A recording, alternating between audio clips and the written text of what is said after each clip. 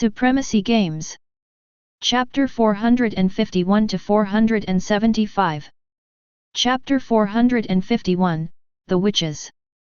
Elder, is there a potion or a way that can increase my mental energy capacity extensively? Felix inquired. There is. Lady Sphinx added calmly, if you want it, you need to trade one of your intelligence enhancement potions. I am willing. Felix didn't hesitate to accept the deal. Mental energy was a must-have for potion concoction and also for battle purposes.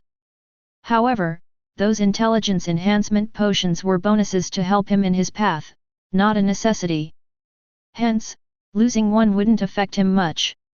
Let me check my stock if I still have one lying around. A couple of seconds later, Lady Sphinx said, I will have my servant send it to you. Felix nodded his head and waited patiently in his room. 15 minutes later, the maid had brought the potion and took one from Felix, concluding the deal.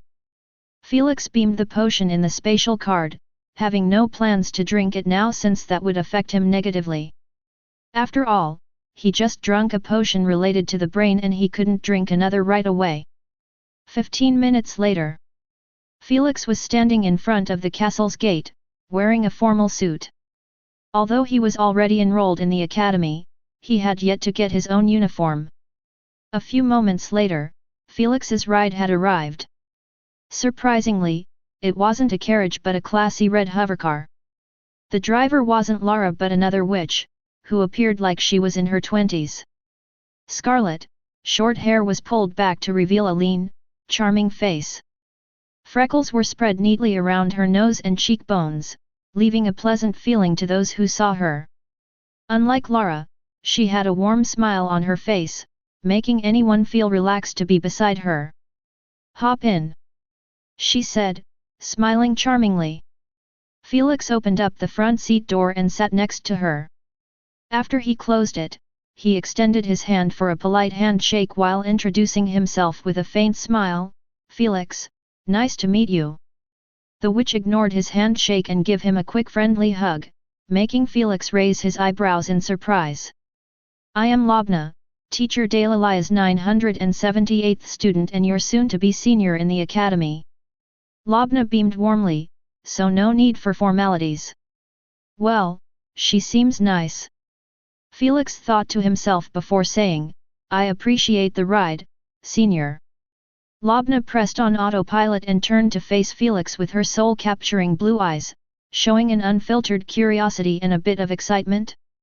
Here we go. Felix sighed to himself after seeing her look. A look he knew that he would be receiving a lot in the upcoming days.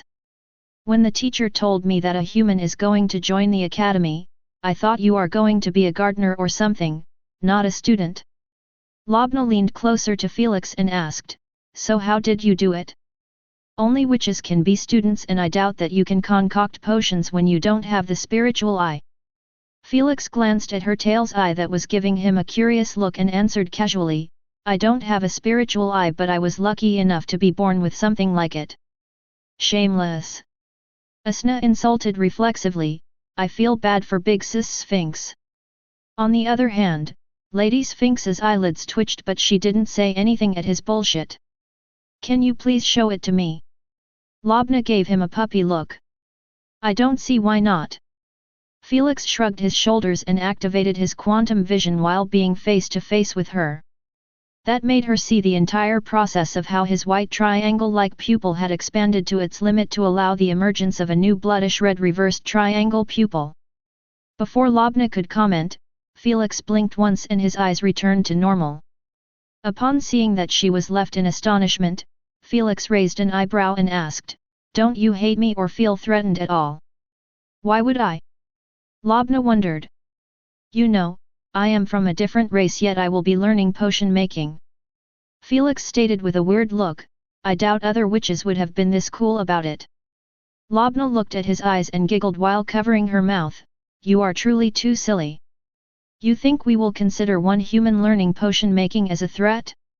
Even if millions of you showed up, most witches will be more curious about your ability to concoct potions instead of worrying about you guys stealing business and craft from us. Lobna manifested a hologram with numbered data on it and said with an annoyed tone, "This is my monthly homework. I need to concoct 30 brew of haste. Otherwise, I will have my contribution points reduced. It's mandatory." Felix drew a deep breath at the sound of that. He knew that brew of haste was a rank 1 potion that's a little bit more difficult to concoct than rejuvenation potion. Yet, Lobna must concoct 30 of them monthly? Sigh, the moment you pass the first semester, every witch will get those monthly homeworks as well. She shook her head, that's because in this wide universe only us witches can supply potions. Hence, every witch has a mandatory quota that needs to be fulfilled each month even after graduation. Dear God, they became slaves to their own craft. Felix was horrified by Lobna's narration as those things weren't written in the network, or they were written but no one cared about it. In everyone's eyes, the witches were rich, elite, and one of the superior races due to their potions.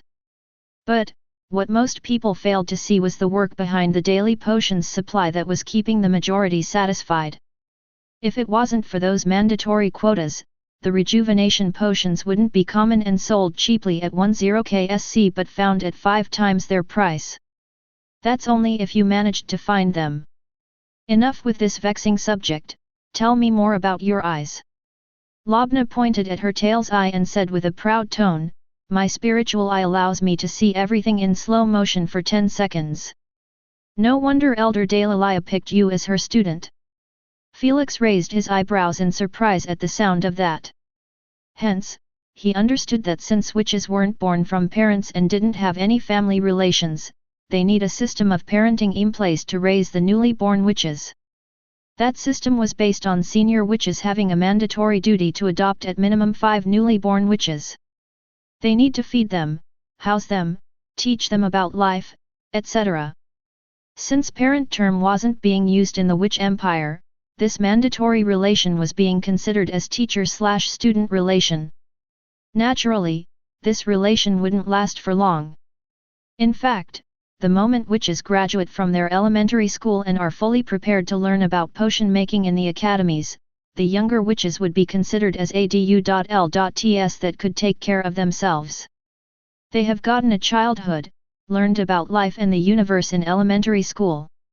Now it was time to learn about potion making in the academies so they could graduate and start their own life as full-fledged expert Poti-Wunner witches. Frankly speaking, Felix always believed that this system was quite flawed since it makes parenting a mandatory chore. He knows for a fact that quite a lot of senior witches prefer to isolate themselves in their research and potion making instead of giving time to the newly born witches. Most of them just let their maids take care of babysitting those witches, acting like their mothers. The moment those witches enter the academies, that non-existent relationship with the senior witches breaks off immediately. However, witches with high authority like Sage Dalilah, don't get assigned a random newly born witch but choose who they wanted to teach since they had no intentions of breaking off the relations. The newly born witches chosen were typically the gifted ones in potion making. Gifted in the sense, their spiritual eye had another beneficial trait in either their learning or concoction. For example, Lobna's trait allowed her to see everything in slow motion for 10 seconds. This might not seem like a good trait in normal daily life but in potion making? It was a godlike trait. However, there were other traits that might be good in normal daily life but absolutely useless in potion making. Such as having an additional X-ray vision or infrared vision. Sadly, Felix had all types of visions but none of them were useful in potion making. This made him have the minimum requirement to be a Poti-Wunner but not excel in it and be considered a genius. Hence, Felix came clean and told Lobna that he didn't have any useful traits. "Don't worry." Lobna comforted him with a tight friendly hug while saying, "Having an addition trait merely provides a bit of help. The most important factor will still be knowledge and practice." "I couldn't agree more." Felix nodded his head while hugging her tightly with a solemn expression. In other situations, Asna would have called Felix a perv since she could read that his thoughts weren't proper at the hug. But she let him have it since she knew that Lobna wasn't seeing Felix as a man but merely as a pet that needed comforting. All of this due to their non-existent gender, reproductive system, or sex hormones. Felix was just about to arrive at the Royal Academy that was filled with 10,000 elitist witches that were just like this. By the time he graduates, he will turn into Witch Felix for real. Asna laughed in delight while watching those two separate from the hug. Chapter 452, The Royal Academy. Afterward, they entered into a casual conversation about the academy that lasted for only 2 minutes before the Queen's voice resounded in the hovercar. We have reached the Royal Academy campus. Campus. Felix's eyelids twitched after he glanced down and saw that the campus had the size of a small town. Heck, it appeared like the entire Royal Academy had its own floating rock, separated from other massive cities. We are here. Lobna turned off the autopilot and hovered downward towards the campus's entrance that was guarded heavily. There were multiple vehicles, carriages, and such standing in a long queue to get checked up by the campus's security. I forgot to give you this. Lobna beamed a blue card and passed it to Felix. When he caught it, he realized that it was the Academy ID. Scan it to read all of your details registered in the Academy's database. Lobna informed, it will show you the class you were enrolled in, your class's schedule, your homework, your contribution points, the dorm room number, etc. Upon hearing so, Felix scanned it immediately and a long hologram had emerged in front of him. / full name, Felix Maxwell. Age, 19 years. ID number, DM451197881134. Enrollment time, November 13, 2026. Dorm assigned, 18th building. Press on the building to see the map leading to it or just request the Queen AI to guide you. Dorm room number, 314. Parking lot number, 477,874. Press on the number to see the map leading to it or just request the Queen AI to guide you. Current semester, 1st. Class name, B2. Classes schedule, click on it to receive the entire weekly schedule. Mandatory classes skipped, 32, please visit the discipline department to receive the appropriate punishment. Homeworks assigned, 2, read the first volume of Sage Nana's biography / 2 hours practice of rejuvenation potion in the UVR, // Felix was left speechless after realizing that he was being held accountable for everything that had happened during his absence. He even owned 400 contribution points when he didn't even know about them. Senior, is this solvable?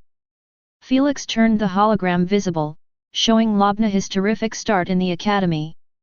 The moment she saw the number of his missed mandatory classes, she burst into laughter while jerking the wheel, scaring the shit of Felix after seeing that they had almost collided into another hovercar. How about the points debt that I have? I think that the headmistress will reset everything for you. Lobna mentioned, teacher told me to deliver you to her. That's good to hear. Felix felt relieved at the sound of that. He knew that the headmistress was Lady Sphinx's student and she wouldn't mistreat or discriminate against him. Some time later, their turn in the queue had arrived. While their car had slowly gone through the checkpoint, Lobna asked casually, you don't have any banned items or materials in your spatial card, right? Understanding what he meant, Felix did a quick inspection of the items he owned. Upon seeing that he wasn't in possession of anything to worry about, he gave her a thumbs up. Felix had gone through those checkpoints many times and they were controlled by the Queen AI herself. Everyone going through them would automatically give the Queen permission to scan all of his belongings in the spatial card. Naturally only she knows that private information. But the moment the person had been found to possess a bomb, a banned material, poison that could cause a plague, smuggled good, etc., the Queen would rat him out to the security guards and they would punish him as they seem fit. Thankfully, Felix and Lobna passed through the checkpoint without an issue. Though, Felix's student ID card had left the guards a bit bewildered when it crossed their screen. Too bad, the moment they regained their wits, the hovercar had already wheezed away. It was traveling close to the ground in a wide straight street that was leading to the main faculty building of the academy. Anyone who saw it would guess so, since it was placed in the center of the vast campus while all main streets were leading to it. However, Lobna didn't drive towards it but turned left, heading to one of the many parking lots at the ends of the campus. Felix didn't feel surprised by it, as he could see that not a single car or large vehicle was on the streets. Instead, it was packed with witches, either walking or riding on hover platforms with different shapes and sizes. Heck, he even saw a witch that was riding on a broomstick-like hovering platform. Whatever it was, the campus appeared clean and tranquil without the clus.tour of large vehicles that always ruin the atmosphere of cities. Whoosh! Some time later, Lobna and Felix had reached the parking lot that was assigned for Lobna's use. After she parked her car within the hundreds of other vehicles, she got outside and stretched her hands behind her back while taking a deep breath. "How I missed this!" she said with her eyes closed shut, clearing, enjoying the frangent breeze. C.A.R.E.S.S. her freckled cheeks. Were you away from the academy?" Felix inquired while beaming a normal black square-shaped platform that he purchased online in his journey. "Yep, I was helping the teacher with some matters. I was gone for 2 weeks or so," Lobna replied while beaming a brown cookie-shaped hover platform that was bitten from the side. Felix's eyelids twitched at the design, but he still remained in the same subject. "Wouldn't you get punished for missing classes? Or did you receive permission to leave? Even though my teacher is the Queen's advisor, she still has no right to bypass the Academy's rules." Lobna shook her head and clarified, "There are only 3 ways to leave the Academy without punishments: on a mission, an emergency, or a holiday. So teacher needs to place a mission in the missions board and I will accept it." She continued on, "Naturally, I will be paid by contribution points if successful in the mission, while my teacher needs to pay for the fees." After they joined the main street, Lobna kept pointing her fingers at buildings while explaining their purpose. Some buildings were self-explanatory, like the dorms, cafe shops, bars, while some buildings needed extra attention. "That's the students' library."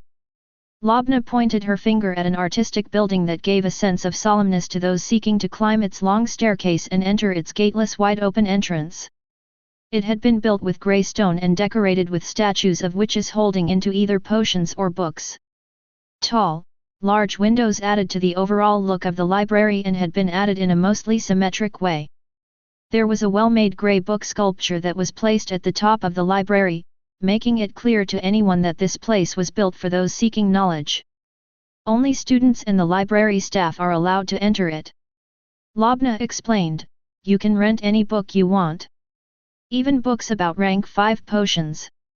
However, you can rent only up to 10 books each time and you need to return them in the allocated time you have paid for." "Is it different from one to another?" Felix asked. "Yes, the allocated time increases if you paid more contribution points." She gave him a tip with a smile, "Before you start renting, check on the books in all of the semester's curriculum, since they will be given for free.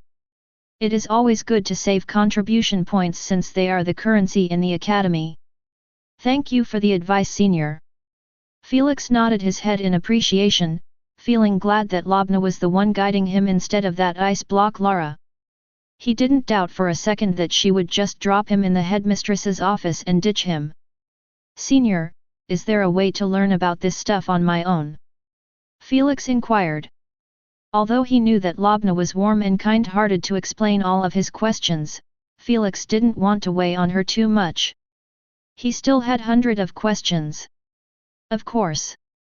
Lobna manifested a hologram that was showing a website and said, "This is the Academy's website. It is available to students, teachers, and administration staff.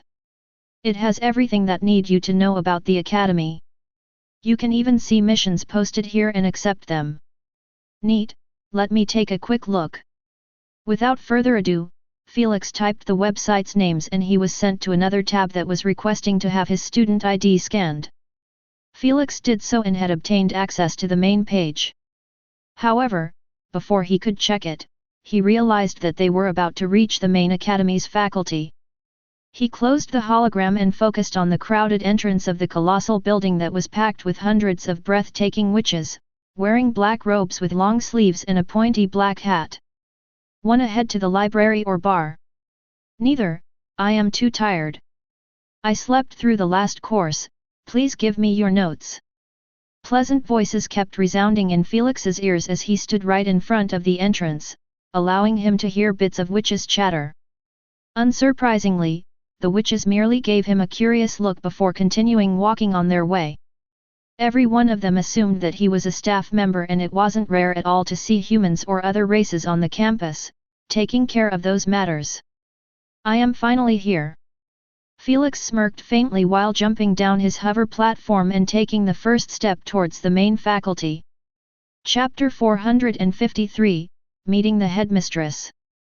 Lobna did the same as Felix by beaming her hover platform in her spatial card. She climbed the stairs first and gestured for Felix to follow her. "Let's go, we don't want to leave the headmistress waiting for long."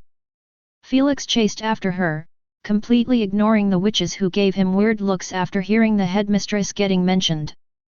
The moment he entered the building, he was met with a long wide corridor that was split into two paths. Next to both paths, there were long wooden dark brown stairs that were leading to the upper floors.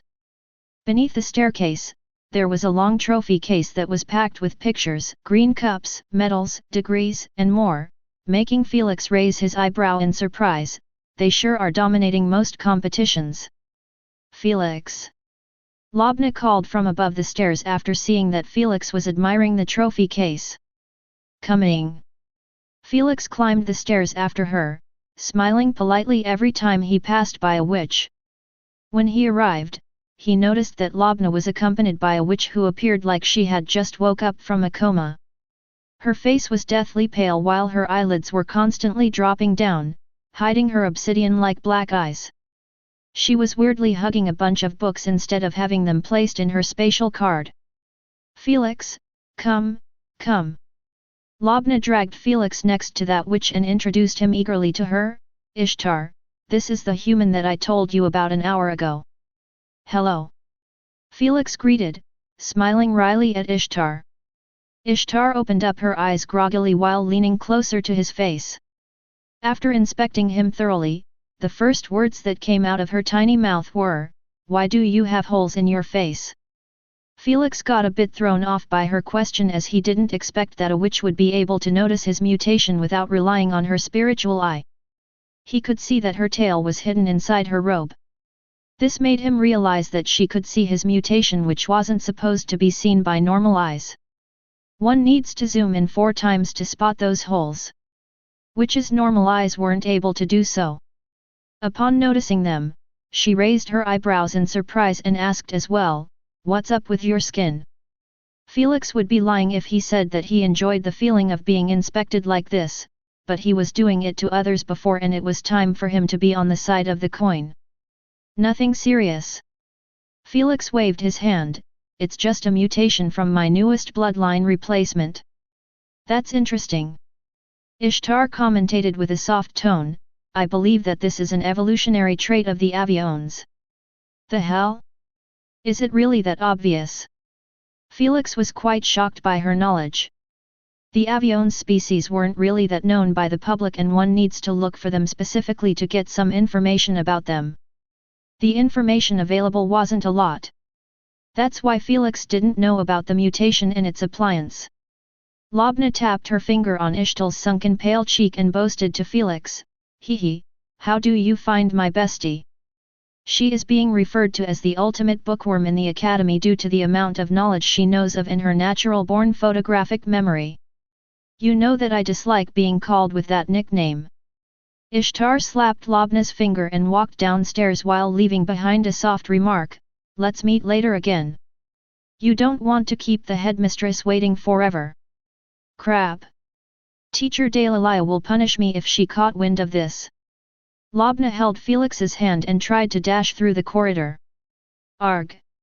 Alas, she ended up groaning in pain after almost dislocating her shoulder from tugging Felix this hard with her pitiful strength. It was the same as trying to run while holding in a fixed metal pole. "Why are you so heavy?" She complained tearfully while massaging her shoulder under the strange looks of other witches. I am a second-stage bloodliner. Felix answered while looking at her speechlessly. Don't look at me like an idiot, it's not my fault.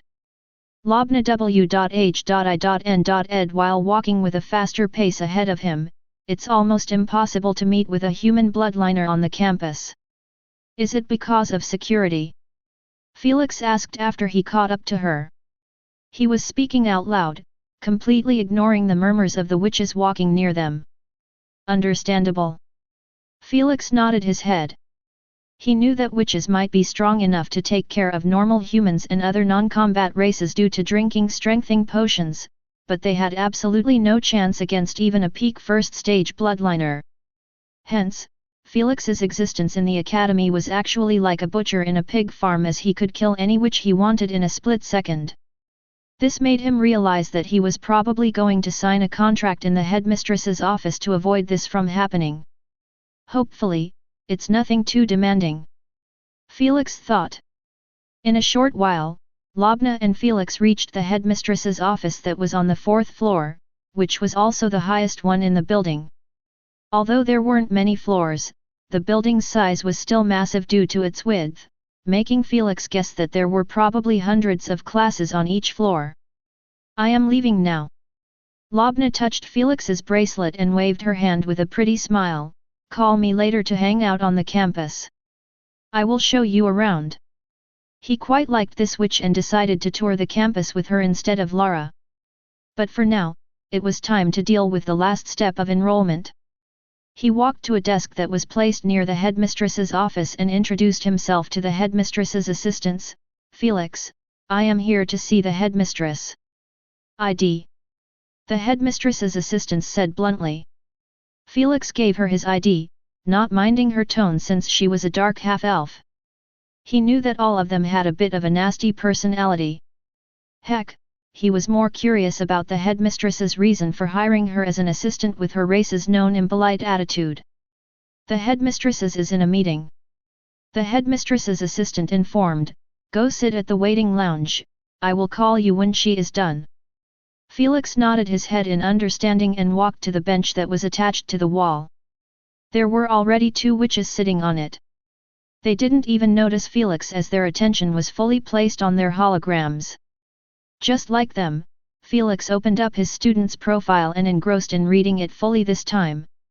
When he reached the weekly schedule, he clicked on it, and a square-shaped table appeared before him. So there are 8 mandatory classes in each week and 10 more classes that aren't mandatory but advisable to enter them. Felix rounded off the entire schedule table. In his eyes, it wasn't that bad since the mandatory classes last for 2 hours while the rest last for only a single hour. If he decided to attend only mandatory classes weekly plus a couple of elective courses, he could still have a lot of time to train and deal with other matters. I have a mandatory concoction class in half an hour or so.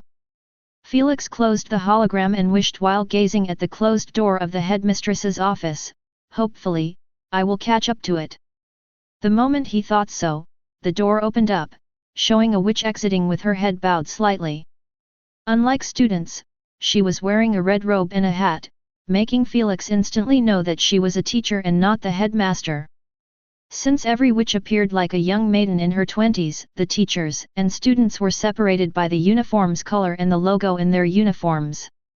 The black color and a potion logo were for students. Meanwhile, red color and a cauldron logo represented teachers. As for the staff, they had different uniform. Felix, you're up. The half-elf called indifferently.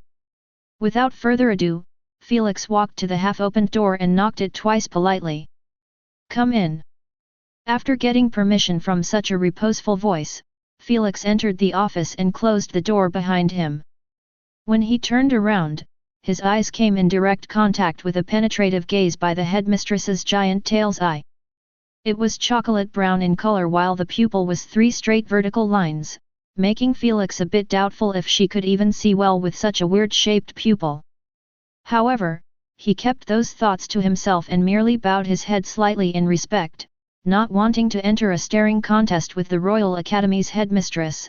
an authoritative figure in the empire with thousands of connections, a sage Podiwunner, and lastly Lady Sphinx's student. She was stacked. "Take a seat," she offered with a soothing elderly tone, making Felix guess that her age must be close to Dalalia's. "Thank you." Felix sat straight in one of the seats that were facing her desk. Then, he went quiet, wanting to see what she had for him. Surprisingly, the headmistress didn't speak about Lady Sphinx or even mentioned anything about his eyes. She simply manifested a holographic contract and said calmly, "If you want to join the academy and be anywhere near the witches, sign this contract." Felix didn't show much of a reaction as he had expected this in his way. However, what he didn't expect were the terms proposed. "Drink weakening potion every time I enter the faculty." Felix raised his eyebrows in surprise at first before chuckling in his mind, "It seems like Elder hasn't informed her about my poison manipulation and poison immunity." Chapter 454, Meeting the Headmistress 2. Felix understood that negative-inducing potion like those wasn't effective at all on him since they were considered as poisonous substances. Heck, they were actually made from poisonous materials. Hence, drinking it was the same as drinking free juice, and he wasn't going to let her know about it. "Cheeky, trying to cheat my student?"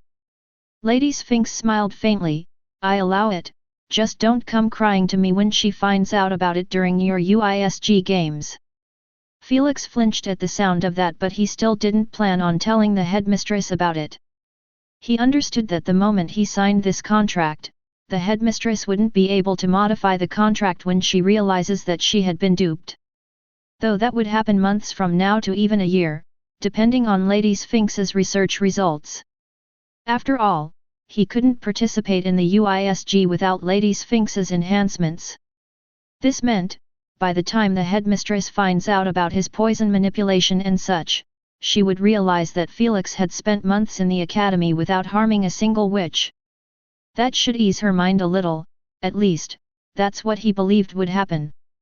This was much better than telling her now and ending up forcing her to change the method from potions to something more controlling like a collar or some bullshit.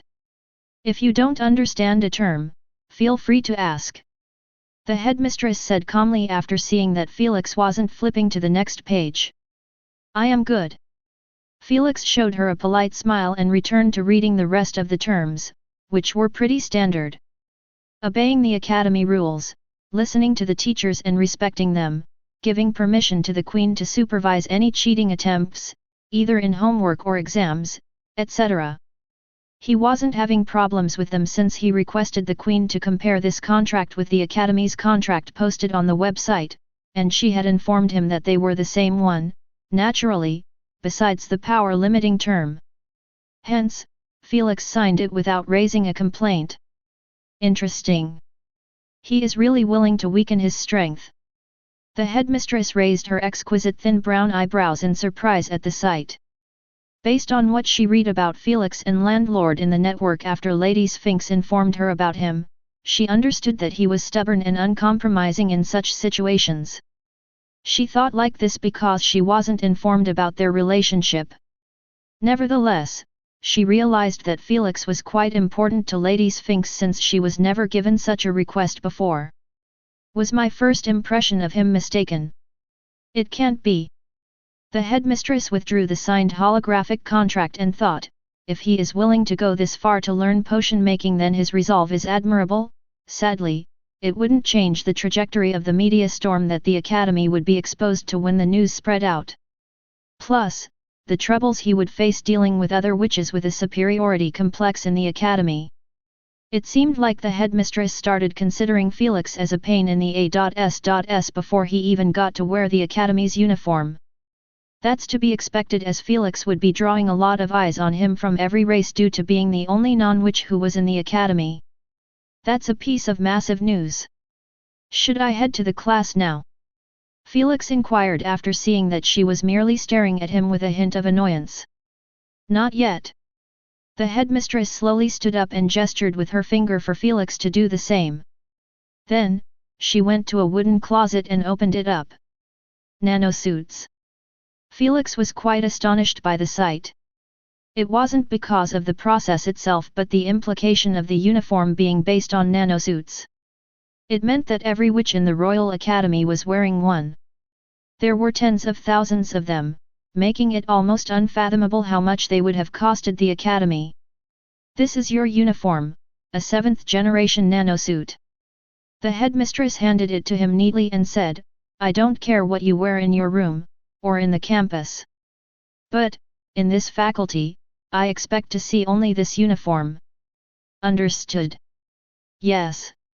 As you have read in the contract's terms, it is considered as the Academy's property." The headmistress gave him a warning look, "So, don't have any thoughts about selling it or throwing it because you have a better nanosuit."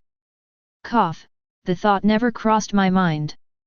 Felix said with a serious tone, "I will make sure to treasure it and take pride in wearing it." "Shameless, you definitely were planning on gifting it to your grandpa." Asna chuckled after hearing his real thoughts. Felix indeed was going to do so since his obscurum suit was bought by 5 billion plus while this uniform could at most be sold at 200 million even though both of them were technically from the same generation.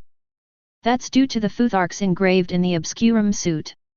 "Yes, is it possible to remove the punishments and debt that I currently owned?" Felix inquired while showing her the hologram of his profile. Instead of responding, the headmistress requested in her mind, "Queen, please reset his profile." After the Queen got a second confirmation, she fulfilled the request and Felix smiled in satisfaction after seeing that his problem had been solved. "Is that all?" the headmistress asked. "Oh, I am wondering if the teachers know about my existence or not." Felix clarified with an abashed smile, "I don't want to enter my class just to end up getting kicked out or something like that. Everyone had been informed a month ago about your situation besides the students." The headmistress beamed 30 triangle-shaped bottles on the desk and said, "If that's all, take your monthly batch of weakening bottles and get going. I believe that you have a class right now." "Thank you for everything, headmistress." Felix bowed his head deeply, "I will make sure to study hard and make this academy proud." The headmistress smiled faintly for the first time after hearing so, not knowing that Felix was being forced to aim this high by Lady Sphinx. "I got the Queen." Felix rejected her offer indirectly and closed the door after him. "Sigh, so troublesome." The headmistress shook her head and sent a message to her assistant, "Aradhel, please increase the security in the faculty and tell them to be on their tiptoes for incoming chaos.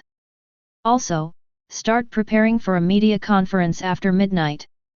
We need to make an official announcement before my bracelet starts ringing non-stop. Consider it done." Aradhel sent a message while gazing at Felix whose formal suit was morphing to a black robe and a white shirt, making the witches on the corridor either exclaim in disbelief or just stare with widened eyes. "Why is he wearing our uniform? Is this Senior Lobna's prank? I saw her hanging out with him before. A human wearing the Academy's uniform, so funny." A witch giggled while pointing at mean-looking orc that was wearing security's outfit, "He will probably get roughed up for daring to pull such a stunt." The witches next to her also believed the same and they stopped in their places to get some entertainment before heading to their classes. Some of the witches' eyes brightened up while others covered them with their palms, too scared to watch blood being spilled. Alas, Felix passed right beside the security guard and he didn't even growl at him, don't even mention hitting him. This sight baffled and dumbfounded the witches even more as some of them started to believe that the guard had been bribed by Lobna. The hell is going on? Who knows, how about you ask him? He is getting away. A delicate witch murmured softly to her friend while following behind Felix just like the rest of the witches. All of them wanted to see the conclusion of this baffling scene. "No, what if I got associated with him?" her friend witch replied with a worried voice. Other witches were also pushing their friends to make a move on Felix but none of them wanted to anywhere near him. A human wearing the student's uniform screams with trouble and none of them wanted to lose their contribution points as punishment. It was better to wait for a teacher to solve this. Hence, a peculiar scene had emerged in the long corridor as witches' numbers kept increasing behind Felix, creating an army of beautiful maidens. The sight made Felix's lips twitch in vexation, as he had already expected such a level of unwarranted attention. Meanwhile, Asna was cracking in laughter. How does it feel to be the first human to own a harem of witches? *CK off. Salty that you can't do anything to them. Asna snickered. For a pervert like you, this academy is the ultimate punishing ground. Filthy human, remove that scared uniform at once. Just as Felix wanted to retort to Asna, an enraged high-pitched voice resounded in the corridor, coming out of the lips of a little witch who was holding into a long wooden staff that was 2 times her height. To look at her properly, Felix had to lower his head. The witch wasn't even 140 centimeters, yet she had that attitude of a wild tiger, as the other witches seemed like they were a bit scared of her. Alas, in the eyes of Felix and Asna, she appeared like a little cute mushroom with her pointy black hat that was covering her fiery long crimson hair. The Royal Academy started to even accept racist mushrooms? What next, accepting a student from another race? Felix sighed with a look of melancholy in his eyes. I guess its golden days had started to wane. Pity, it had to be in my generation. Unbothered by the deathly silence that had fallen after his shameless proclamation, Felix continued walking forward. When he passed by the dumbfounded racist mushroom, she broke out of her daze and shrieked at him with her cheeks flushed red in fury. Hold it right there, you filthy pig! Chapter 455, Racist Mushroom. Too bad for her, Felix wasn't planning on wasting time fooling around when his class was already half finished. Seeing that he was ignoring her order, the angry mushroom tightened her hand grasp on her staff and insulted, lowly life form who doesn't know his place. You need to be taught. Is Lily going to beat him up as she did to that goblin yesterday? A witch murmured with a worried expression. I hope not. Another witch complained softly, not wanting to be heard by Lily. Why can't she keep her superiority complex to herself? She is giving us a bad rep in the campus, just like her stupid society. The witches who heard her nodded their heads slightly in agreement. Yet still, not one of them made a move to stop Lily, who was clearly planning to strike Felix from behind with that staff. As the other witch mentioned indirectly, most of the witches have a superiority complex to races below them in the social ladder. Some show it publicly like Lily, while most of them just keep it to themselves. There was also degrees to it, as some of them who held it and wouldn't bother talking on equal term with races below them, while some wouldn't mind doing any of that. Still, they might treat other races gently, kindly, and politely. It didn't mean that they don't consider themselves as above them. It was the same as humans feeling inherently superior to animals no matter how they treat them. Felix already anticipated that he would meet with a couple of racist witches who would be on his A.S.S. in the academy. But he had already created a mechanism to defend himself, that was to ignore them until they get tired and leave him alone. Too bad, his strategy failed against his first target, as Lily didn't leave him alone but smashed him right in his head with that staff. Crash! Awoo! The aftermath of the strike left everyone in disbelief. They had anticipated that Felix would end up with a bloody head or even fall unconscious to the ground, but looking at Lily, who was crying while holding into her hand, made them doubt their eyes. Meanwhile, the staff had been broken into 2 halves and fell to the ground. My hand! You broke my hand, you obnoxious bastard! Lily cried with an ear-piercing high-pitched voice, irritating Felix's ears, making him want to kick her in the face to shut her up. When the witches looked at her hand, they were astounded to see that Lily's hand was truly a little bit wobbly. He wasn't even scratched from such a pitiful ambush. The first thing he did was smile warmly at the crowd before focusing on Lily, gazing at her with a murderous gaze that sent shivers down Lily's spine, making her forget her pain at once.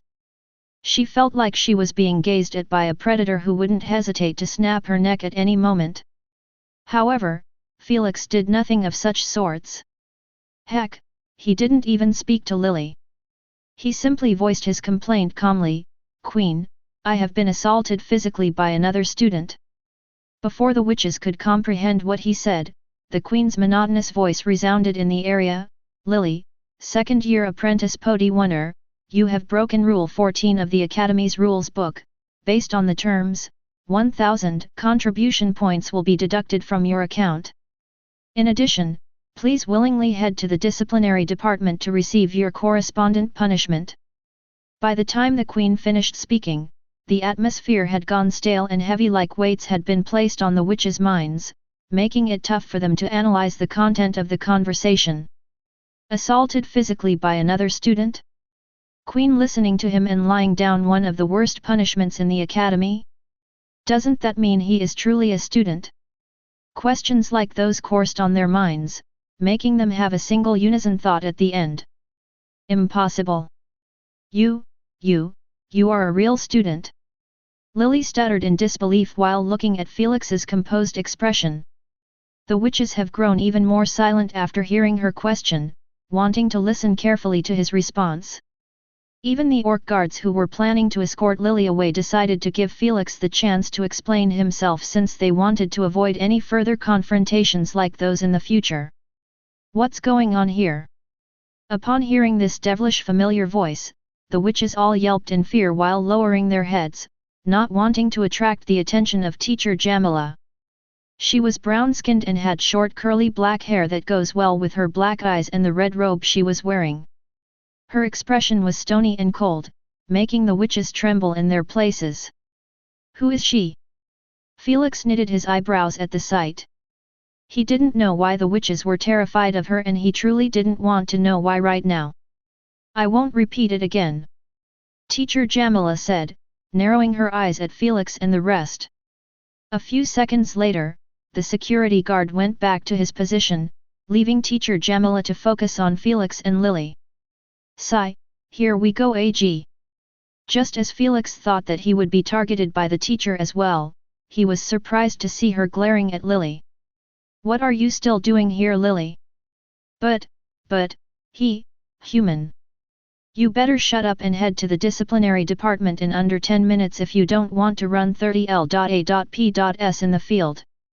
Teacher Jamila said.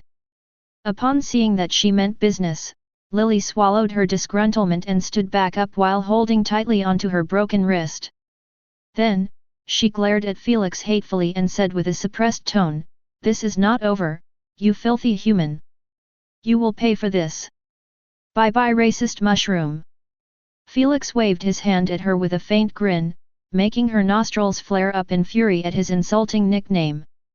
After she was gone, Felix nodded his head respectfully at teacher Jamila and turned around, wanting to leave as well.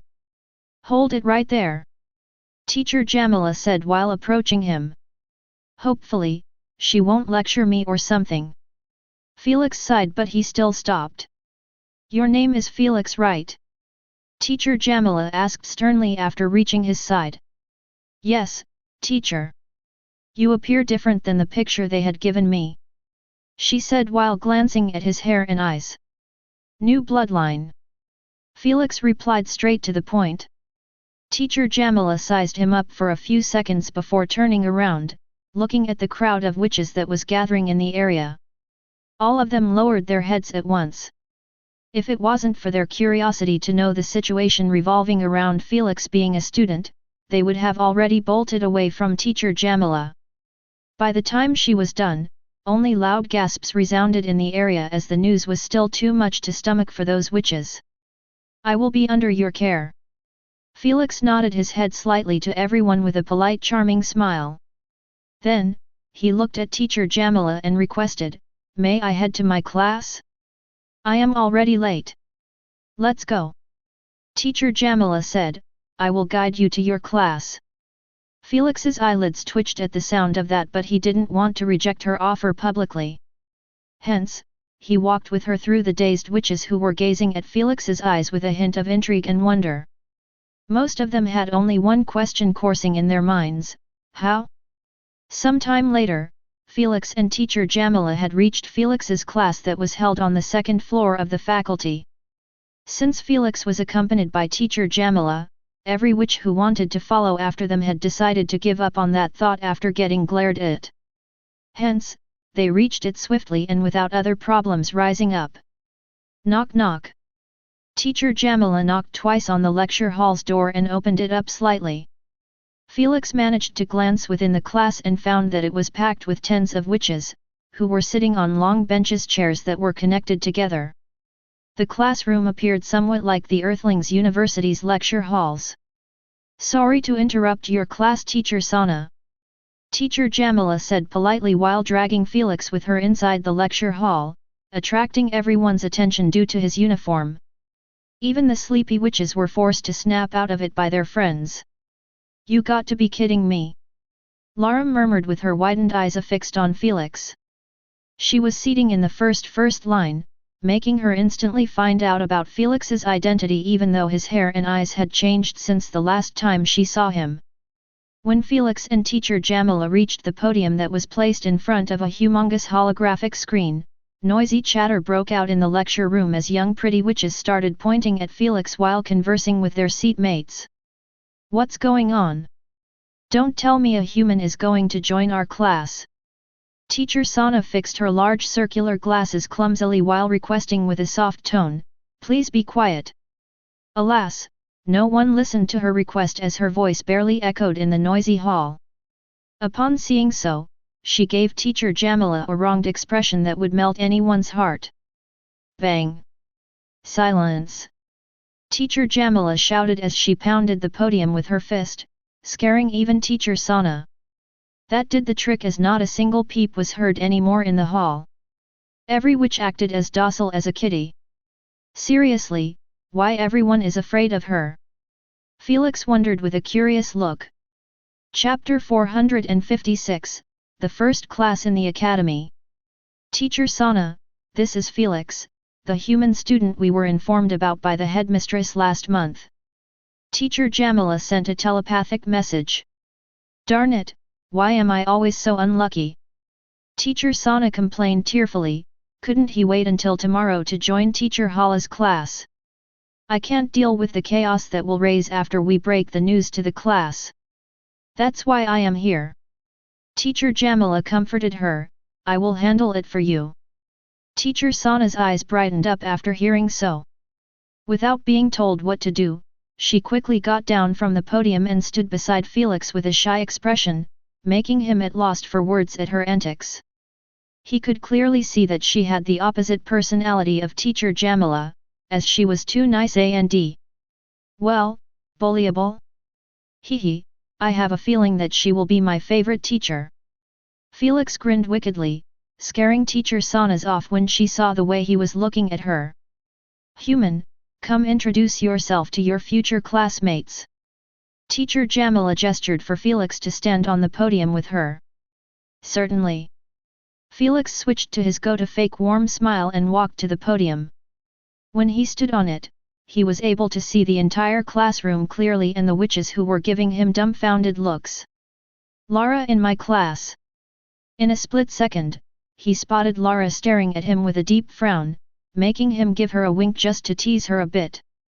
Then, he coughed and spoke calmly near the microphone, "My name is Felix Maxwell and I am almost 20 years old. I am a human, an earthling, a bloodliner, a professional SG player, and hopefully, a future Podi winner." Felix paused for a second and smiled charmingly. "The headmistress had enrolled me personally in the academy last month, but I was still on my journey to the capital. Hence, my 1-month-long absence." "Smart," Teacher Jamila praised in her mind. She understood that Felix had mentioned this so he could let everyone know that the headmistress was the one backing him up in the academy. After all, it was impossible for witches to just enroll and get accepted straight away into the Royal Academy that was the best of the best in the Empire. Only witches with excellent grades in elementary school get an opportunity to participate in the entrance examination. Still, many witches fail to pass it and need to wait another year to try again. Yet, Felix had just popped out of nowhere, making it obvious that the headmistress had opened up the back door for him. If she was willing to do so, it only meant that he was close to her. Smart witches would reach this conclusion instantly from that sentence. So he has a connection to Teacher Dalilia and now even the headmistress Ika. Lara narrowed her eyes at Felix and thought, he must have an even higher background to force both of them to treat him this nicely instead of experimenting on him in their lab immediately after he enters the capital. He wanted to make the answer loud and clear so he wouldn't get harassed every day due to their curiosity. In a minute or two, Felix bowed his head slightly to the witches and asked, "I will be under your care for the next 3 years." Then, he stepped down from the podium as he wasn't going to receive applause from his classmates who were still trying to digest that a human was going to be their classmate. "Go pick a seat," Teacher Jamila said. Felix nodded his head and walked to the witches. Some of them broke out of their daze quickly and invited him with an excited expression while some glared at him, making it clear that he wasn't welcomed at all. Felix ignored both types and went to seat on his own in the back row, where there were only a few witches. The visibility was not the best here, but it wasn't a problem for Felix. "Teacher Sana, I will sit through the remaining period, so just carry on your class normally," Teacher Jamila said telepathically while heading to Teacher Sana's desk. "Thank you." Teacher Sana gave a grateful look to Teacher Jamila and walked back to the podium. Seeing that the witches weren't paying her any attention but glancing behind them, she coughed twice and said near the mic, "Student Felix, since you have missed 8 of my theoretical classes, I need to ask if you know what was taught in those classes." Felix replied instantly, "Based on the first semester syllabus, you must have taught an introduction to potion making, the base theory of potion making, the concoction equipment part I, Podi 1 ranks part I, how to remain in the microscopic world for a prolonged period of time, how to utilize mental energy efficiently in the microscopic world, knowing when a potion is doomed to fail, and lastly, equipment part 2. Teacher Sana smiled in happiness while clapping her hands. Good, good, since you know what was taught, it only meant that you have read about them in your free time, correct?" "Yes." Felix nodded his head. "Did you find any difficulty understanding a topic?" Teacher Sana glanced at her bracelet and offered, "There is 1 hour left in the class and I believe it wouldn't hurt to clear some of your doubts before we move into the next class." Some witches immediately frowned their eyebrows, not liking the sound of that.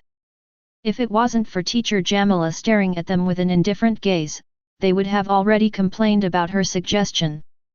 After all, the first semester had 3 class groups in it and all of them shared the final exam and mark. This meant, being behind by even 1 hour was too much for those witches who were aiming at getting at the top ranks.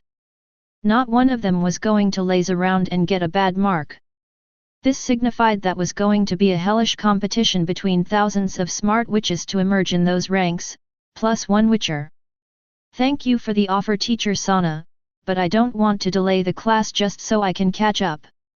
Felix rejected the proposal with a polite tone, earning some smiles from those witches.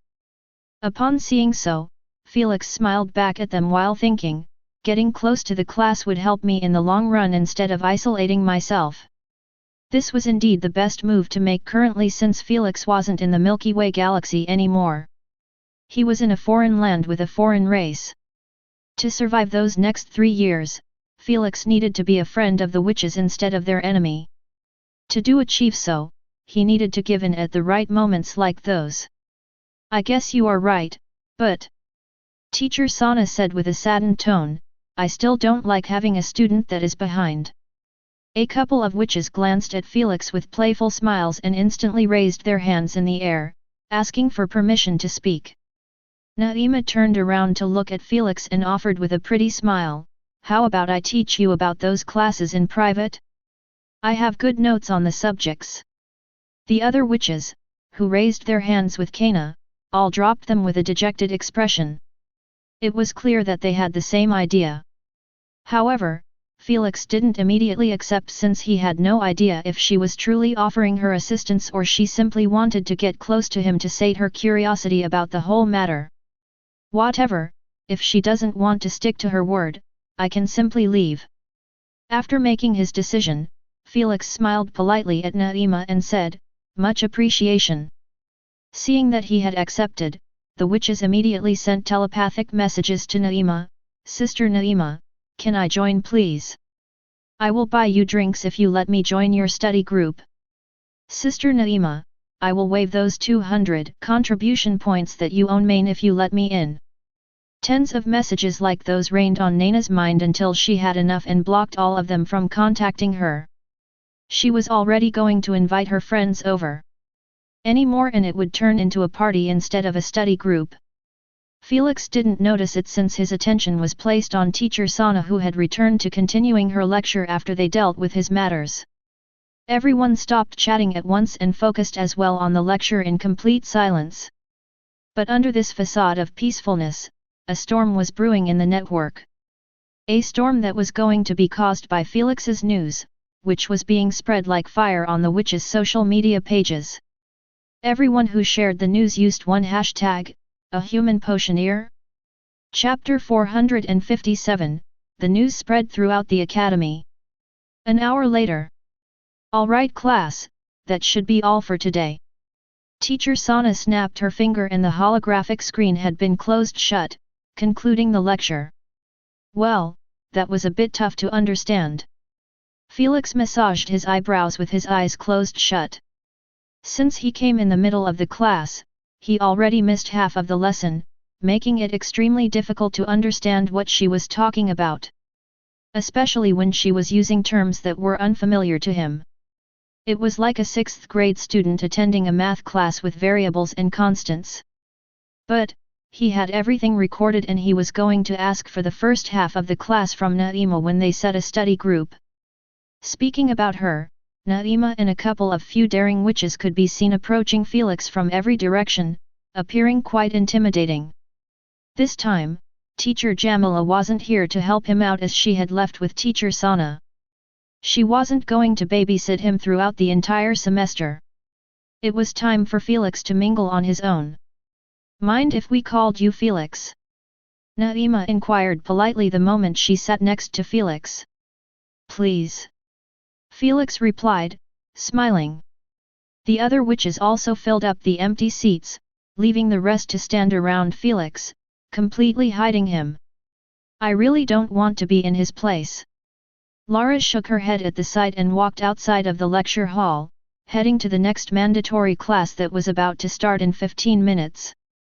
Felix knew so as well, hence before the witches could bleed his ears with questions and inquiries, he tapped on his bracelet and said, if you excuse me ladies, I need to head to the restroom before the next class begins.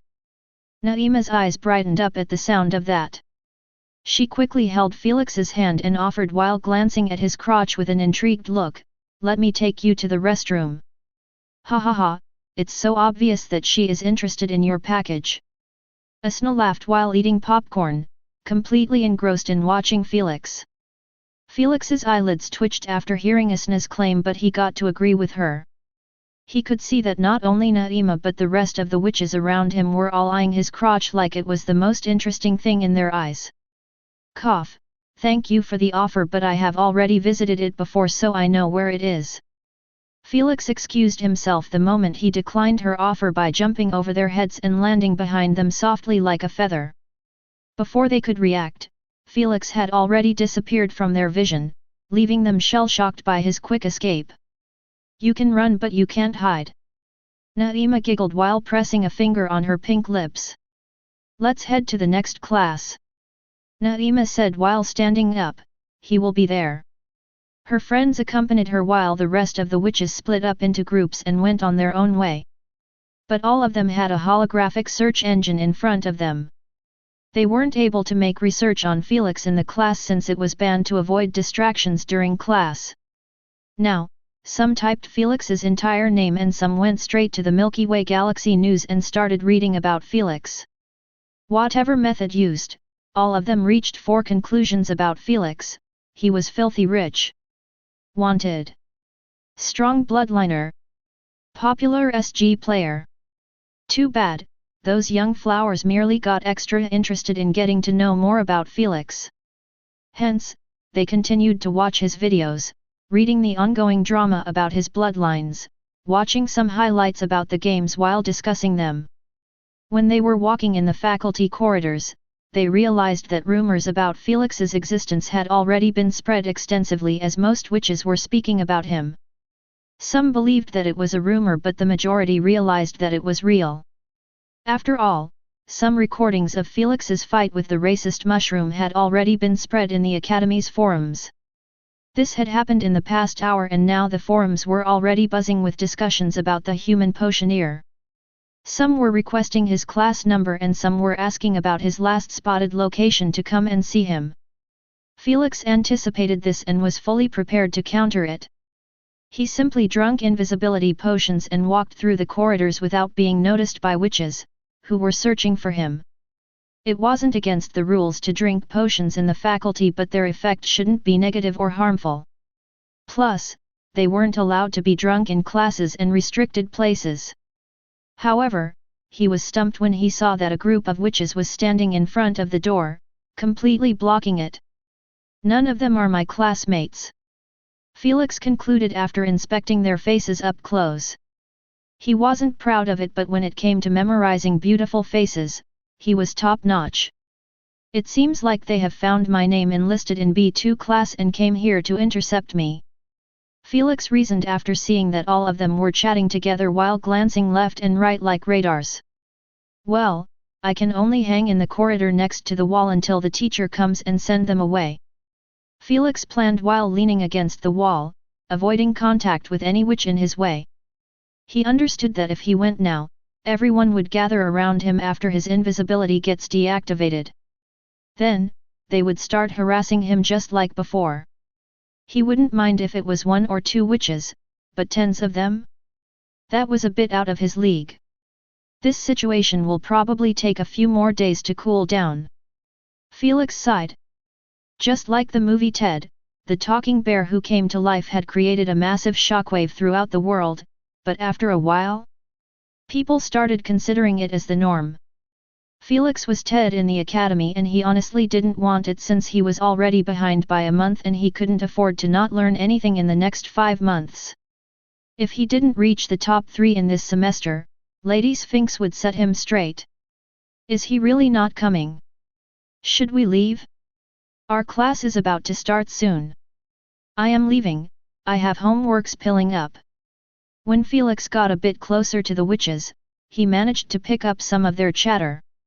Sure enough, 5 witches bailed out from blocking the door. But, the rest were still too many for Felix to avoid. Hence, he stuck to his waiting strategy. 15 minutes later, only a few unknown witches remained, but the number actually increased since Naima and the rest of Felix's classmates had taken over. Yet, Felix still didn't move from his place. But when she reached the door, she didn't enter it but surprisingly looked at Felix's hiding spot with a faint smile. Before Felix could think if she could see him or not, she winked at him and went inside.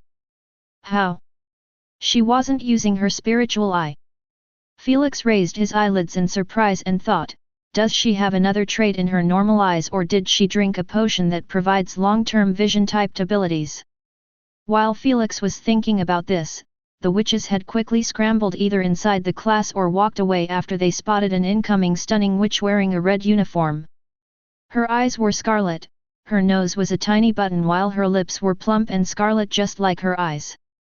The moment Felix noticed her, his lips parted slightly in shock as he never expected to see that witch who made him elated and miserable before. Madame Hala. The witch who dealt with his elemental potions commission. The hell, is she my concoction class teacher? Wasn't concocting rank 3 potions her full-time job? Felix thought to himself while staring at Madame Hala shooing the witches away from the door.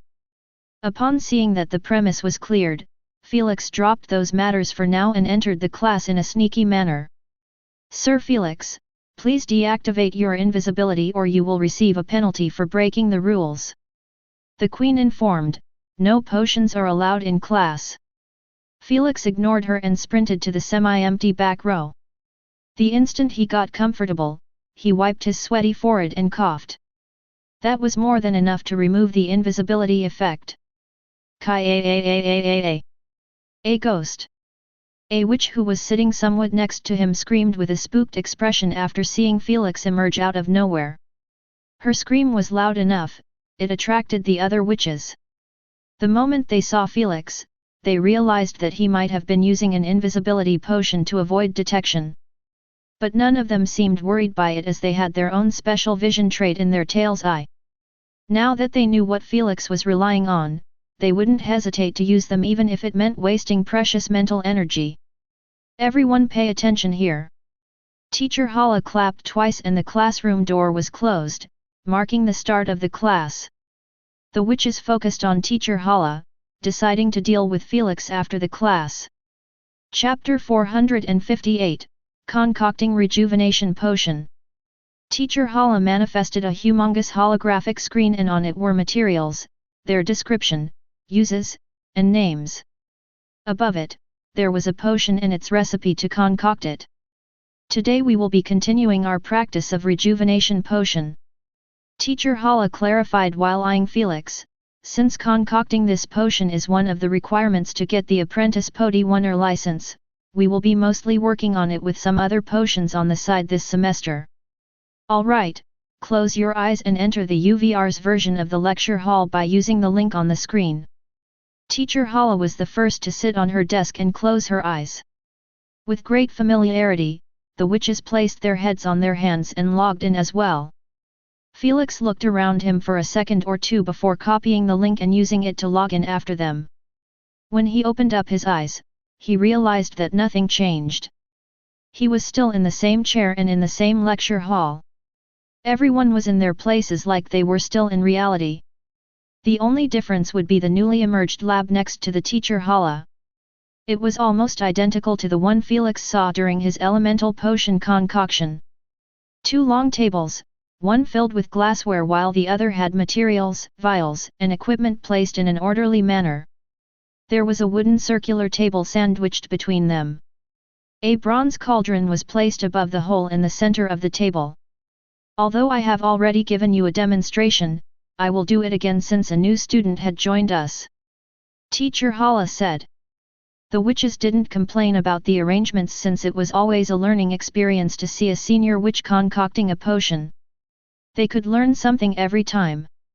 Meanwhile, Felix nodded his head in appreciation to Teacher Hala and entered a focused state, not wanting to miss anything. Although he read and even practiced a bit in the UVR, he was still struggling to succeed continuously in concocting the easiest potion since there was no one to guide him. Lady Sphinx didn't bother to give him even a single piece of advice. Listen well, the first step that needed to be prepared is always the catalyst. Teacher Hala lifted a long glass tube that was filled with green liquid and continued, this is the essence of the commonly known Marmader grass. It is going to serve as the catalyst in our potion. Teacher Hala placed the glass tube in its place, not wanting to explain any further what those terms implied or how to extract the essence since that would need at least a couple of hours. She didn't know if Felix had read books about it or not, but she wasn't planning on delaying the class just for him. Hence, he understood that the catalyst was going to be used to incentivize and increase the chemical reaction between the main ingredients and the subsidiary ingredient. Each potion had its own perfect catalyst that had been discovered after thousands of trials and tests. Just like the elemental potion, the purity fountain drops were the catalyst in its concoction. After we finish preparing the catalyst, we move on to preparing the rest of the materials. Teacher Hala placed the green tube in its holder on the glassware table and went to the preparation table.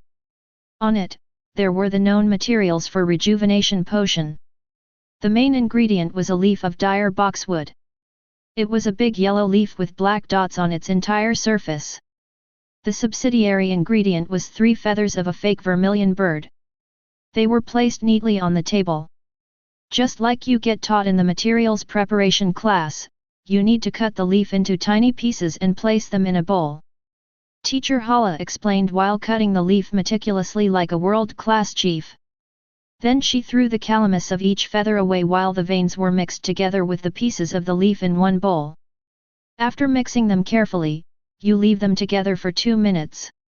Teacher Hala walked back to the glassware table and took the catalyst. To make your concoction more efficient, you need to pour the catalyst in the empty cauldron right now.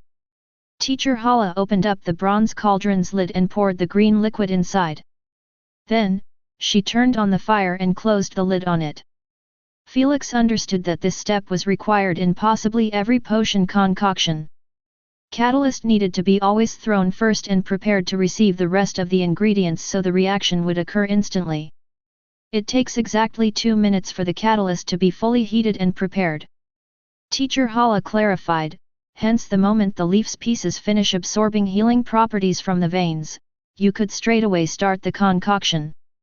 Felix nodded his head in understanding as he had read that this was the method used by most witches who concoct bulks of rejuvenation potions. There was another method but only Master Podiwunner were capable of pulling it off. In a short while, Teacher Hala opened up the lid and threw the mixture inside. Instead of closing the lid, she whipped out her tail's eye and brought it closer to the bubbling green mixture. The screen was currently displaying the microscopic world of the mixture.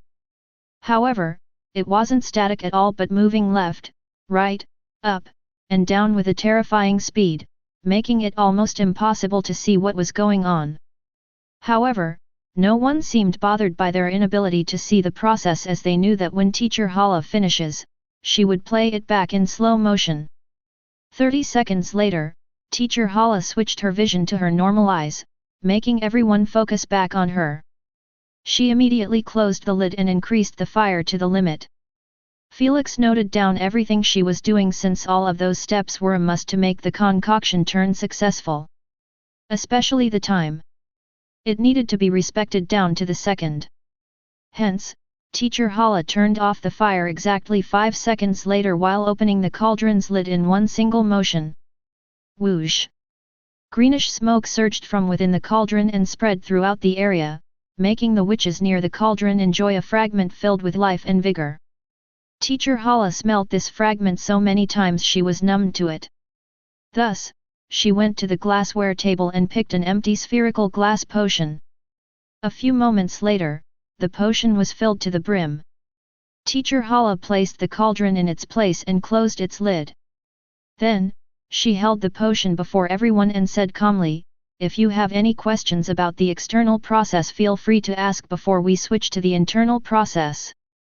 Whoosh! Every witch in the class turned their heads to look at Felix like he was the dumbest person in the class.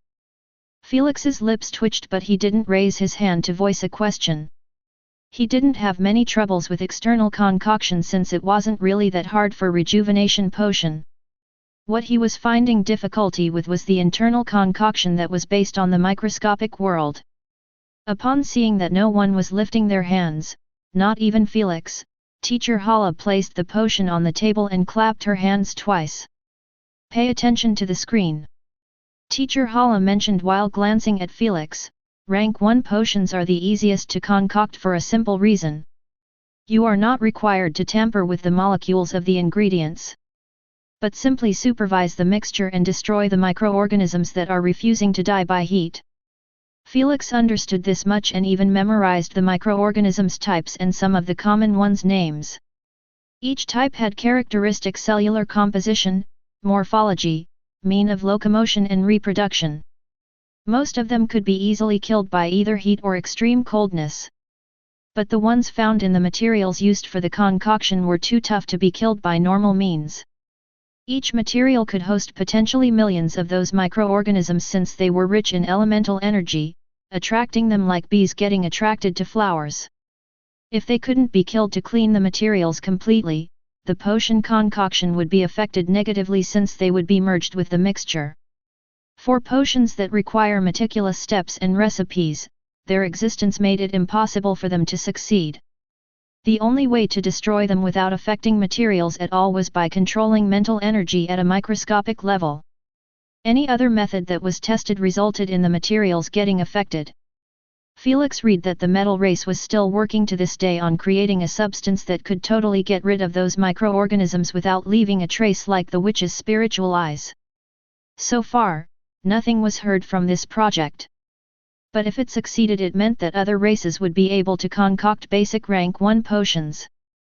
But only rank 1 potions, since from rank 2+, the Podiwunners would be required to interfere in the reaction itself above killing those microorganisms.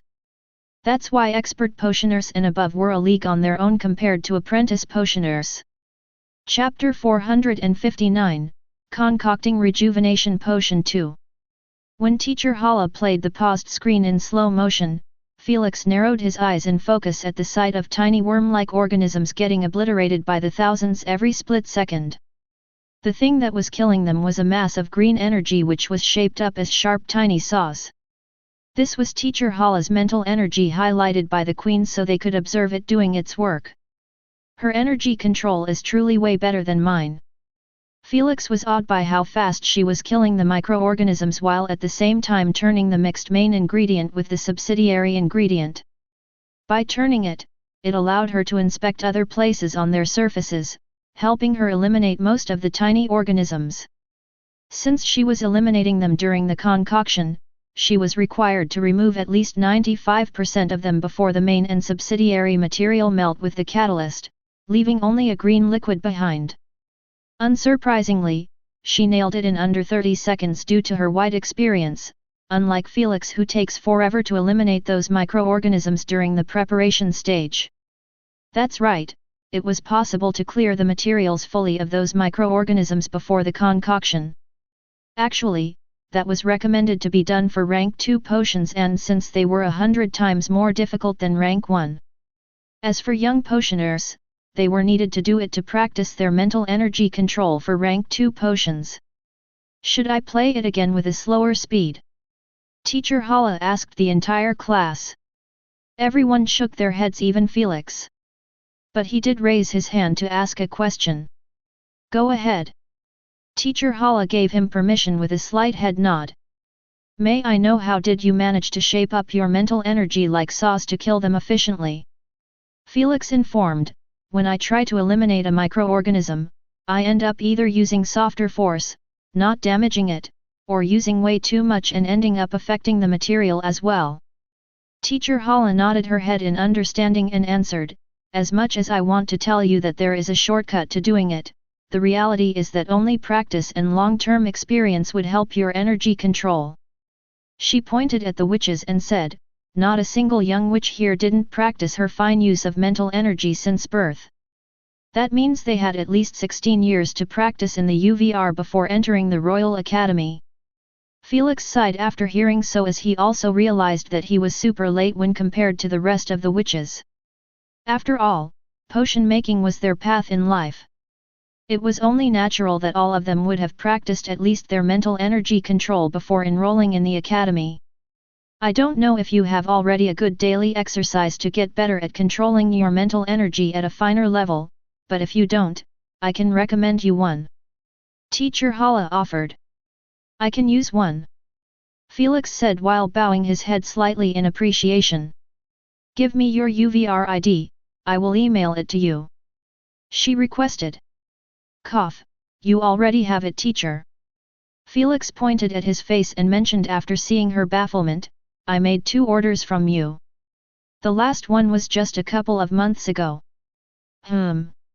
Really? Teacher Hala zoomed in on his face while thinking, a human and his name is Felix, oh, was he the client who I failed his elemental potion? Teacher Hala guessed right the first time due to those 2 clues. That was quite impressive since Felix didn't meet her with his real face or told her what order he placed. But for a master potioner, drinking a temporarily photographic memory potion once in a while wasn't unordinary. So you are that Felix? Teacher Hala sent a telepathic message after realizing that she indeed had his ID.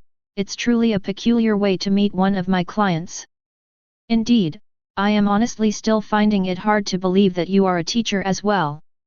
Felix said. Teacher Hala sent a message with a smile, making Lara and the other witches guess that she was in a telepathic conversation with Felix. Before they could wonder about the content, Teacher Hala clapped her hands twice and said, I have sent the exercise to you. Simply give it 2 hours of your day and your mental energy control would improve drastically. Thank you, teacher. Felix said. All right, let's continue where we left from our previous class. Teacher Hala snapped both of her fingers and the lecture hall had been turned into a wide lab with tens of potion-making stations placed in an orderly fashion. Felix and the other witches had found themselves sitting in a chair in front of their own personal stations. The materials for the rejuvenation potion were all placed neatly on the preparation table. Even the catalyst hadn't been prepared yet. Last Monday, only 5 in the entire class have managed to succeed to concoct the potion 5 times in a row. Meanwhile, Lara had managed to concoct 7 potions out of 8 attempts.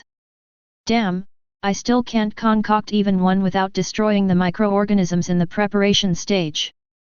Felix glanced at Lara after hearing so. Clap clap. You have 2 hours to show me your results. Teacher Hala shouted, begin.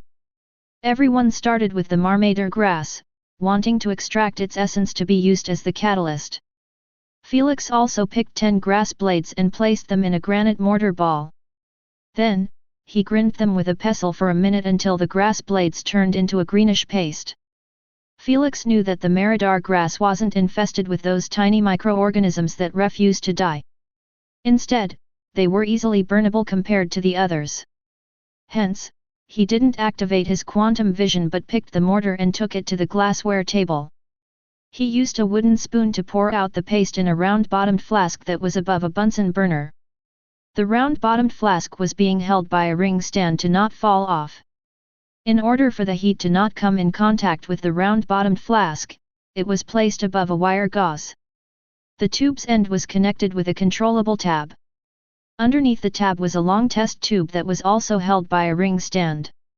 This was a basic station for extracting essence out of common plant-based materials.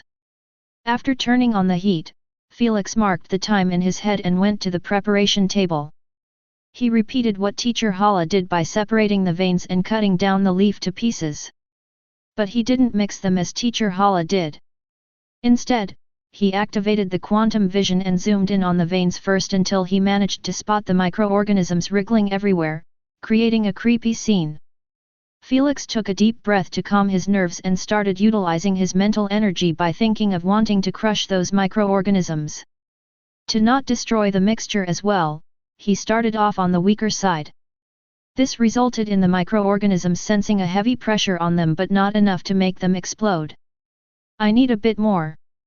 Felix increased the pressure slightly and this time, tens of microorganisms had been obliterated. Noticing that he didn't harm the materials, Felix fixed on this level of control and used it to deal with the rest of the microorganisms. Good, he doesn't let his classmates' own concoctions affect him and try to work at the same level as them. Teacher Hala praised the fact that Felix was destroying the microorganisms in the preparation stage instead of doing it during the concoction like the rest of the witches in the class. If it was any other witch, Teacher Hala would most definitely scold her for doing that, but for Felix? She understood that he had a lot to do to catch up. Truly interesting eyes. Teacher Hala commentated after zooming in on Felix's eyes that were showing 2 triangle pupils, one white and the other red. His eyes will most likely attract a lot of attention from different races when the news spread. Teacher Hala thought, but as long as he remains in the campus, he will be safe and sound from anyone's attempt to kidnap him for his eyes. Teacher Hala was certain that Felix would experience kidnapping attempts for his eyes so they could experiment on them or even pluck them and see if they could be transferred properly to another person. The ability to concoct potions was too great and a lot of people would consider themselves more worthy to have it than Felix, a mere human. Chapter 460, Concocting Rejuvenation Potion 3. 2 minutes later, Felix had finally finished obliterating 95% of all microorganisms. The moment he was done, he deactivated the quantum vision and swiftly went back to the glassware table. Upon seeing that the long swirly tube was packed with greenish smoke, appearing like it was about to explode, Felix quickly opened up the tab, releasing it into the long test tube. The instant it was filled, he closed the tab and also the lid of the test tube. Then, he took it out of the ring holder and placed it in a metal steel rack. He left it there and went back to fill another test tube to the brim. He repeated this process until grass paste started to release a burnt smoke. Click! He turned off the burner and opened the tab of the swirly long tube, allowing the useless smoke to spread around. However, it didn't go beyond his station, like there was a barrier blocking it off from affecting other witches. This was the beauty of experimenting in the UVR, everything was possible inside. Heck, if it wasn't for being in the UVR, Felix wouldn't have been able to utilize his quantum vision due to his trash mental energy capacity. Felix, even though you are in the UVR, don't make a habit of releasing excessive smoke like this in your lab since it could contaminate your materials and glassware. Teacher Hala advised telepathically to not bother the others. The only reason Felix released the smoke instead of properly dealing with it was that he knew that the Marmader grass's smoke wasn't harmful to him or the materials. Though she was right that he might make habit of it if he kept doing it. When he ends up working with harmful materials, he subconsciously might release the excessive smoke and ruin everything. You are doing great everyone, carry on. Teacher Hala encouraged them after seeing that most witches were done with creating a couple of portions of the catalysts, Felix included. The greenish vapor inside the tubes had been condensed into a green liquid. Each test tube was 10% filled, making Felix pour all of them into a cylinder beaker until it was half full. To be exact, it was 50 mm full. I need only 40 mm as a catalyst. Felix went back to the bronze cauldron on his station and poured exactly that amount inside. Then, he put away the cylinder beaker and turned on the fire under the cauldron. He left the catalyst to heat up and went to mix the main and subsidiary ingredients together as Teacher Hala did. Felix didn't waste those 2 minutes doing nothing as he started working on another batch of Marmader grass by turning them into a paste. Compared to other witches in the class who had already finished preparing 3 or 4 batches at once, he was quite slow. It was the same as a chef preparing food against an amateur. But Felix didn't let their speed affect them since he wasn't considering this as a race or a way to prove himself before the witches. He simply saw it as a learning opportunity and a perfect place to grow. 2 minutes later, Felix had poured the mixed ingredients inside the bubbling green liquid. Although he had already taken care of more than 95% of microorganisms, Felix still activated his quantum vision, wanting to eliminate the rest for practice purposes. To not ruin all of his efforts, he played it safely by increasing his mental energy pressure slowly. This led him to kill off another 3% before the ingredients were fully melted in the cauldron. The fact that he barely destroyed 3% was a joke compared to Lara, who was able to exterminate at least 94% in the same time spent. The rest of the witches all had different percentages they were able to kill off in that 30 seconds window before the concoction entered its last phase. Time to increase the heat. Felix closed the lid and increased the heat to the limit for 5 seconds. Then, he opened the lid at once and a greenish smoke had emerged from the cauldron, bathing him in an aromatic fragrance. The moment Felix smelled it, he smiled in delight since he knew that the potion concoction had succeeded. When the smoke cleared out, he noticed that Teacher Hala, Lara, and a few more witches were all staring at him with a complicated look. The first ever potion made by a non-witch. Naima murmured to herself, having absolutely no idea that Lady Sphinx was concocting potions before her race was even born. Congratulations, Felix. Teacher Hala said with a smile, is this your first successful concoction? Third. Felix clarified while waving the smoke away from his face, but all my attempts required me to eliminate microorganisms in the preparation stage. Thus, I still haven't succeeded to truly concoct a potion. Don't worry, follow my daily exercise and you will get there eventually. Teacher Hala patted his shoulder and walked away, wanting to supervise the rest. Lara nodded her head at the compliment and focused back on her second potion. Her hyperfocus additional trait is truly too good for concoction. Teacher Hala looked at her with a hint of envy before walking away. She knew that the reason Lara was outperforming most of the first semester students was due to that trait. It allowed her to enter the zone manually, unlike other witches that could only chance upon it if they were really feeling it. That state was too useful in higher-leveled concoctions since absolute focus was required. Otherwise, the concoction would go to shit. Meanwhile, the rest of the witches either failed the potion or succeeded luckily with a lower elimination percentage. Regardless if they succeed or fail, they didn't take it to heart as they began preparing for the next one like Felix. He repeated the same process as in the first one, playing it safe. That resulted in him concocting another potion successfully.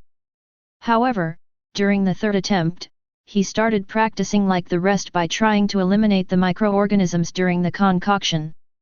If he kept practicing like this, it wouldn't be long before he minimizes the gap in his foundation between him and the witches. Some time later. This is your last concoction, don't prepare for another one. Teacher Hala informed while glancing at her bracelet. 2 hours had already gone by and it was time to wrap things up. When she spoke, Felix was just about to open the lid after concluding his 10th concoction attempt. Whoosh! Pitch black smoke emerged from the cauldron, forcing Felix to close his breath as the nasty stench it was releasing. Damn, another failure. Felix waved the smoke away from his face while closing down the lid. I can eliminate 7% now. Felix pondered, my mental energy control is improving drastically compared to when I was practicing alone.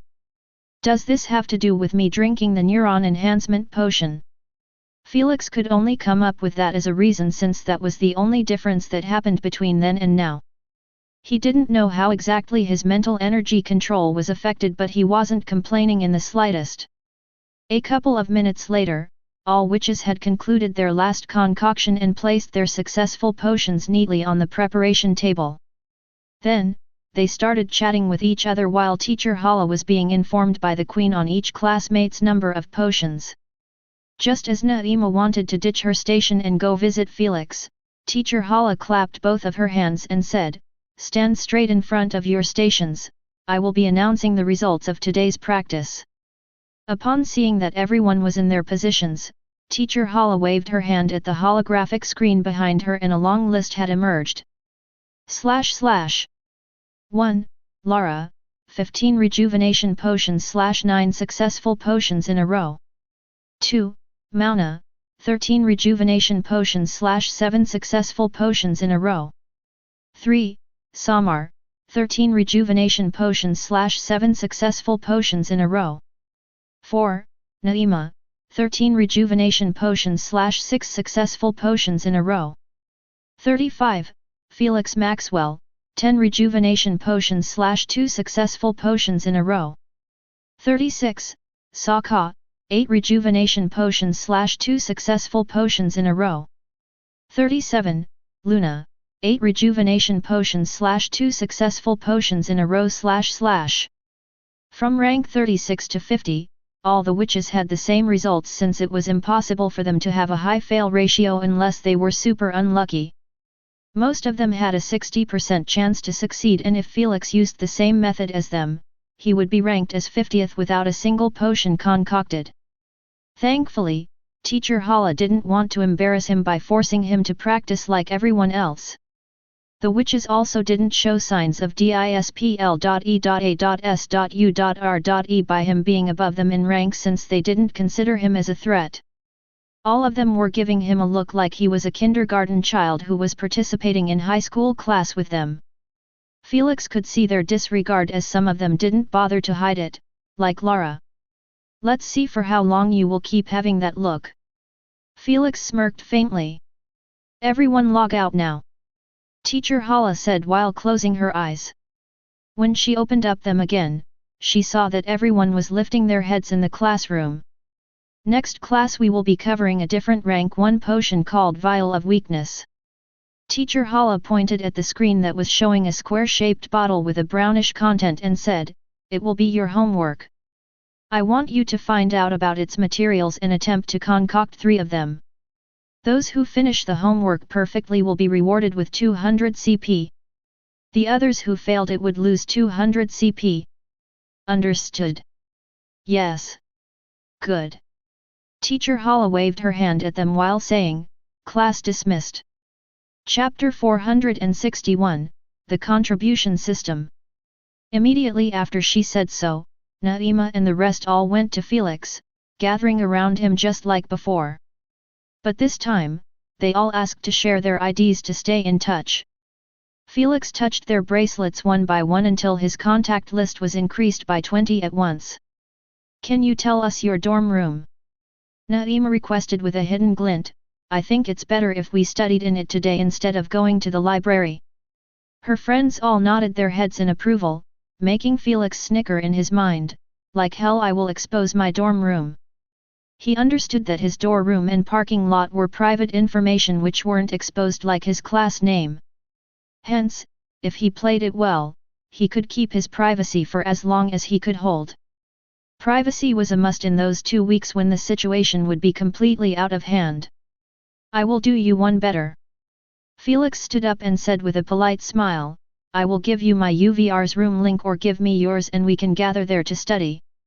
I will perfectly set it with multiple concoction stations for our use. Ladies, what do you think? He will have power over us in his UVR's room and we can't really play with him.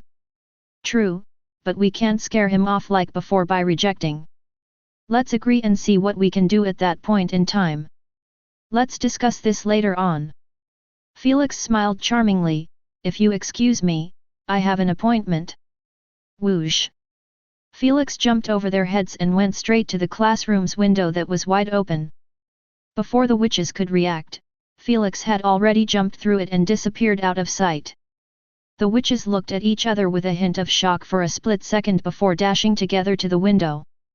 The moment they reached it, they saw that Felix was cruising away from the main faculty on a hover platform. If he wasn't speeding away from the faculty, they wouldn't have guessed that it was him since he was wearing that pointy black hat on top of his head. PFFFFF, he really is terrified of getting caught. Naima laughed. Can you blame him? A tall slender witch pointed her finger at the classroom's entrance that was showing tens of heads over the glass. If it wasn't for it being closed shut from the inside, those witches would have stormed Felix. As for Teacher Hala, she exited through a back door for staff. 15 minutes later, Felix could be seen morphing his clothes into comfortable pajamas after entering his dorm room. It was small but cozy and had everything that he required, even a bathroom was installed, making it appear like a motel room. The toilet was a normal chair like everyone uses on daily basis. The witches still needed to take care of their bowels. Felix had been guided to the dorm by the queen while he was invisible. Sadly, he had to cancel the activation when he reached the dorm since potions effects weren't allowed. Fortunately, he managed to sneak inside by keeping his head lowered while wearing that big pointy hat that hid all of his hair. He was forced to take such measures as the news of him had already spread to the campus, reaching even the rest of the races. Each one reacted differently to the news. Humans were part of the latter. Some of them had already shared the news in their media feed without even seeing Felix or making sure that the news wasn't fake. The first non-witch Podiwunner had emerged and he was a human? This was history in the making and those humans living on the campus made sure to be part of it by sharing their fake experiences with Felix, acting like they were old buddies with him. Those who weren't this shameless had actually made research on Felix in the Milky Way galaxy's network after getting his full name. Just like the witches, they had found out that he was quite infamous in the galaxy by being a wanted bloodliner. Since they were actually residing in the witch galaxy, they were following news that was happening in the Empire instead of the news in the Milky Way galaxy. Hence, their lack of knowledge about Felix until this point in time. But the moment they realized that there was a fat bounty on his head and information, they didn't hesitate to contact some backgrounds, wanting to sell Felix's location to them before they find out about it. Too bad, those backgrounds had received information way earlier by their own people that were staying on the campus while being affiliated with them. In other words, they were waiting for a response from the academy staff or the headmaster to make an announcement. Only then would they fully believe it. It wasn't just them who were waiting for the announcement but also upper echelons from different races, ranging from those at the bottom, like slimes, imps, goblins, to those at the very top, like dragons, Pandians, space worms, etc. Felix didn't care about any of this as the moment he got comfortable in his room, he logged into the UVR and started training his poison manipulation, carrying where he left it. He still hadn't found out a way to heal himself with poison but he was thinking about it each day. After he spent 3 hours on his poison manipulation, he moved on to the daily energy control exercise that teacher Hala had given him. It was a boring repetitive exercise that requires Felix to switch from normal vision to microscopic vision over and over again while at the same time trying to eliminate those microorganisms. This actually had made it extremely difficult to kill them since Felix always ended up destroying the materials by using too much force. Since he needed to strike immediately after the switch, he wasn't given time to adjust the pressure. Hence, Felix kept failing over and over again for 2 hours straight. After he was done, he logged out and sat on his bed with his class weekly schedule screen in front of him. Teacher Hala's class will be in the morning of after tomorrow. So, I can leave the homework until tomorrow. Felix glanced at tomorrow's classes and pondered, I have 2 classes, one mandatory and the last optional. I should attend only mandatory classes for now. The reason he was skipping the optional class was due to it being a PE class for sports and physical exercises.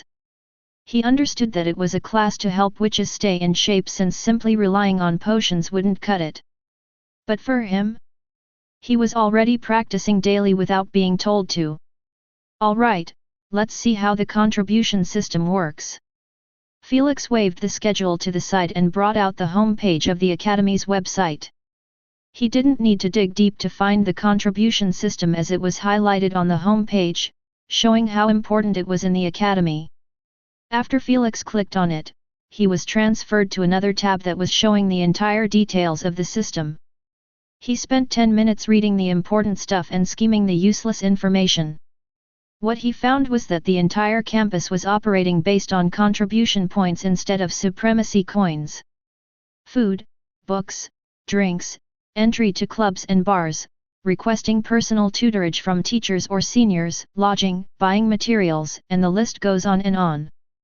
Hence, students were spending many contribution points on daily basis. It was possible to give away points, lend them, trade, etc. As long as the items traded were purchased by contribution points instead of coins.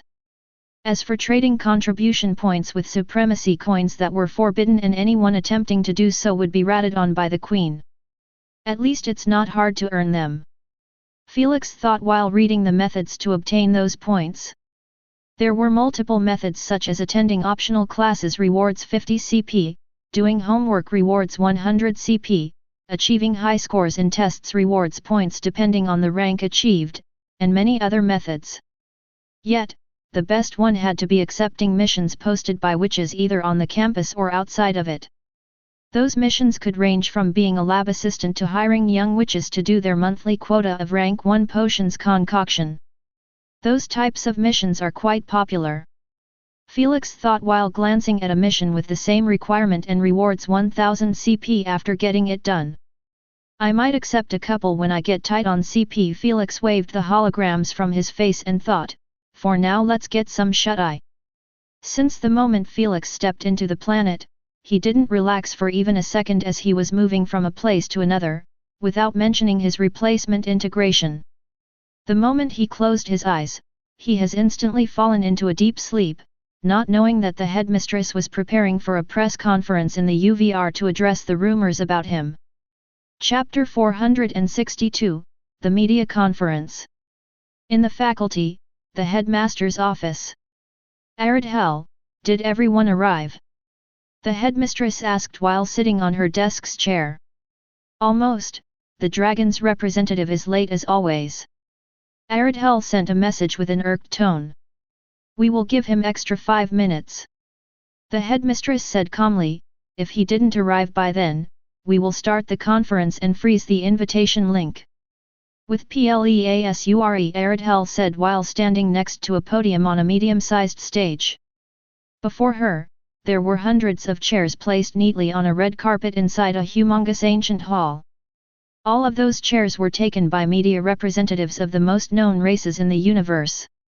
The chair placement was based on the race's placement in the SG Alliance. Hence, the human race representative was sitting right in the center, not doing too shabby. After all, the human race was part of the inner circle in the SG Alliance due to their monetization plans done to the UVR.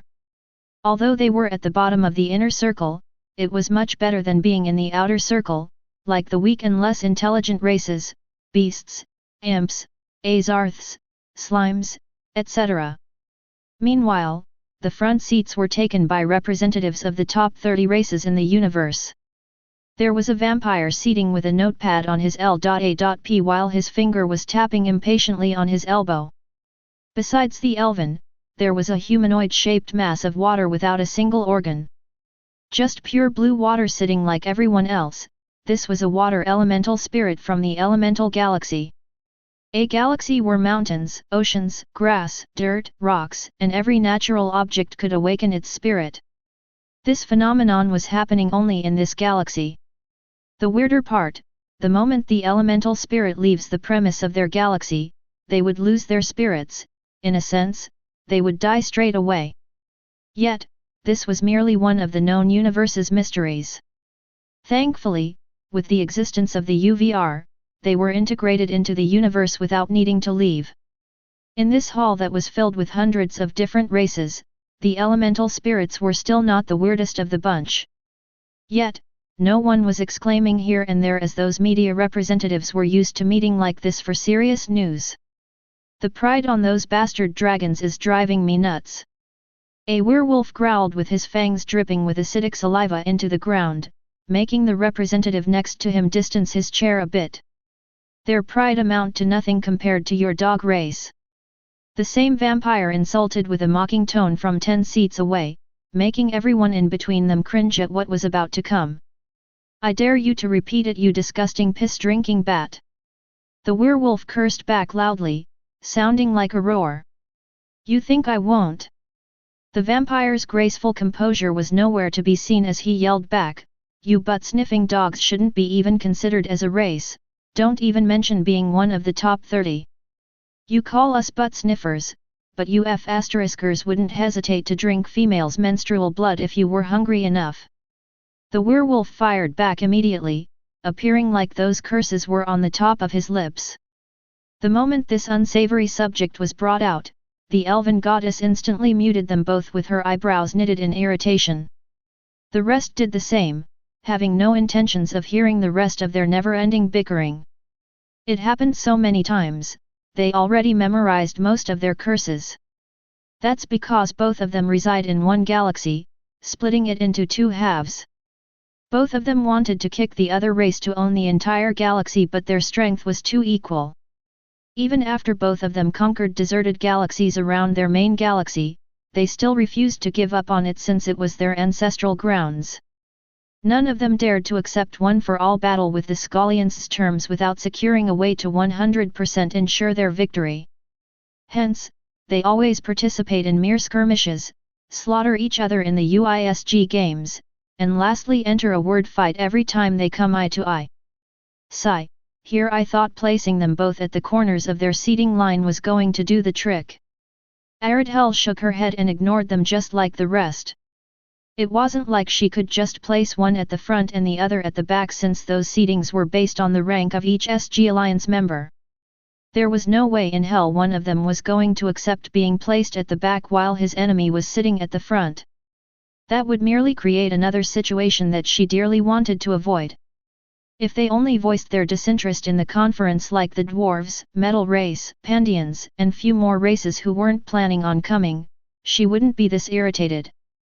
Too bad, Dragon's pride forbid them from even doing that. But since they were one of the strongest races in the known universe, counting in the top 5 of the SG Alliance, everyone was required to show them respect. 5 minutes later, there were still no signs of the dragon race representative.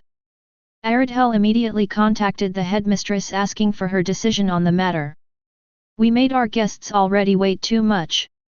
The headmistress ordered, freeze the invitation link. Aridhel did it gladly, blocking off anyone from accessing this conference that was hosted in her UVR's private room.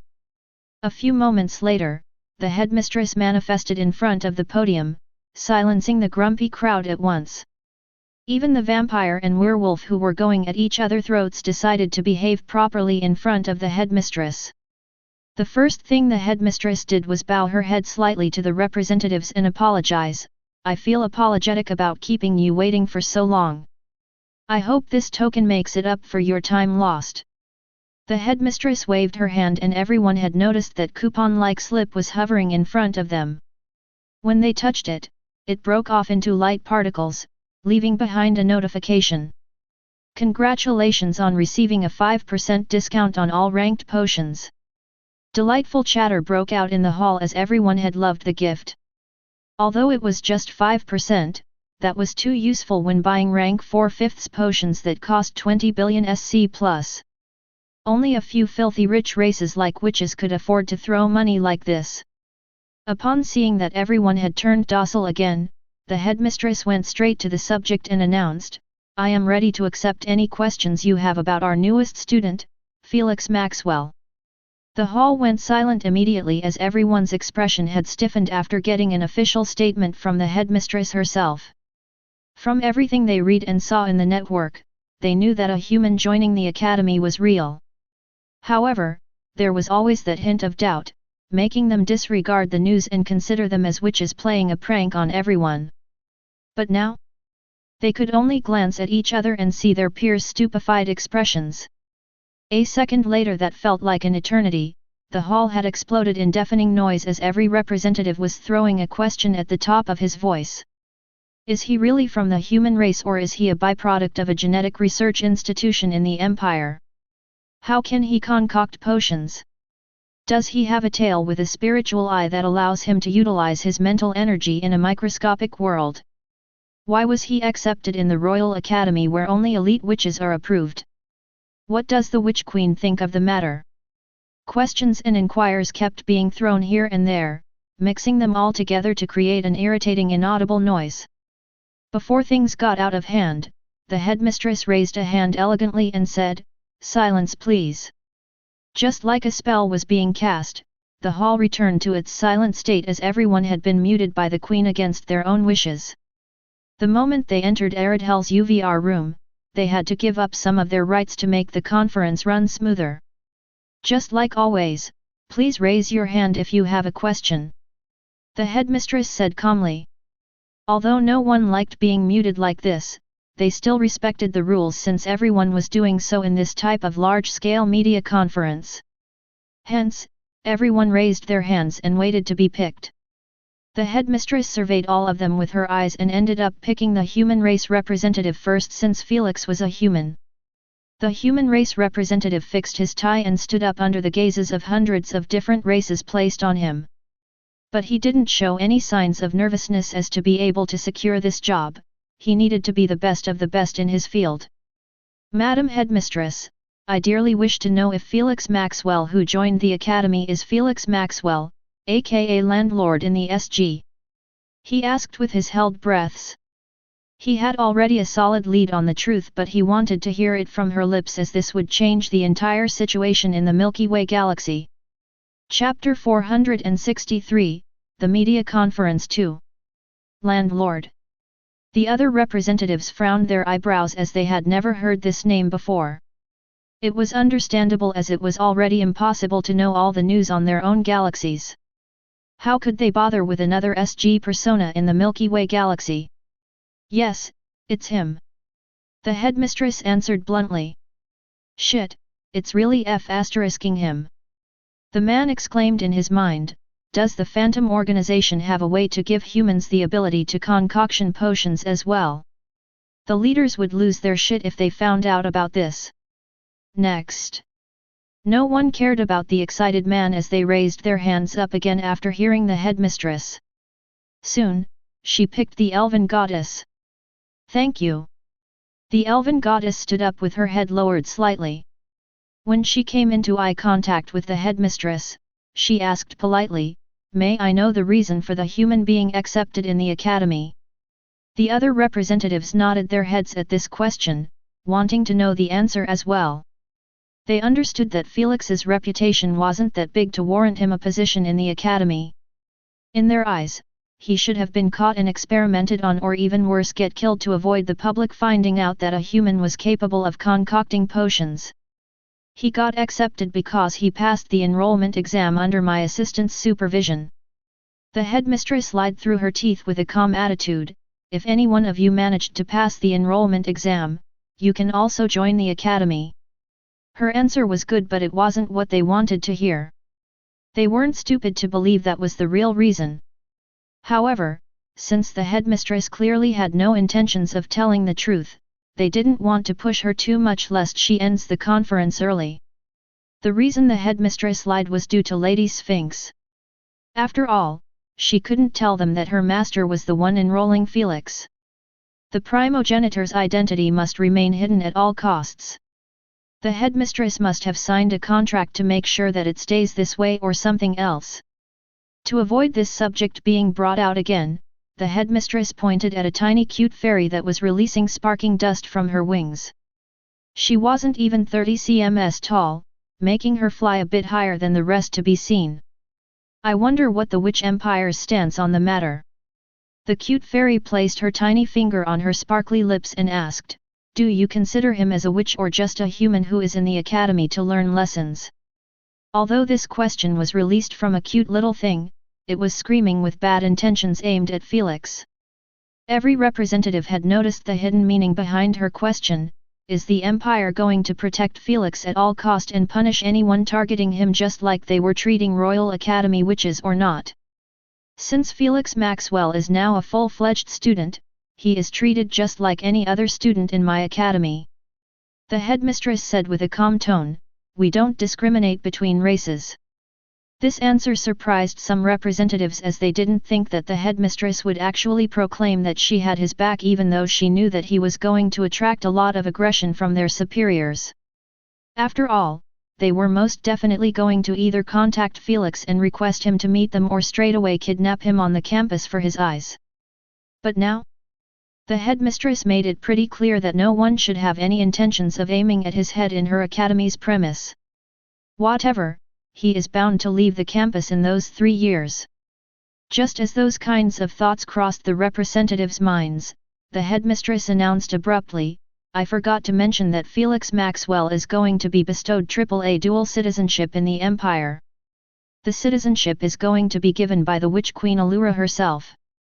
The moment this announcement resounded in the hall, everyone's jaws were dropped on the floor. Even Aridhel reacted the same, as she wasn't informed about this sudden major news at all. That citizenship certification's rank was at the highest level.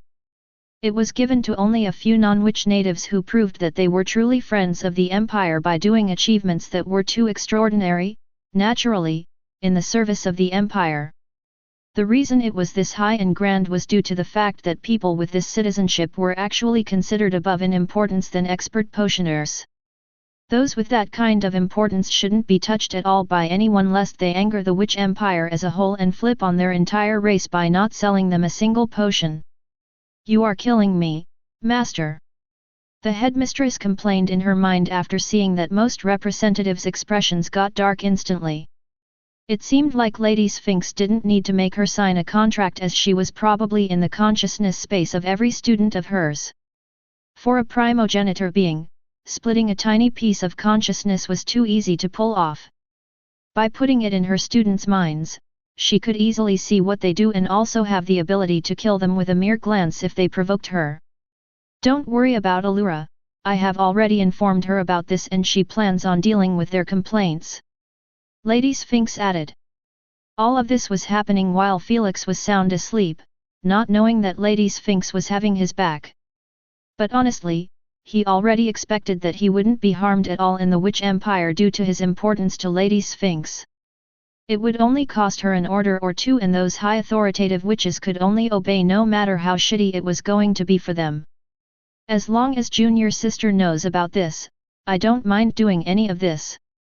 The headmistress stopped bothering with everyone's nasty looks and simply asked, "Any further questions?" Before they could raise their hands, the headmistress gave a signal to Aridhel and she took it from there by informing them out loud, "Since no one has any further question, this marks the conclusion of the media conference." Whoosh whoosh. One by one, the representatives were breaking into light particles and disappearing at once without the ability to even speak. That's right, no one was given the right to talk since the moment the headmistress dropped that outrageous announcement.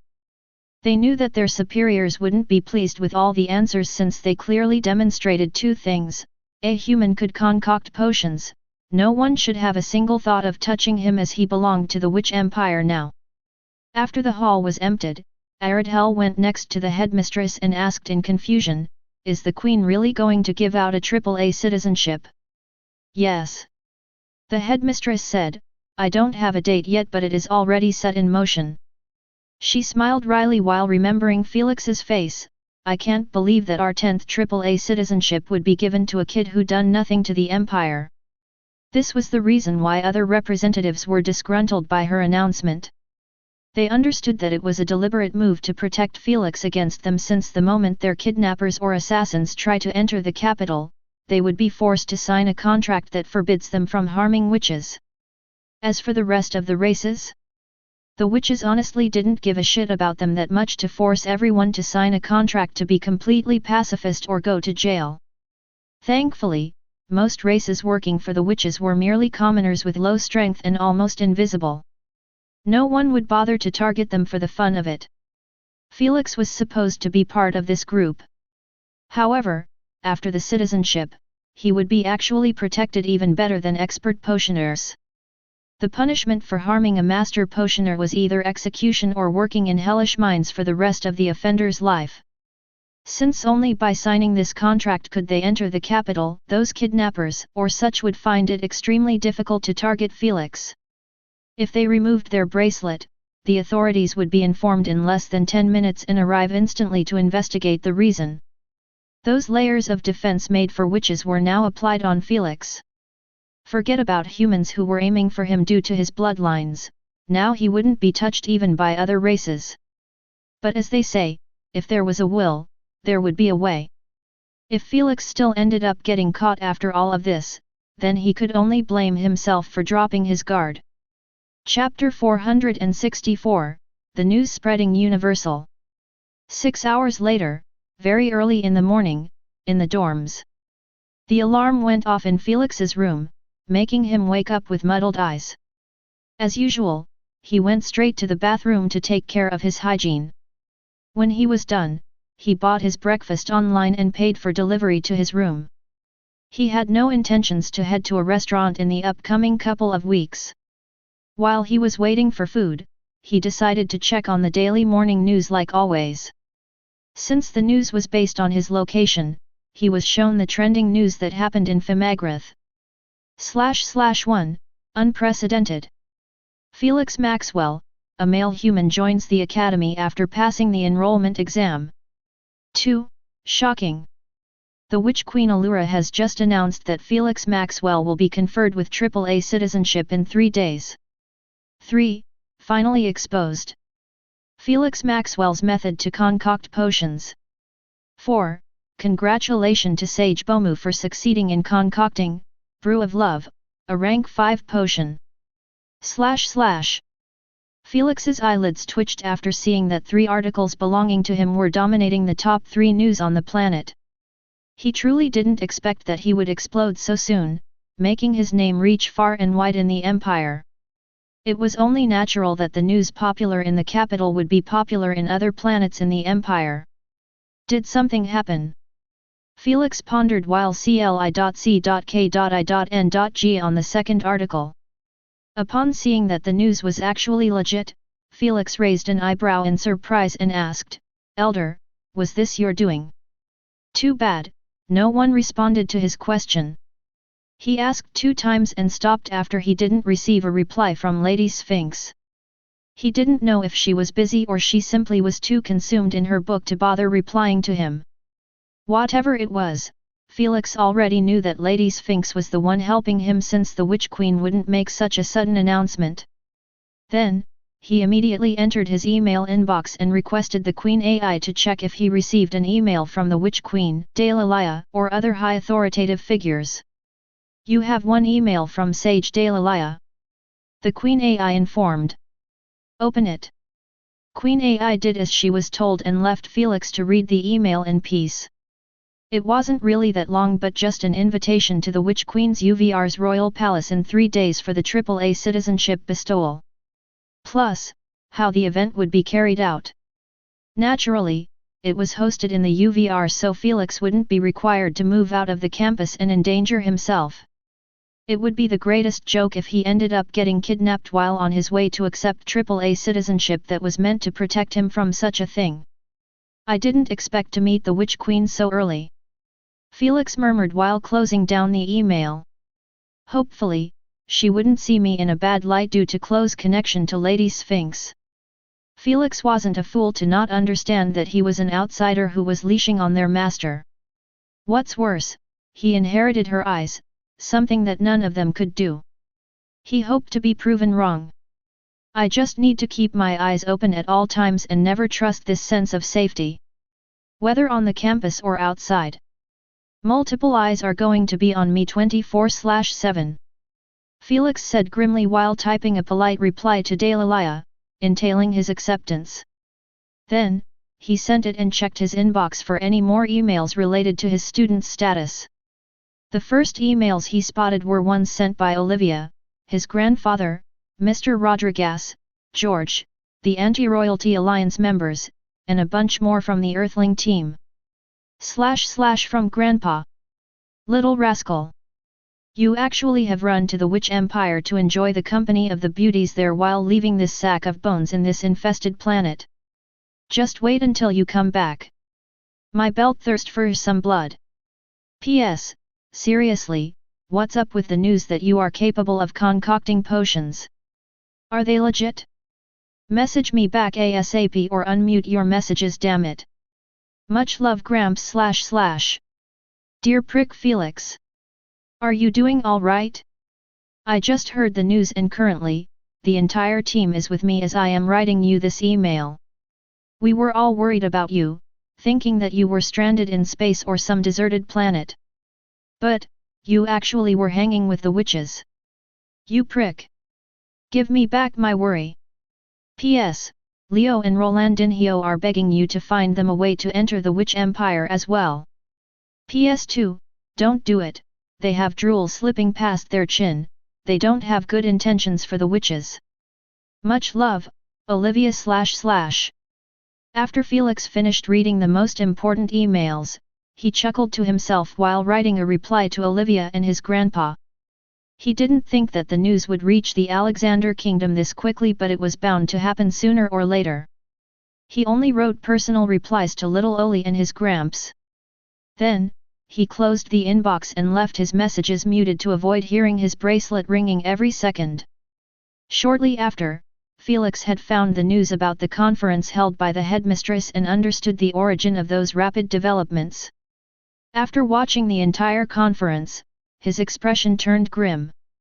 He could see clearly that most races were interested in his eyes. If they couldn't aim at him in real life due to the witch's protection, they would most definitely target him in the UISG. They only need to post a bounty on his head on bounty hunters' websites around the universe. Those bounties wouldn't really be for his head literally, but simply a mission to capture him and extract the information about his eyes or force him to sign a slavery contract that would stay active after the game. If he signed it, they would most definitely order him to meet them in real life. This was just one of the ways to get to him through the witch's protection. All of this to obtain his eyes that were a treasure in the eyes of some upper echelons. This might be possible or not, but the only way to find out was by getting Felix first. Felix knew that back in the early days, the witches had been kidnapped multiple times by authoritative figures to test if they could inherit their spiritual eyes or not. Sadly, that ended up in failure after many tests, leaving them to give up on that idea. With the SG Alliance and the current advancement of technology, it wasn't that easy to kidnap witches anymore. Vultures are everywhere. Felix shook his head and closed off all holograms. The moment he did so, he heard a knock on his door. Just leave it in front of the door. Felix used a fake feminine voice by utilizing the bracelet. All right, miss. The deliveryman said loudly and placed the plates in front of the door. Then, he walked away with his head lowered, not wanting to glance around since witches like to go out nude from their rooms once in a while without care about workers like them. Since he was a human, the alluring sight always ends up leaving him with a running bloody nose, which results in him staying to clean it up. What's worst, he might get bullied due to it by the kind of racist mushroom. Able to concoct or not, I pity that dude who would be living with them. The deliveryman sent Felix his wishes while running downstairs speedily. Meanwhile, Felix had already sneakily taken the plates inside and closed the door shut after him. The dorm building he was staying in had 40 floors and he was currently on the 15 floors. He knew that it was all populated by witches. If it wasn't for so, he wouldn't have woken up at first light where most witches were either still asleep or in the library. After he finished his breakfast, Felix glanced at the time and noticed that he still had 6 hours before his first class. He decided to spend it in his poison manipulation practice plus his lightning mutation. The two dilemmas of knowing how to heal himself and close those lightning absorbers were still unsolved. After 6 hours, he just eliminated a couple more different methods that failed to solve any of them. If it wasn't for his enhanced cognitive skills, he wouldn't have come up even with those methods. Hence, he was optimistic about solving them before Ramongandra's deadline or his upcoming game. Seeing that he still had an hour before morning class, Felix called the Maganda chief with his Phantom organization's leader persona. It was time to conclude the deal and get his money. Chapter 465, Proposing Deals. Ring ring, cluck. The mythical bloodline bottle is ready for shipping. Felix said in a straightforward manner, forcing the chief to play along instead of wasting minutes flattering each other for no reason. As we have signed for in the contract, the mythical bottle should possess 75% and instructions to integrate it properly. The chief took a deep breath and said with a hint of unwillingness in his tone, "That's for a price of 45 billion SC. Correct," Felix replied bluntly. Meanwhile, he was laughing loudly in his mind for such a free windfall that took him merely an hour or two for Asna to filter the purchased bottles. The sad part for the Anti-Royalty Alliance, they had actually paid 30% of the bottles Felix used. Thankfully, the chief was unbeknownst to all of this. Otherwise, he would have coughed out a mouthful of blood at such a rip-off. Especially when the peak ability of the primogenitor wasn't even included in the deal since Felix was selling only 75% essence. Those 9 abilities would be amazing for a single bloodliner, but, that's it. He would have 9 amazing abilities, nothing more, nothing less. He wouldn't get even the etching enhancements since Felix had warned them to not etch an ability lest they end up getting killed straight away by it. After all, the only reason he was able to etch the primogenitor's abilities was due to him possessing help from the primogenitors themselves, plus there was always Asna. Meanwhile, they didn't have such a thing, and if they didn't believe him and tried to etch an ability, it wouldn't be on him since he had given them the full instructions. Even the 15 minutes period that takes in each integration and the triples pain they would be feeling were included. So Felix wasn't really that bothered by selling those 3 primogenitors' bloodlines. They would never manage to reach the same potential that he was bringing out of them. At most he would give birth to 3 stronger peak 6th stage bloodliner that couldn't affect him in any negative way. Please wire half the payment now to our bank and wire the rest after the delivery reaches you. Felix informed. To keep things simple, you will receive the delivery from our middleman in this alliance, Felix Maxwell. The bottle has already been sent to him and he will deliver it after you approve. Instead, he believed that it was a natural move by the Phantom organization to make Felix contact them since he was the only member exposed and have a connection with them. He understood that this would also help the organization avoid getting tracked due to the delivery. After all, Felix's current location had already been spread universal-wide and the Anti-Royalty Alliance couldn't do anything about it due to the witch's protectiveness. Heck, even higher-ranked races with better resources were left stumped by catching Felix without provoking a ruling race that was literally capable of cutting off their feet, economically. In this era, the common saying of might is right wasn't applicable like it was in the past due to the race's interconnection and the money involved. Ti ring. Sir Felix, 22.5 billion SC had been wired to your bank account anonymously. The Queen notified him diligently. Felix nodded his head without cracking even a tiny smile. It was ap.l.e.a.s.u.r.e dealing business with you. Likewise, if it's related to anything about the current viral news, save them. Felix said bluntly, we might be allies, but our partnership is centered around Bloodlines bottles, not our future plans. Bulletin. Goodbye, Chief. Cluck. Felix hung the phone immediately, not caring about upsetting the chief with his treatment. He understood that he didn't need them that much, but they did need him immensely for his bloodline bottles. Hence, the relationship must be kept unequal. He knew that he should never open up to them or such, like they were pals. They were business partners, nothing more, nothing less. Now that we got that over with, let's see the Galactical Army and the Bardot royal family's responses. He already read it and saw that their offers had been actually much better than the anti-royalty alliance, but also much more demanding in return. The Galactical Army had offered that they would provide a legitimate backing to the Phantom organization, giving it a positive reputation and also the best protection in the galaxy if they decided to move to the Guardian Empire.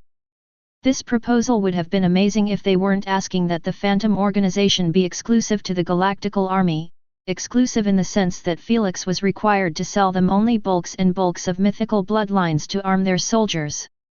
If Felix was actually capable of doing so, he would have accepted, since he knew that the Galactical Army truly wants to enhance their soldiers for the sake of humanity. They were called Galactical Army for a reason, but that's a different story. Still, he rejected their offer and proposed in his reply that he would sell them a fire-based mythical bottle with 75% essence. The price would be 45 billion SC. Unnegotiable. I feel like I am cheating them. Felix murmured while scratching their chin. They won't be able to get anything useful out of the bottle after they research it. This should drop its value to only 20 billion SC due to its novelty. Felix didn't want to cheat them, but if he didn't show them any goodwill by doing this, then they could take it wrongly. He didn't want for his Phantom organization to be an enemy of the strongest army in the galaxy for no reason. Whatever, as long as they don't know about any of this stuff, they would see my organization in good light. Felix confirmed send and moved on to the second email that was sent by the Bardot royal family in the Bardot Empire. Although it was the royal family, it was actually just one of the 100 members of the Empire's parliament that makes all the vital decisions for the Empire's progression. Felix still chose them because he knew that they had at least 10 Origin Realm bloodliner in their ranks. That number had cemented their position in the parliament as the one with the highest authority. That's because the only way to get a position in the parliament was by being an Origin Realm bloodliner and have a well-endorsed background behind him. Compared to the Mariana Empire that had had hundreds of kingdoms leeching off their territory, the Bardot Empire accept no such thing. You are either a parliament member or a subsidiary member to one of them. Hence, there was no ragtag group of kingdoms, planets, and such. This kind of order and strictness was what made the Bardot Empire be the head of the human race. Naturally, not forgetting the hundreds of Origin Realm bloodliners backing it up, unlike the other two empires. This comparison sure made the Mariana Empire appear quite waned and shitty. But Felix was glad that he was born here instead of the other two empires, since he would have served a mandatory soldier duty in the Guardian Empire, while in the Bardot Empire, the weak absolutely had no rights. Only in the freedom of the Mariana Empire could planet Earth actually achieve something extraordinary. Speaking about freedom, the royal Bardot family offer to Felix was turning the Phantom organization a private property to them. If the organization actually existed, their request simply meant that Felix needs to sell them 51% shares of the organization, since usually they get constructed just like companies. By accepting, he would be giving them the managing rights over everything. The price was actually not too shabby, as he was offered 500 billion SC for those shares. Every time he sees that amount he gets humbled by his own assets, since for them to offer $500 billion on the go only meant that the actual money they possessed was unfathomable. The rest of the backgrounds actually offered somewhat the same, but the price always hovered around 300 billion SC. In their eyes, it was a 500% worthy investment if it meant that they would be the only owners of the research data about the mythical bloodlines. Too bad, there was no such a thing. Felix sent the same email to them and closed the inbox. He didn't care if they accepted or not since there were always others, but he was confident about his chances of getting a positive reply since 45 billion SC wasn't much, considering the bottle's research value. That would net him in a total of 135 billion SC. Still, he wasn't going to sell more than 3 bottles since if he kept going on his buying spree in the anti-royalty alliance's kingdoms, they were bound to be displeased and end up pooling all their resources to find out what happens to those hundreds of epic tier 5 bottles. There was no need to aggravate their partnership that was just blossoming or get too greedy and end up exposing that the organization was a sham. He wanted to avoid that at all costs since he could always slap any abnormality that he shows at the organization and they would be left without a choice to believe it. Just like his quantum vision that was being considered as their doing by most backgrounds. With that being said, he wasn't planning to ally with either the Galactical Army or the Bardot family since they would request at minimum the same batches of bottles as the Anti-Royalty Alliance. He had no intentions of filtering more than 100 Primogenitors bottles. Phew, 135 billion SC. Felix grinned widely, the things I can do with this kind of money are unimaginable. If the experiment that I am currently working on succeed, then that kind of amount is peanut in your case. Lady Sphinx informed him out of nowhere. What do you mean? Felix said with a nervous tone. He didn't like where this was going but since it was related to his ability to host multiple manipulations, he had to know. Chapter 466, The Racist Mushroom's Devious Plan. After eliminating 4 races' cultivation systems, the vampires, the werewolves, the shamans, and lastly the mooners, the 5th cultivation system has adapted somewhat with your body after major modifications. Lady Sphinx said. She flipped a page of a new book and continued on speaking casually while at the same time reading, but there are many major problems that are hard to overcome. Some of them I am positive that I can fix over time but others, I believe that they would remain permanently since the cultivation system doesn't 100% belong to you. One of those problems requires you to spend a lot of money. I see. Felix didn't care about those problems since he understood that having another cultivation system that was mainly oriented around his strength would greatly help him out in his journey. The bloodline integration system was good all right for the most part with the primogenitor's bloodlines. But it had a major limitation to how much strength he could grow. Felix believed that he would be limited to only 6 or possibly 7 bloodlines if he decided to be optimistic. But higher above? He was certain that it was almost impossible for his 1% human bloodlines to support more than that if he kept going at the same pace. The J. Ramongandra had informed him during the first etching process that the primogenitor's bloodlines shouldn't be treated as tier 7 bloodlines. Hence, the advantage that Asna had told him about having the ability to reach 9 replacements or more wasn't applicable anymore. So, he was welcoming of any other cultivation system that could allow him to go further and beyond.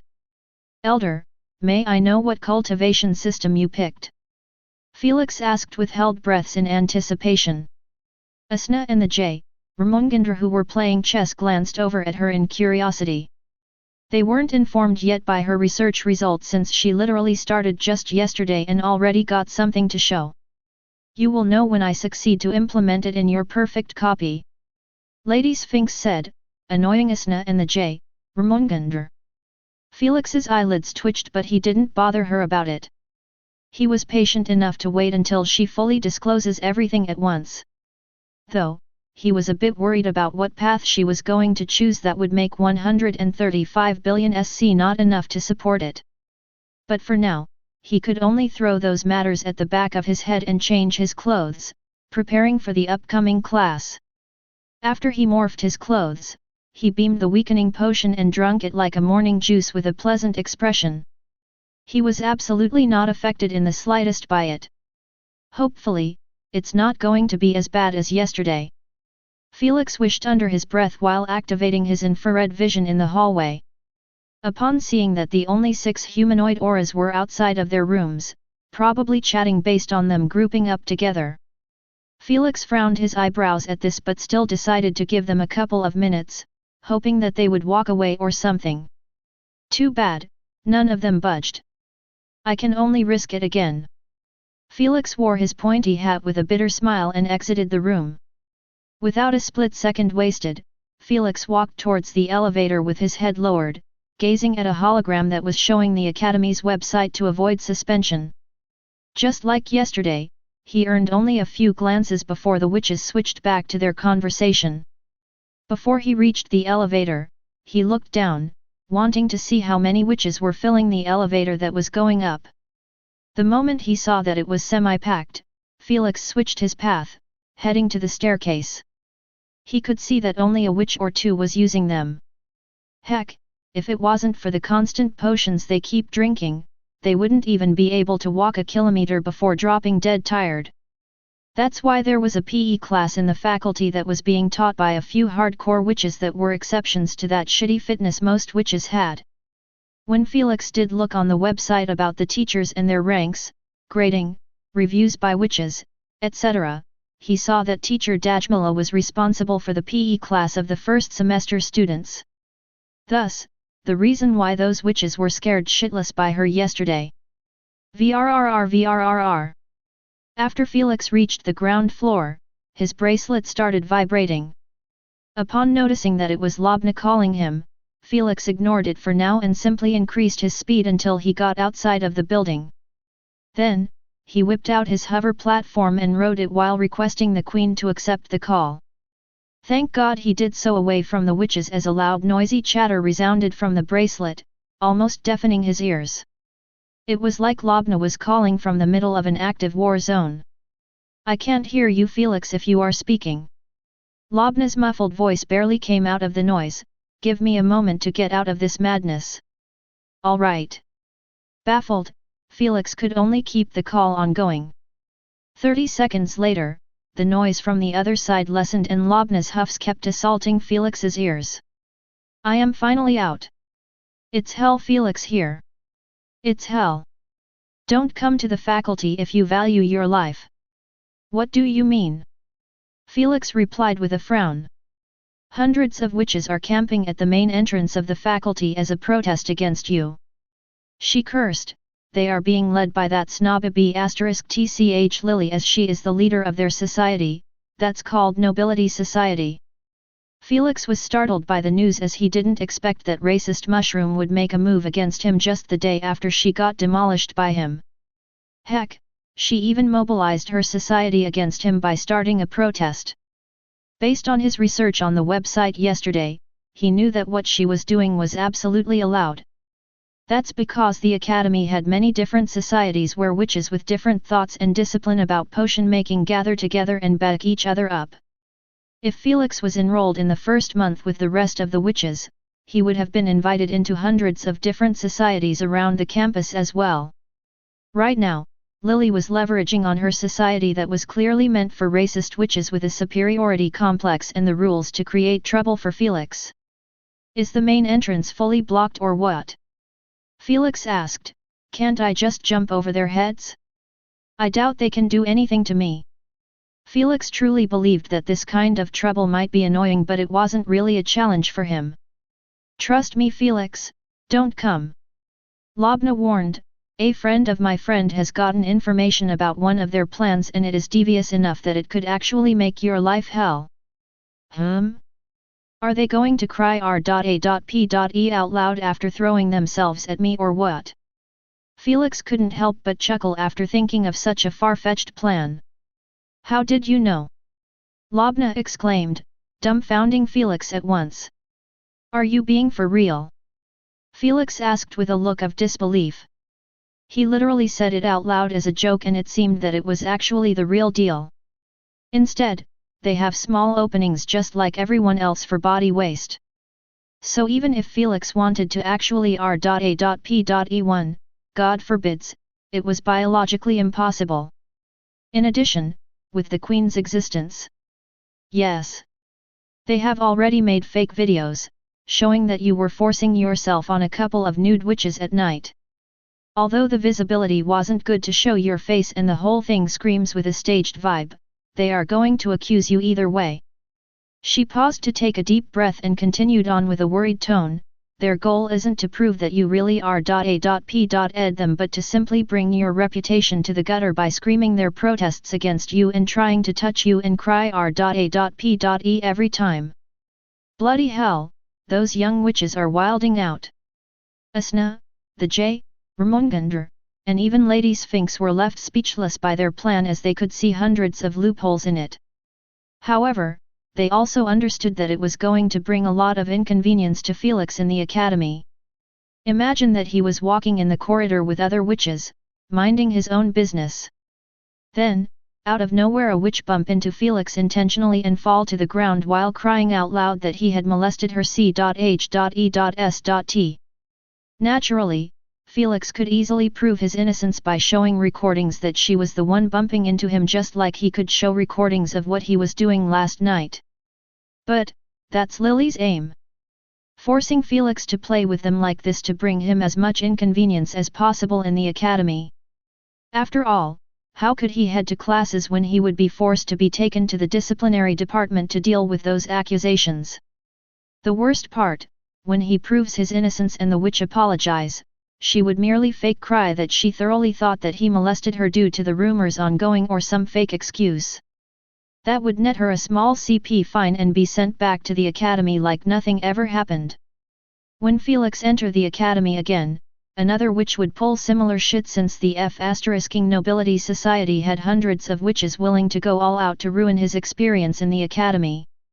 Racism in the universe was 100 times worse than on planet Earth. This was merely a small taste of what those witches would be willing to go through due to their hatred and disgust of Felix joining the same academy as them. Chapter 467, Felix's Counterattack. Felix had concluded all of this in the span of merely 2 seconds due to his enhanced processing power. Yet, this wasn't the time to brag about it as he could see that it wasn't going to be pretty for him if those racist witches pulled off their plan. So please Felix, just stay home for the day or tomorrow. Lobna advised with good intentions, they can't protest forever since they also have classes to catch. Lobna, it's not about the protest. Felix shook his head, the problem is what's going to happen after the news of me raping witches spread like wildfire.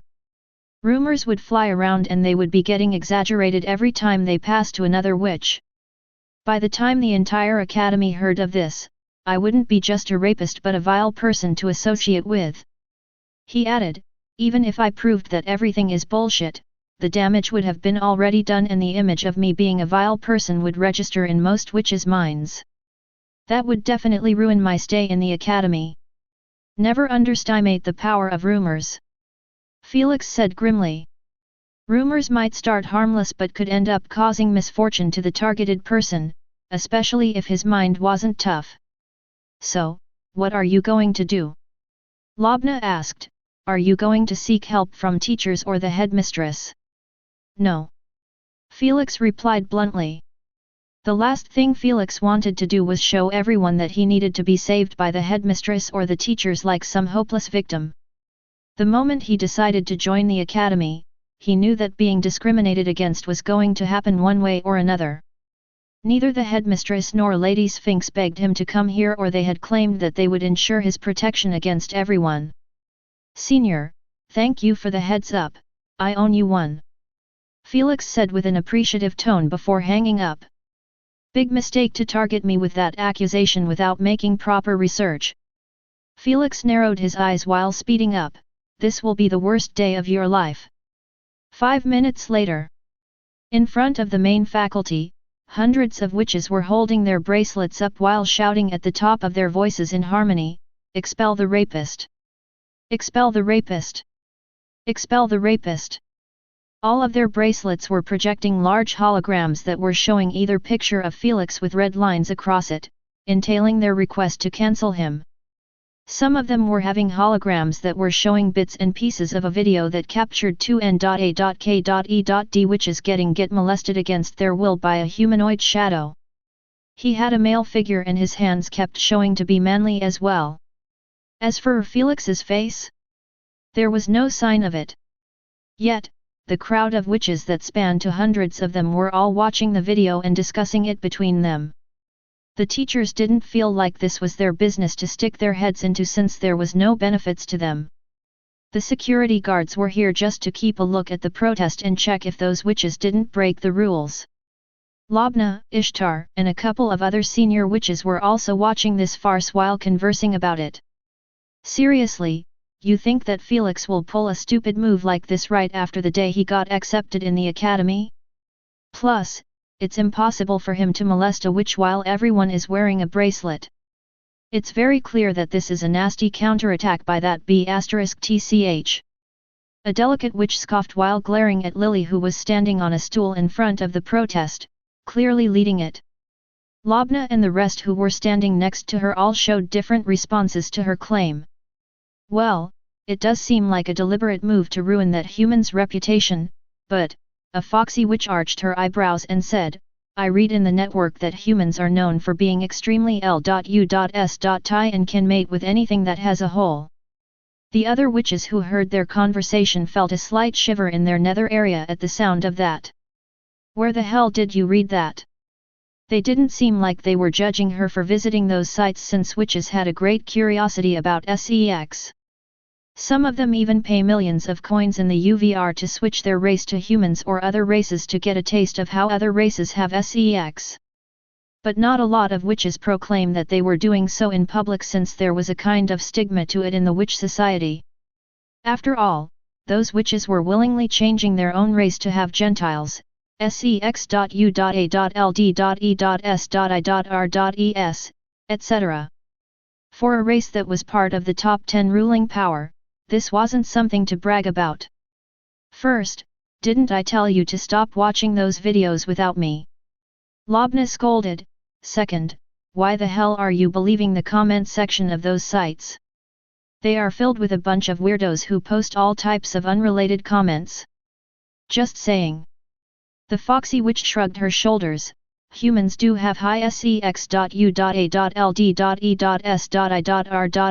when compared to most races. Still, it is controllable, and they don't have a mating season that makes them lose control like some RAC. Before Lobna could finish her sentence, loud exclamations of witches resounded in the area while pointing their fingers at an incoming hover platform. That's him. He actually came. This idiot. Lobna scolded while looking at Felix, who was approaching the protest rapidly.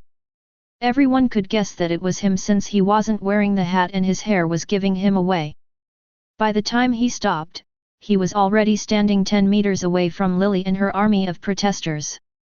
Filthy rapist, you finally decided to appear. Lily's high-pitched voice boomed in the area as she was speaking through her bracelet, adding more volume to her voice. Filthy rapist. Filthy. Rapist. Filthy. Rapist.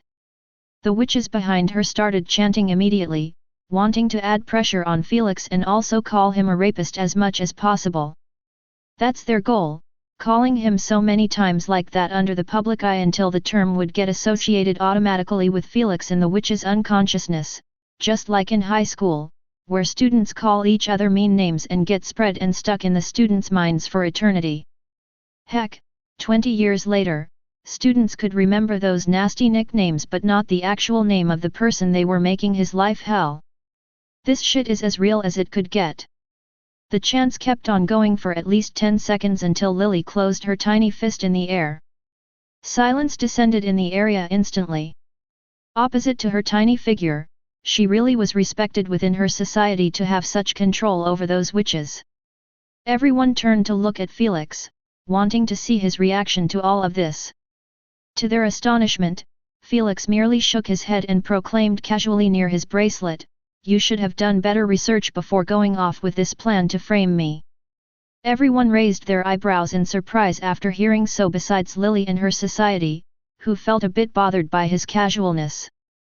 "Everyone here knows that without a doubt that your video is made up," Felix praised while glancing at everyone. "Not one of them is foolish enough to believe that someone with a sane mind would do such a thing in the academy when everyone is wearing AP bracelets." The witches nodded their heads as no matter how many rumors they read about the human race's extensive sex.u.a.ld.e.s.i.r.es, they knew that it was too soon an idiotic move for Felix to try and R.A.P.E someone. If this happened a year later, it could have been more believable, but now? Only retards would believe Lily's crap. Lily knew all along that it was almost impossible for others to believe her, especially if Felix simply gave permission to the Queen to disclose his whereabouts. Since he was in his house, he had a solid alibi. Though, she didn't care about any of this as she was planning on yelling to drown whatever he says and then retreat to avoid comforting those questions.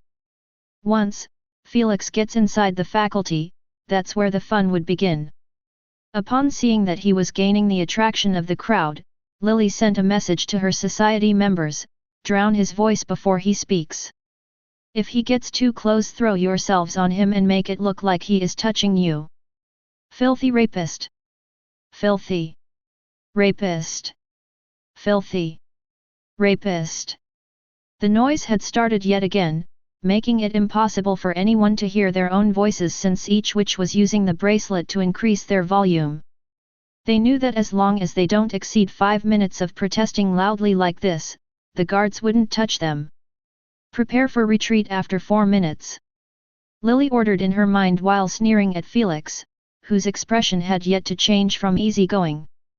Just as everyone was about to start assuming that he was going to accept the L for the day, Felix did the unexpected by projecting a humongous holographic contract that was visible to even witches who were watching from the faculty windows. The moment everyone saw 3 highlight terms in bright red, a collective silence had descended in the area as Lily and her society had their mouths closed shut at once.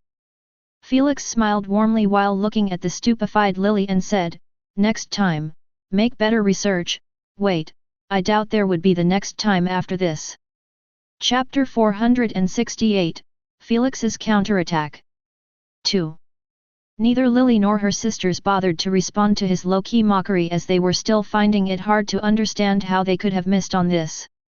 The contract that Felix showed was the one he signed with the headmistress and also a contract that every witch in the area was extremely familiar with. Hence, when they saw the 3 highlighted red terms, they knew that Felix's contract was modified from theirs. Those terms were as: Felix Maxwell isn't allowed to harm a witch by any means. If he broke this term, the Queen will inform the headmistress and dispatch the nearest guards in the area. Felix Maxwell isn't allowed to touch a witch without her consent.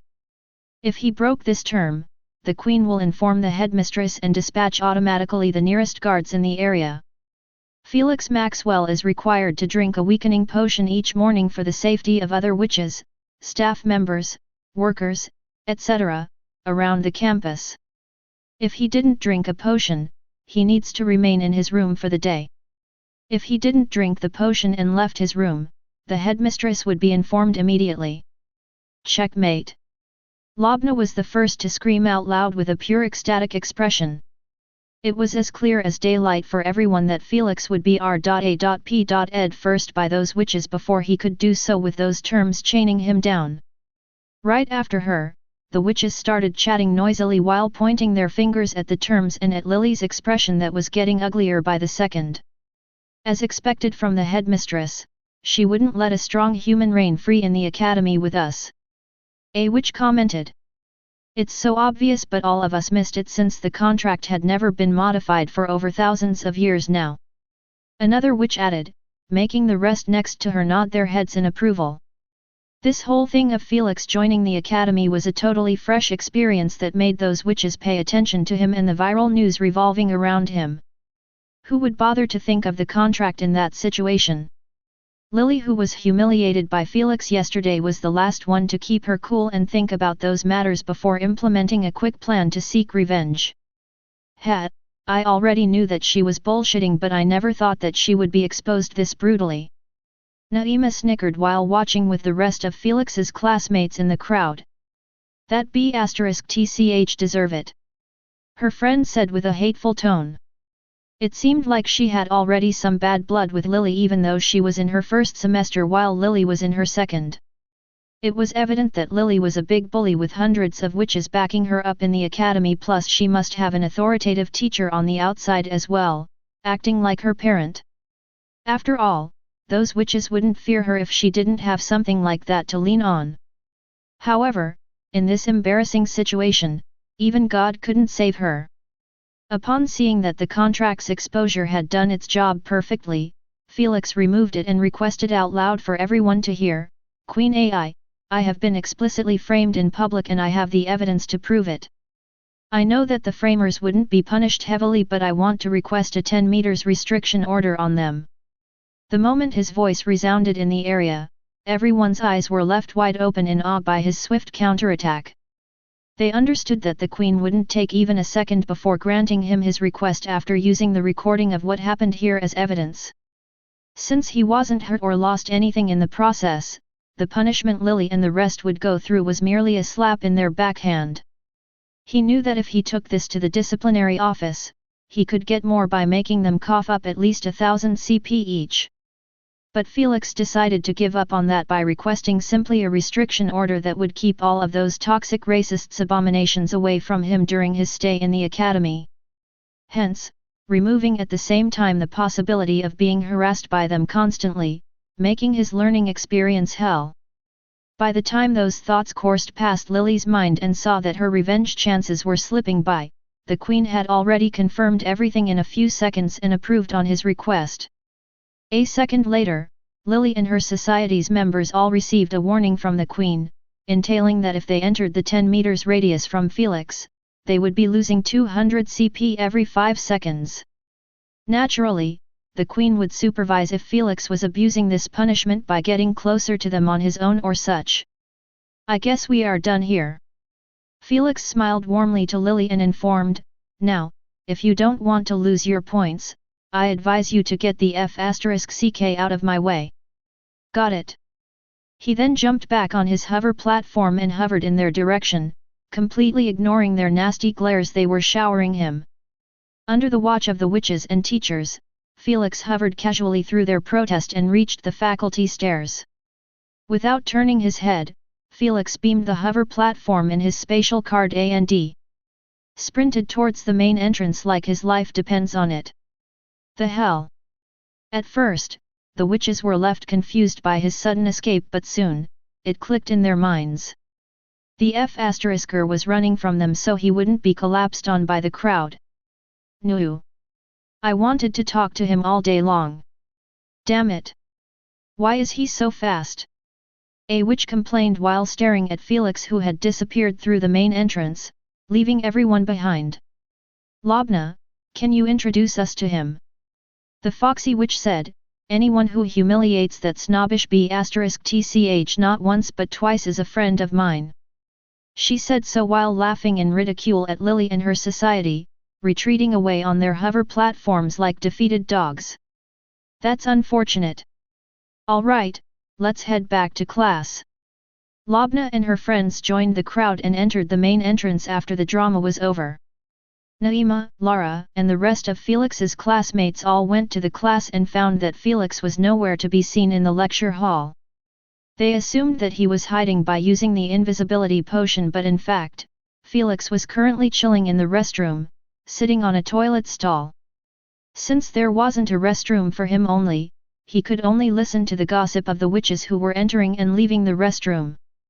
The main subject of their gossip was naturally about the fresh drama that had just happened. "This feels wrong on so many levels."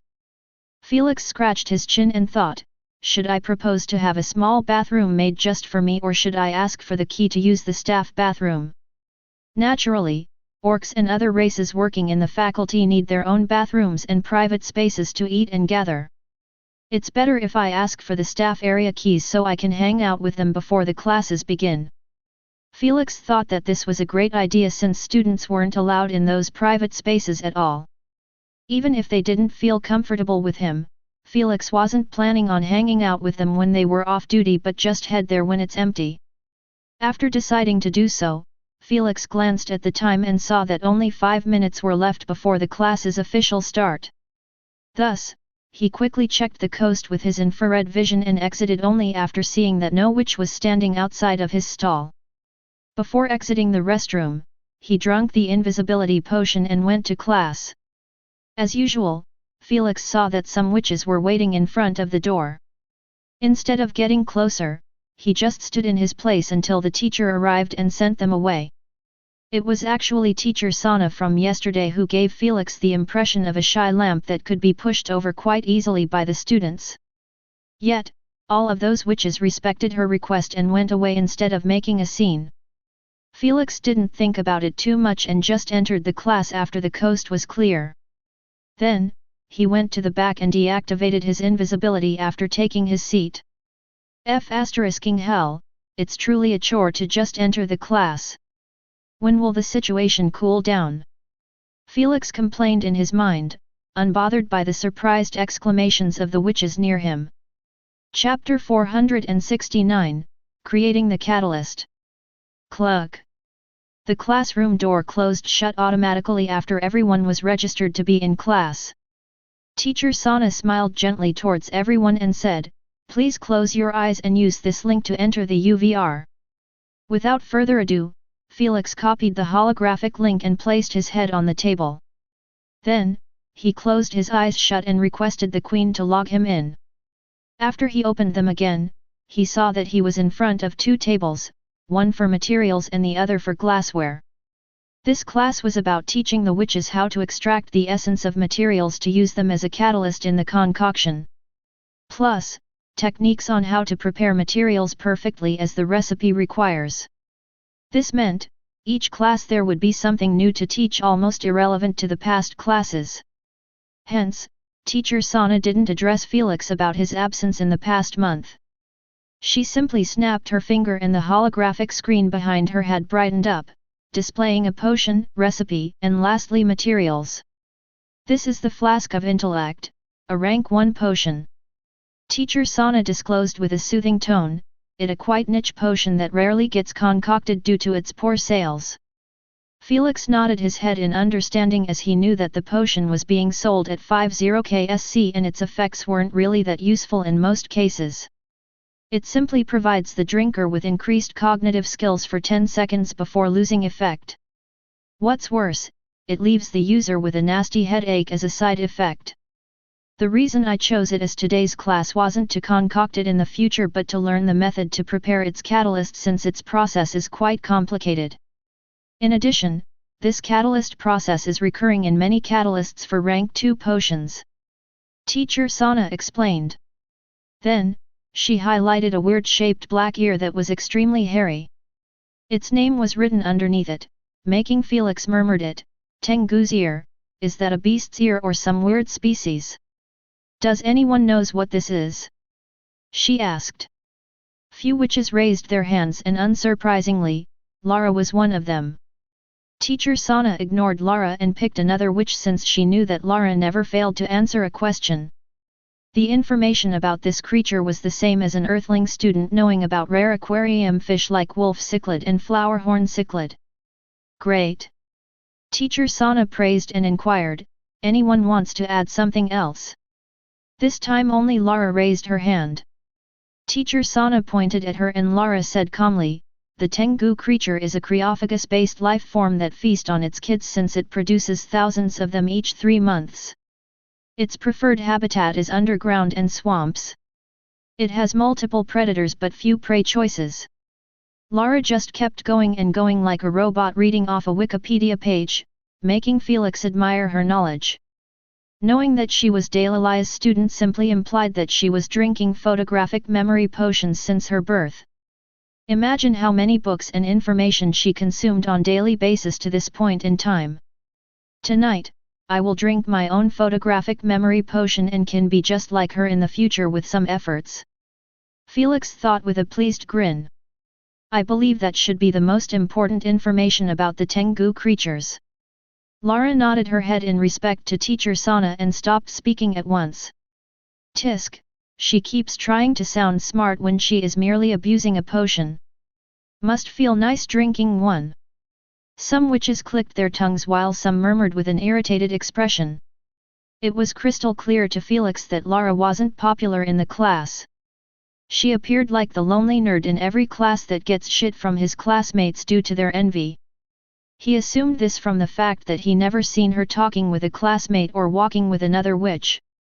Good job as always, Lara. Teacher Sana gave her a head nod in praise and pressed on the material Tengu's ear. Immediately after, the material had been materialized on everyone's preparation table with the equipment required to work on this specific material. Felix knew that it was done like this to not confuse the students with other pieces of equipment and gadgets, since there were plenty of them to deal with any potion recipe. To turn the Tengu's ear into a catalyst, first you are required to shave all the hair from it by using this small shaving device. Teacher Sana lifted a portable device that appeared just like a normal shaver for a beard and added, "Let me show you a few demonstrations and you ladies follow after me." Felix's lips twitched at being called a lady, but he didn't brood over it too much as he simply focused on Teacher Sana by zooming in on her. She brought it up close to the Tengu's ear, which was 30 centimeters long, and started shaving its black fur slowly and precisely. Her hand neither trembled nor did she blink as she kept sliding the shaver from bottle to top and left to right until she completely skinned it. If you were planning on concocting the potion, don't throw the fur as it is one of the subsidiary materials to concoct it, she advised while breathing at the skinned black ear, removing any strands left. Then, she placed it in a circular bowl and poured water on it. After doing so, she closed the lid and started shaking it hard while clarifying, "This is the second step, you need to keep shaking it for a few seconds until water touch all of it. Even the inside of the ear." Felix noted this down on his holographic side note, just like most witches in the class. The third step is taking it to the glassware table and switching the bowl to a large-sized beaker with precise measurements, she said while doing so, making the rest nod their heads in understanding. Then, she lifted the beaker and placed it on a burner while attaching it to a ring stand so it wouldn't fall off. Next, she poured 3 drops of a purplish liquid on the ear and swiftly turned on the burner. The liquid I poured is called satyr extract. It is capable of turning the ear softer and less resistant to heat, she clarified while enlarging the beaker in the screen to allow them to see what's going on. Wouldn't it affect the catalyst though? Felix pondered. The catalyst is the most important ingredient in concoction since it enhances the chemical reaction between the main ingredient and subsidiary.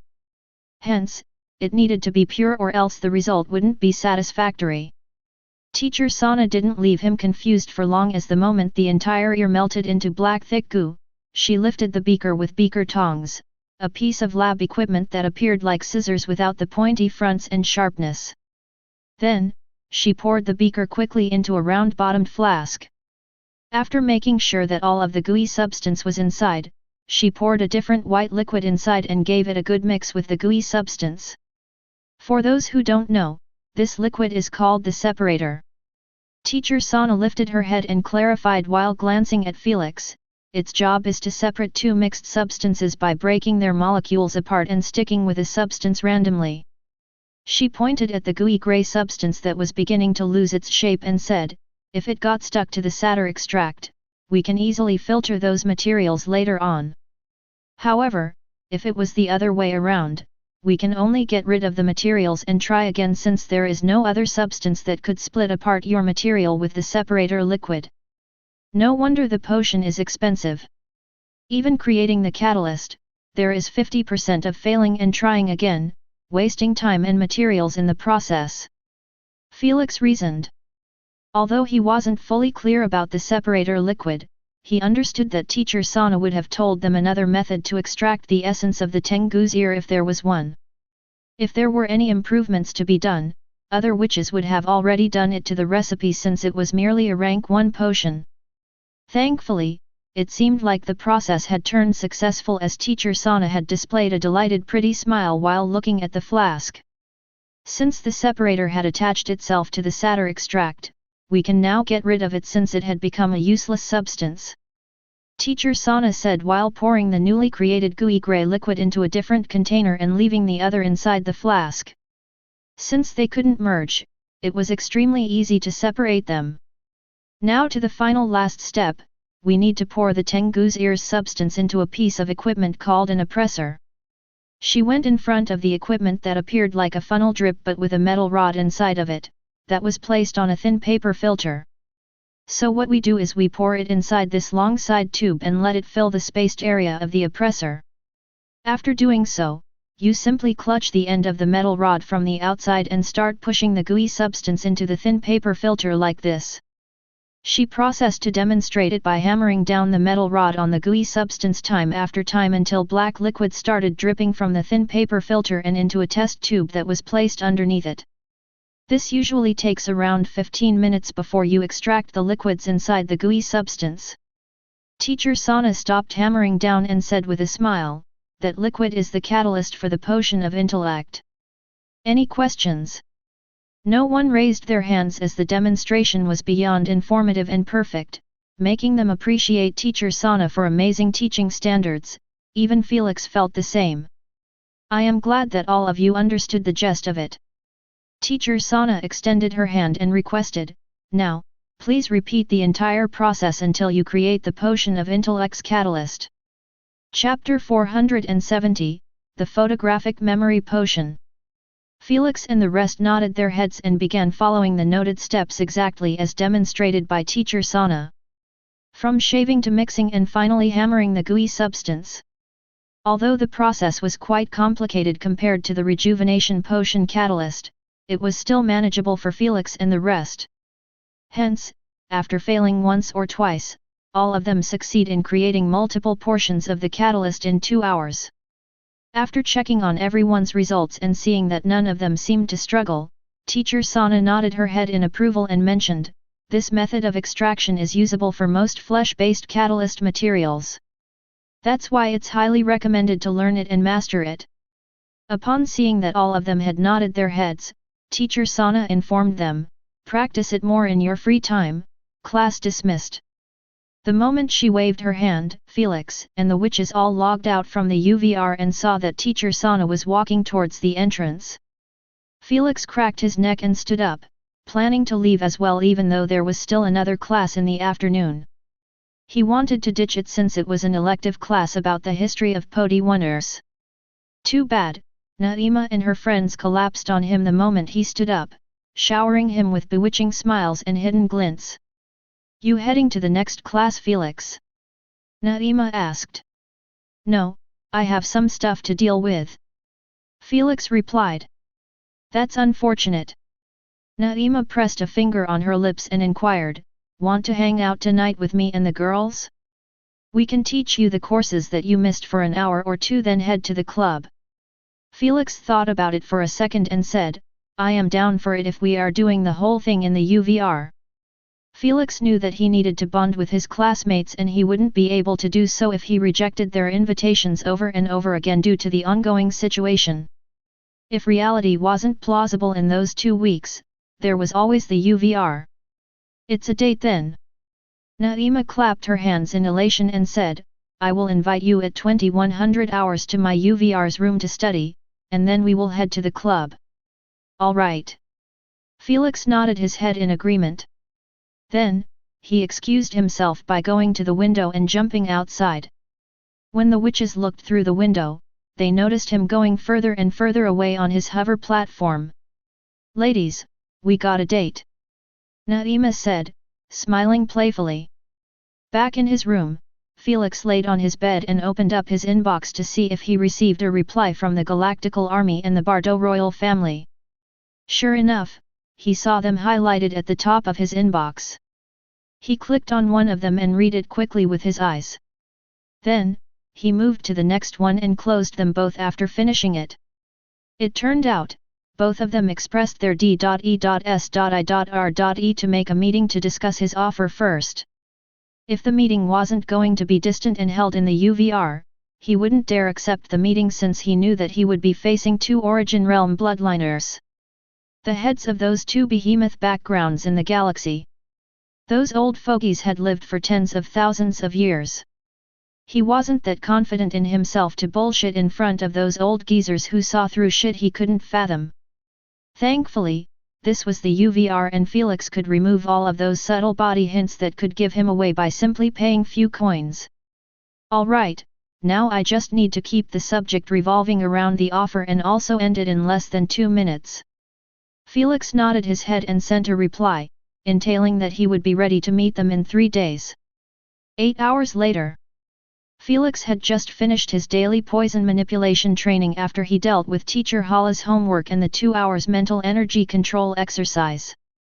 He started to see a major improvement in that department as now he could successfully eliminate 15% of the microorganisms with his mental energy. He knew that it would be easier to improve now, but the higher percentage he reached, the higher the difficulty would increase. Still, based on Lady Sphinx's comments, he was doing much better than witches in their childhood. It might not be a fair comparison, but Felix had just entered the whole potion world in less than 2 months. So, his pace was extremely fast. Soon, it is going to increase even further after he drinks the photographic memory potion. 24 hours had gone by and he stopped training just to drink it. He quickly beamed it in his hand and took a deep breath to prepare himself for its nasty taste. Then, he gulped its entire content in one go and swallowed it with some difficulty.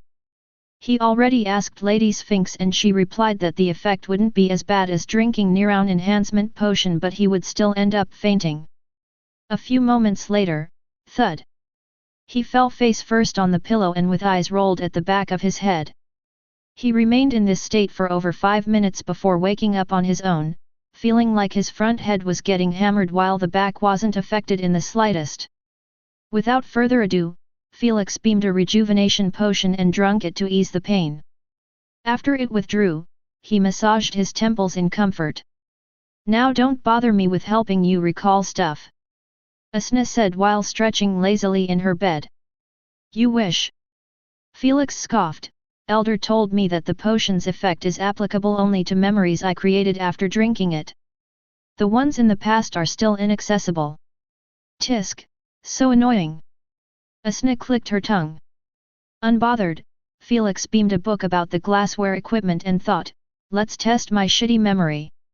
I still have 2 hours before meeting with the girls. This was the best way to make sure if his memory truly improved or not, since the book about equipment had hundreds upon hundreds of them. Since he drank the Neuron Enhancement Potion, his reading speed had increased by 4 times than normal, making him spend merely half a minute reading an entire page. In this book, each page had only one piece of equipment and its full description, shape, uses, and the do's and don'ts during the preparation. This implied that Felix was devouring useful knowledge every 30 seconds and registering it in his memory to be recalled later on easily. 30 seconds after 30 seconds. Sometimes, he flips the page at 20 seconds like he was in a race with someone. So boorish. Lady Sphinx curled her lips at the sight. She disliked this way of reading as it doesn't allow the readers to truly appreciate the words and the wisdom within them. That's why she was always reading slowly, even though she could finish a book in under a minute if she wanted. Though, she understood that Felix was missing way too much knowledge to waste time appreciating the words. In 1 hour and a half, Felix had fully read the entire book without even changing his sitting posture. Only after he closed it shut did he break out of the zone. When he glanced at the time and saw that he actually still had half an hour to spare, he raised his eyebrows in astonishment. Yet, what amazed him even more was the fact that he could actually recall even the tiniest word if he wanted to remember it. It was like the entire book opened up in his mind and let him read it again. Felix focused on a piece of equipment called a retort flask and tried to recall its uses. Instantly he started murmuring, "Retort flask, a vessel used for distillation of substances that are placed inside and subjected to heat. The simple form of retort, used in some laboratories, is a glass or metal bulb having a long, curved spout through which the distillate may pass to enter a receiving vessel." Instead of pausing, he kept going and going until he realized that he just recited the entire page. A wide elated grin emerged on his lips as he thought, this combination of potions is truly worth every dime for it. Then, you better start studying and take advantage of them instead of hitting the club.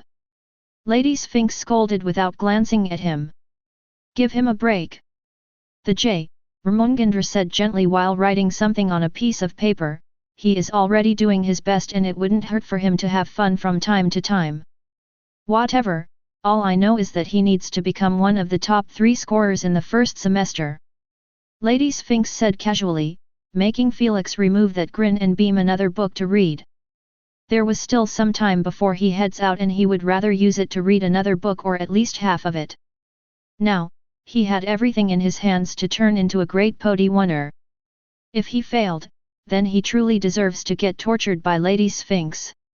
Chapter 471, Getting Closer to His Classmates. Half an hour later, Felix's bracelet started vibrating, breaking him out of his focused state. When he glanced at it, he noticed that it was from Naima sending him an invitation link to her UVR's room. Since it wasn't accompanied by a contract, it entailed that it was completely safe for Felix to enter and leave any time he wanted. After all, the UVR's rooms were private spaces for the users and they could do whatever they wanted in it and to whomever they invited. That's why a contract to warn the guests exists in those situations. Hopefully, I will learn something from them. Felix wished while closing his eyes, logging into the UVR. Then, he accepted the invitation and got teleported straight away. When he opened his eyes again, he found himself in a cozy lounge with 4 couches placed around a circular wooden table. Naima and 4 of her friends were sitting around the table that had multiple books placed on it. Some were wide open while some were closed and left in the corner. Upon seeing Felix, their chatter stopped at once while their eyes brightened up. You came just in time. Naima stood up and gave him a quick hug as a greeting before gesturing with her hand for him to take a seat next to them. Felix nodded his head at his classmates and chose to sit on Naima's couch since it wasn't crowded. All right, you said that you have skipped a month of classes. Since we have 8 mandatory classes per week, this meant you actually missed 32 classes. This without mentioning the elective classes. Surprisingly, Naima's playful expression had been swapped to a stern and serious one the moment she started speaking about the studies. Felix could only nod his head in agreement. We only have 2 hours before we hit the club, so let's start with the subject that you have the most difficulty in. A graceful beauty with a mole next to her violet eyes proposed while showing Felix a hologram that had the names of the classes that he missed. Felix glanced at the hologram and read the classes' names one by one while trying to remember which subject gave him the most trouble.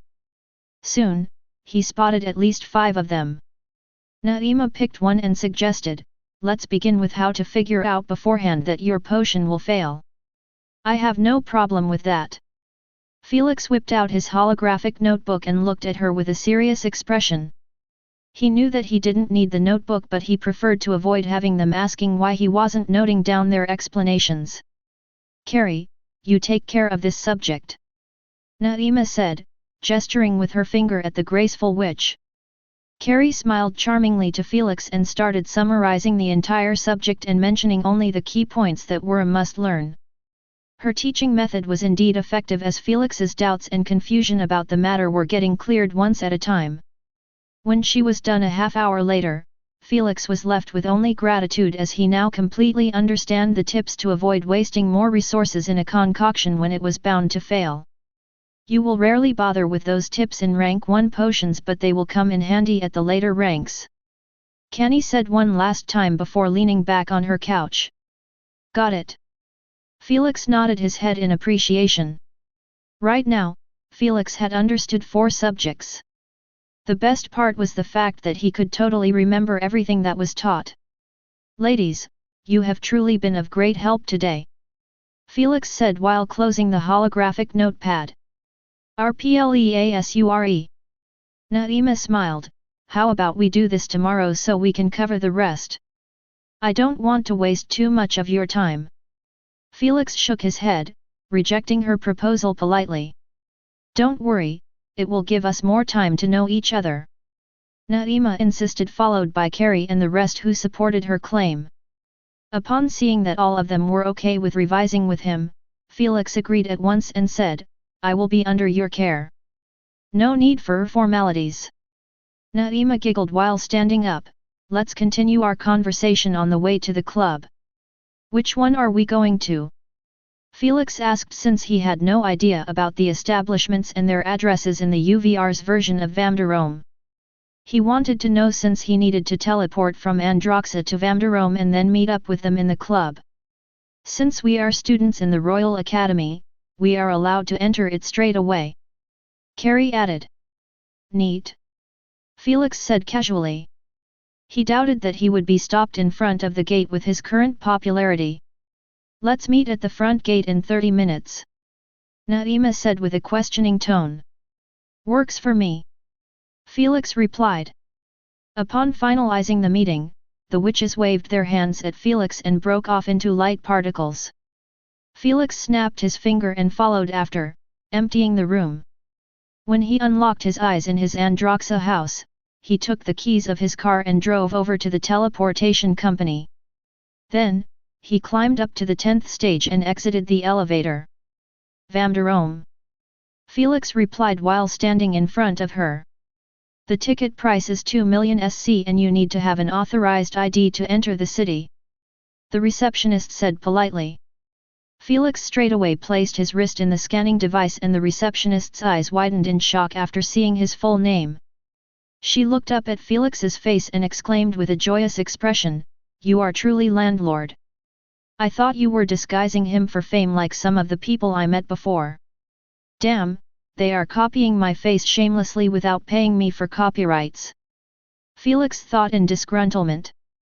He totally forgot that the more famous he got, the higher the chances of having his face getting copied and utilized as a means for fake fame, scam, and all kind of funny stuff. Heck, if a female was a die-hard fan of his, she wouldn't hesitate to pay a man to copy Felix's exterior and make him nail her to get somewhat of the satisfaction of doing it with her idol. Or just do it with a dummy AI that looked exactly like Felix. So much weird shit like this was being done in the UVR, and Felix had no idea how his face was currently being abused, literally. Queen, I want my face to be copyrighted right away and anyone who wants to use it for a single day must pay 1000 SC, Felix informed while smiling charmingly to the receptionist, who was clearly his fan. Can I get a selfie with you? She asked, a bit abashed. Make it quick. Felix nodded his head and went behind the desk. After seeing that she had her bracelet prepared, he smiled faintly while the receptionist was doing a peace sign with a wide smile. Click.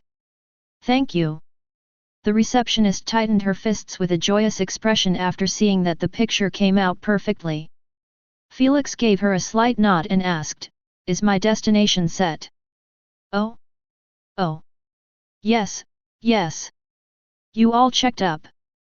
The receptionist broke out of her happiness and nodded her head quickly. Felix went to pick one of the empty circles straight away. The entire floor had only 3 or 5 travelers since it was meant only 5 destinations and Vamdarom was one of them. The upper floor had another 5 destinations, and it keeps going like this until the very top. It was divided like this to make the VIP payers more comfortable instead of jamming all of them on one floor like the commoners downstairs. Hence, Felix didn't meet any further surprises as he entered the circle and pressed start. Just as his body was about to start deconstructing, the receptionist called out loud quickly, "Can you really concoct potions?" "You already know the answer," Felix said, showing one last smile before he teleported to Vamdarom, the UVR Witch Empire's greatest city. Upon hearing so, the receptionist thought about it for a second before slapping her forehead. He is teleporting to Vamdarom and he has access to it. It only meant that the rumors spreading in the kingdom are the truth. Hehe, concoct potions or not, I don't care. I have a selfie with him and those B****s in my media page would sure envy me to death. The receptionist opened up the selfie and stared at it with a love-struck expression, not bothering to deal with the newest client on the floor. Miss. Chapter 472, Bad Treatment in the Campus. Meanwhile, Felix had already gotten outside of the teleportation circle on the other side and was currently in the elevator specified for VIP customers. After he reached the ground floor, he walked through a path that wasn't leading to the main gate where hundreds of people were gathering. In short while, he emerged outside of the building and into a side street that was semi-packed with pedestrians from hundreds of different races, making anyone feel overwhelmed by the sheer differences in shapes, figures, sizes, colors, etc. Still, the witches were the majority of them, and since Felix wasn't in the academy, those witches were all wearing their own fancy clothes, making them appear like models on a runway. Meanwhile, the building's architecture was somewhat the same as Vamderome in real life, castles representing companies, establishments, etc., while other Victorian-like houses were for shops and residency. Felix stopped at the sidewalk and ordered a cab with his bracelet. A couple of minutes later, his cab arrived and he straightway told the driver his destination after getting inside. The driver was a dog species halfling, as Felix could see that he had furry ears above his head and a dog-like nose. He appeared quite gloomy as kept driving silently without bothering to chat with Felix to pass time as most taxi drivers do.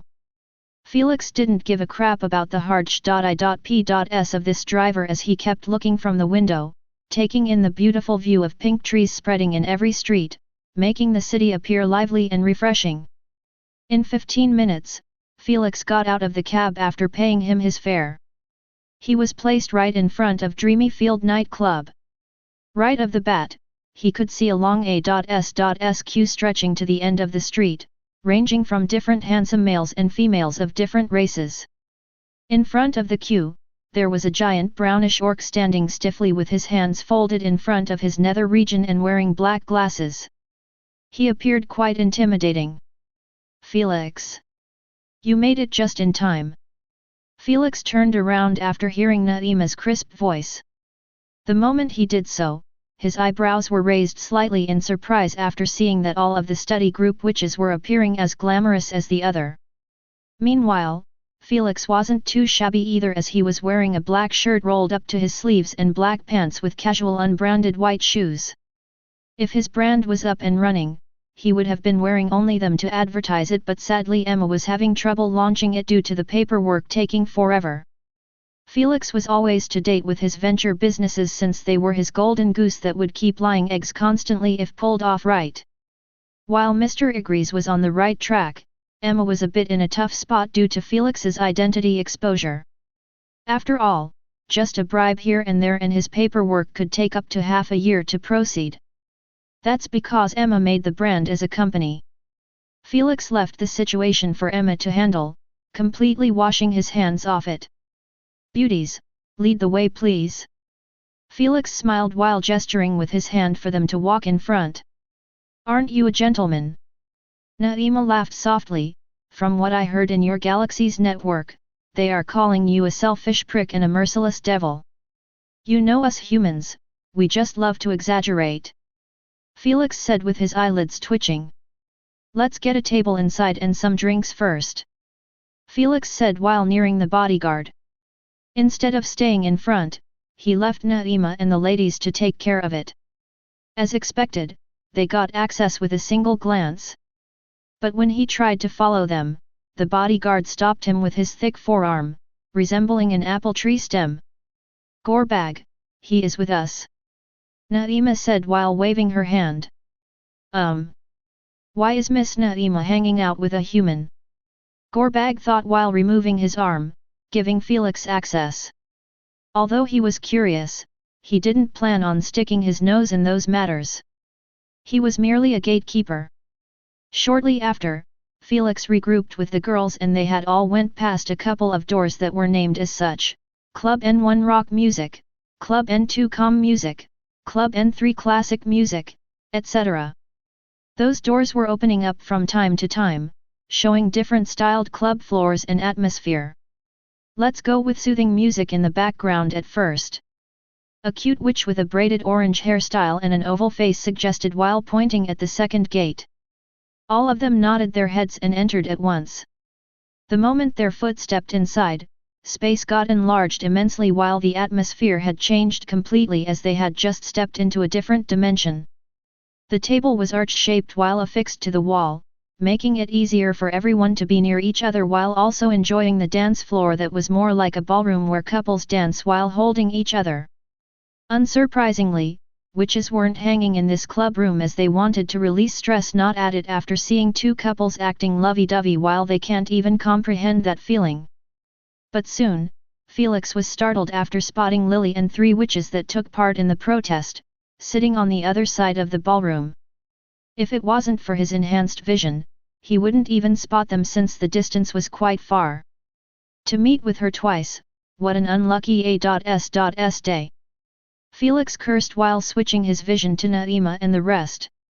Ladies, mind telling me what's the problem with the racist mushroom? Felix inquired while gesturing with his head at Lily and her friends.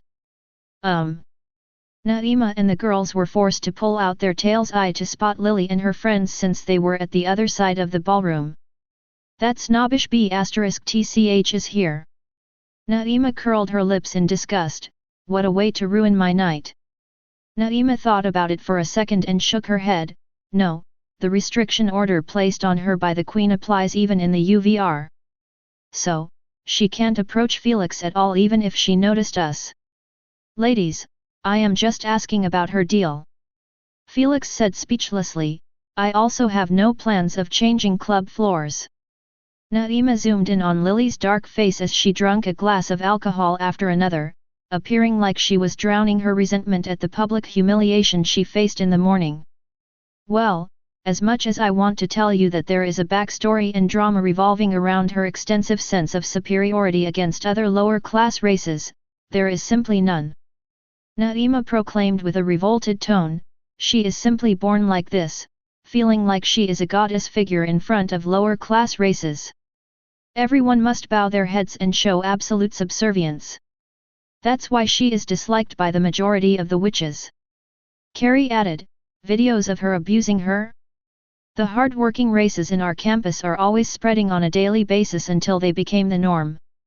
Sadly, that caused everyone to start fearing the witches entirely, thinking that we will deal with them like that if we ever flipped or something.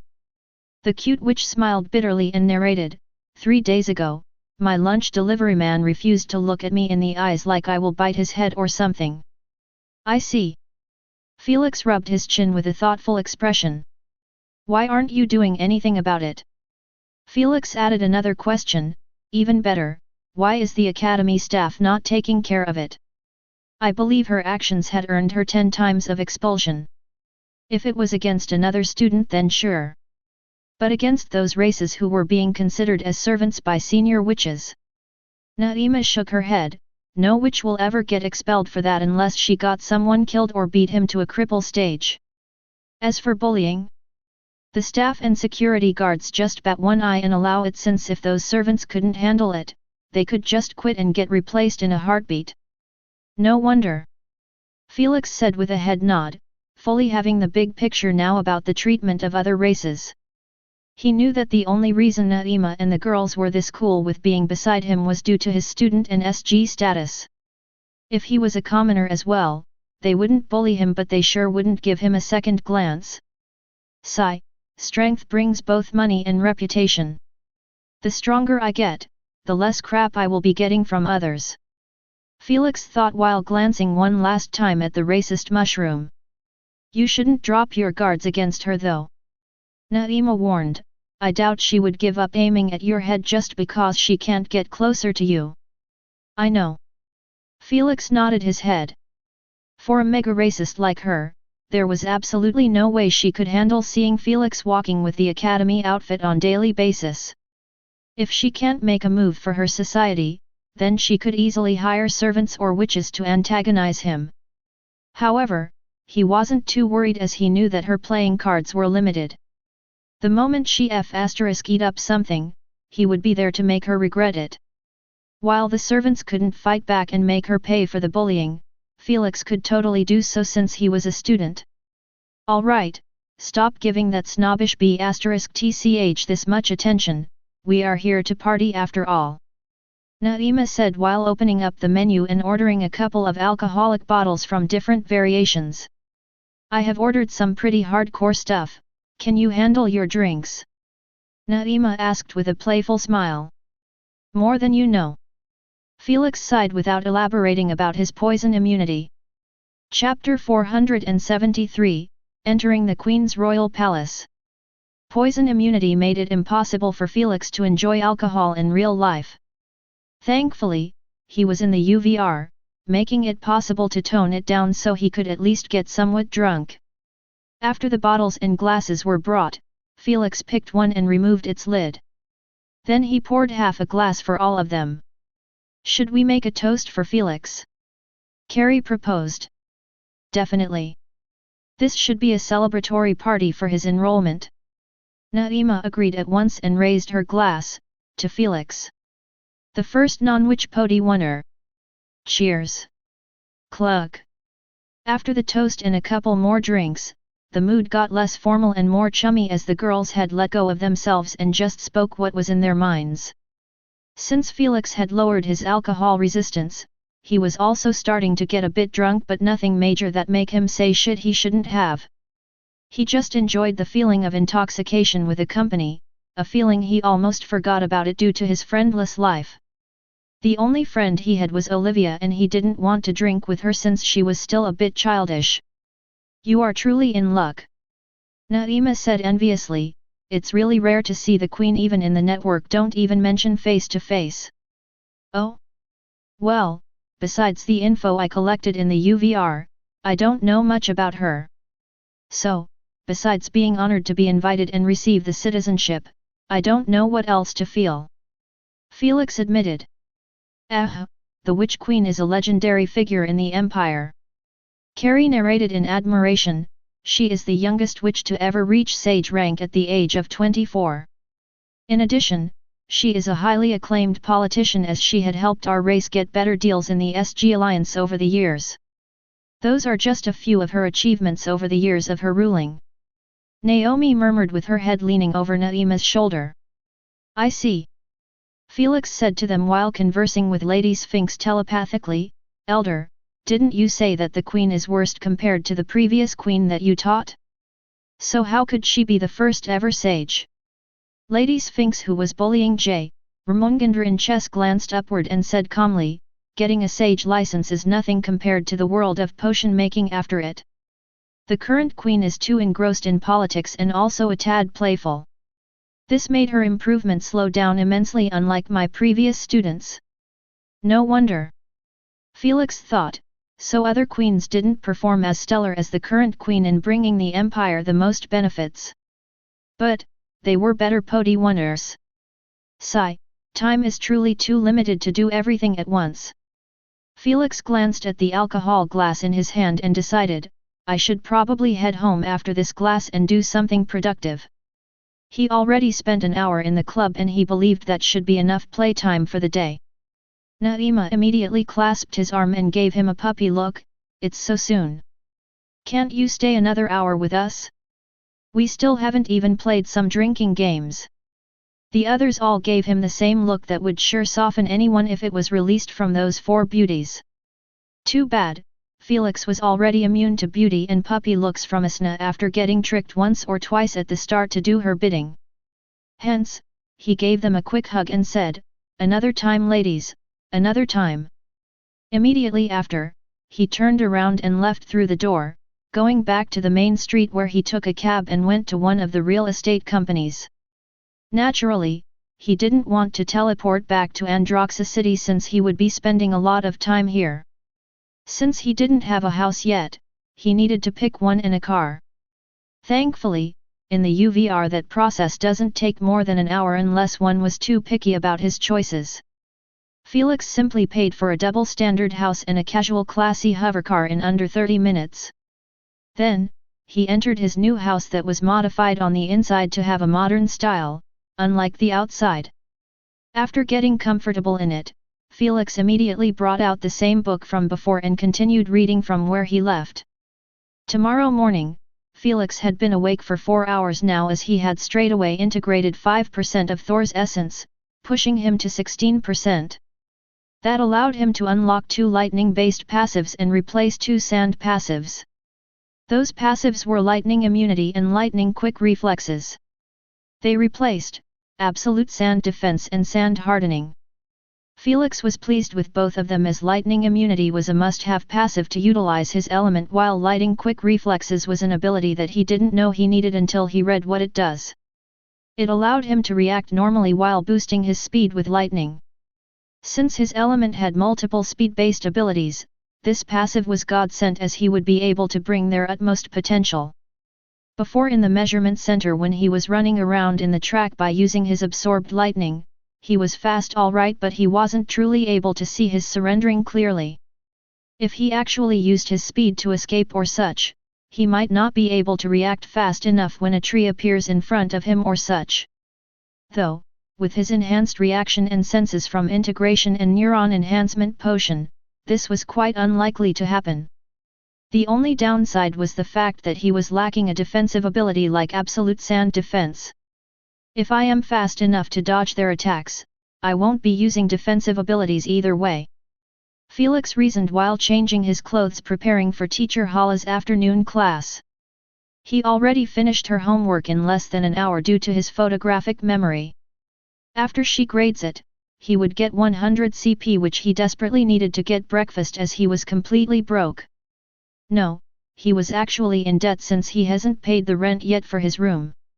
It cost exactly 400 CP each month. The day after, Felix was preparing in his new house for the meeting with the Witch Queen that was supposed to begin in under 30 minutes. Unfortunately for Felix, this was planned to be a public bestowal where multiple authoritative figures from all over the galaxy would be invited to spectate it. Even the media was allowed to stream it in the network of each galaxy. As for their questions about the whole matter, he merely kept using the organization's contract as a shield to avoid answering them. After he picked a formal outfit that highlighted his new look, Felix murmured before the reflection, "Hopefully, no one will zoom on my face lest they get nightmares at night." "Hey, I doubt you truly mean it, prick." Asna scoffed. Uncaring about her taunt, Felix kept fixing his hair for a few minutes. When he was satisfied by it, he glanced at the bracelet and noticed that only 20 minutes were left. Time to go. Felix opened up an invitation link and accepted it straight away. He was requested by Dalilah to make an early appearance in the event so the Queen could grab a quick chat with him. He didn't know what she wanted to talk about but he knew that it was probably not going to be about Lady Sphinx since both Dalilah and the headmistress didn't mention her at all to him. Felix didn't know that Lady Sphinx was residing in their consciousness space. If he knew about it, it wouldn't be too peculiar. Whoosh! When Felix opened up his eyes, he found himself in a colorful garden with human maids walking back and forth with quicker steps, carrying exquisite silver plates and glasses. They were placing them carefully and meticulously on tables that were positioned in perfect order in the garden. When Felix looked around him, he noticed 20 solid and round towers, forming an almost perfectly squared barrier around this marvelous castle that was connected by towering, vast walls made of light green stone. Well-crafted glass windows were scattered generously around the walls in a fairly symmetrical pattern. Statues of breathtaking goddesses were situated inside multiple fountains that were making Felix bath in refreshing breeze and sound of water constantly gushing out. This must be the most beautiful and relaxing garden I have ever visited in my life. Felix murmured genuine praise while continuing to take in the view. "I am glad that you share the same opinion as I." A voice full of grace and poise resonated in Felix's ears out of nowhere, making him flinch a little. Chapter 474, Senior Sister Allura. Upon seeing that no one was in front of him, Felix slowly turned around and his pupil couldn't help but enlarge reflexively at the sight of a dazzling beauty who was shining under the rays of sunlight. Standing 5 feet 7 inches tall, this pale-skinned woman had a respectable feel about her. A particularly notable feature was her enticing smell and her warm smile that was giving her an approachable feel. She had an oval face with a square jaw, a straight nose, small lips, and her brown eyes were narrow. Her deep brunette hair, dyed black, was elbow-length, dull, and was left freely to cover her N.A.K.E.D shoulders due to her magnificent attire. She was wearing complimentary eyeliner and apricot lipstick, showing that although she was already too beautiful that was blinding, she was still self-conscious about her looks, either that or she must truly love makeup. There was absolutely no wrinkle in her face making her appear just like she was in her 20s unlike Dalilah and the headmistress. "Meh, still not as pretty as me."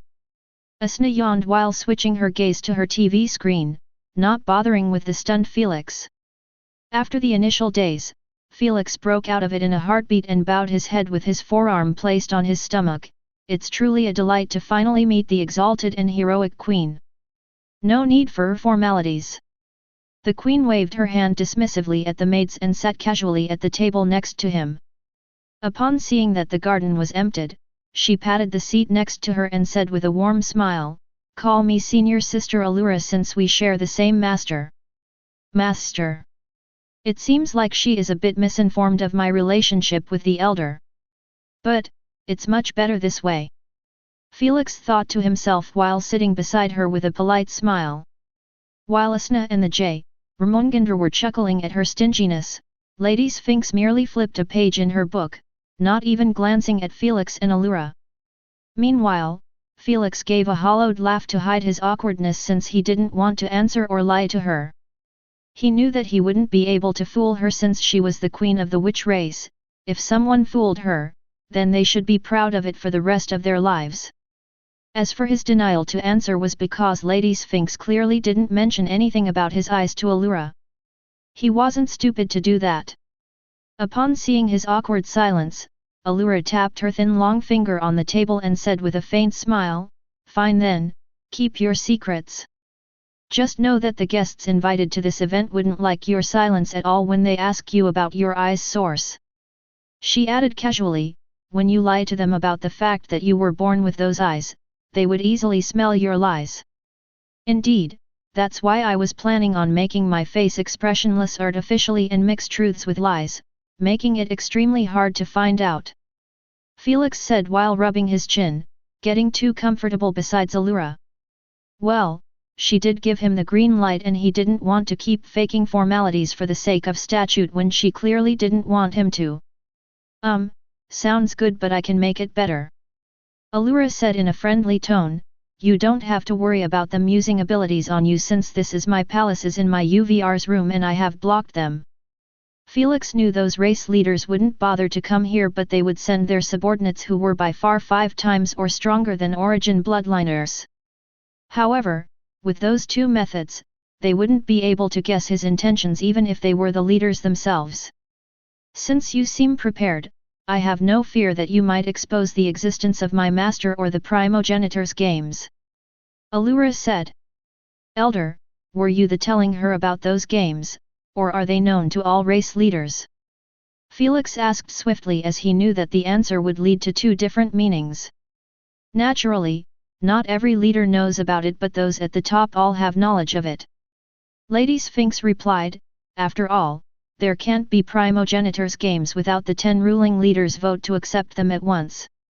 Since their authority is tremendous, only those at the upper part of the inner circle managed to receive the news of the decision.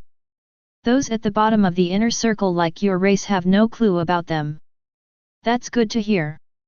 Upon hearing so, Felix sighed in relief mentally. In his eyes, the later the humans knew about the primogenitors the better since his bottles might get associated with the primogenitors if they failed to understand them or research them.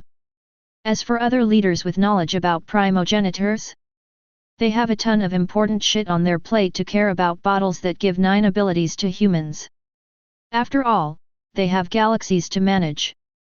But, if those bottles did spread further and further, reaching the hundreds, they might attract their attention. Or if they simply watched Felix's upcoming UISG games.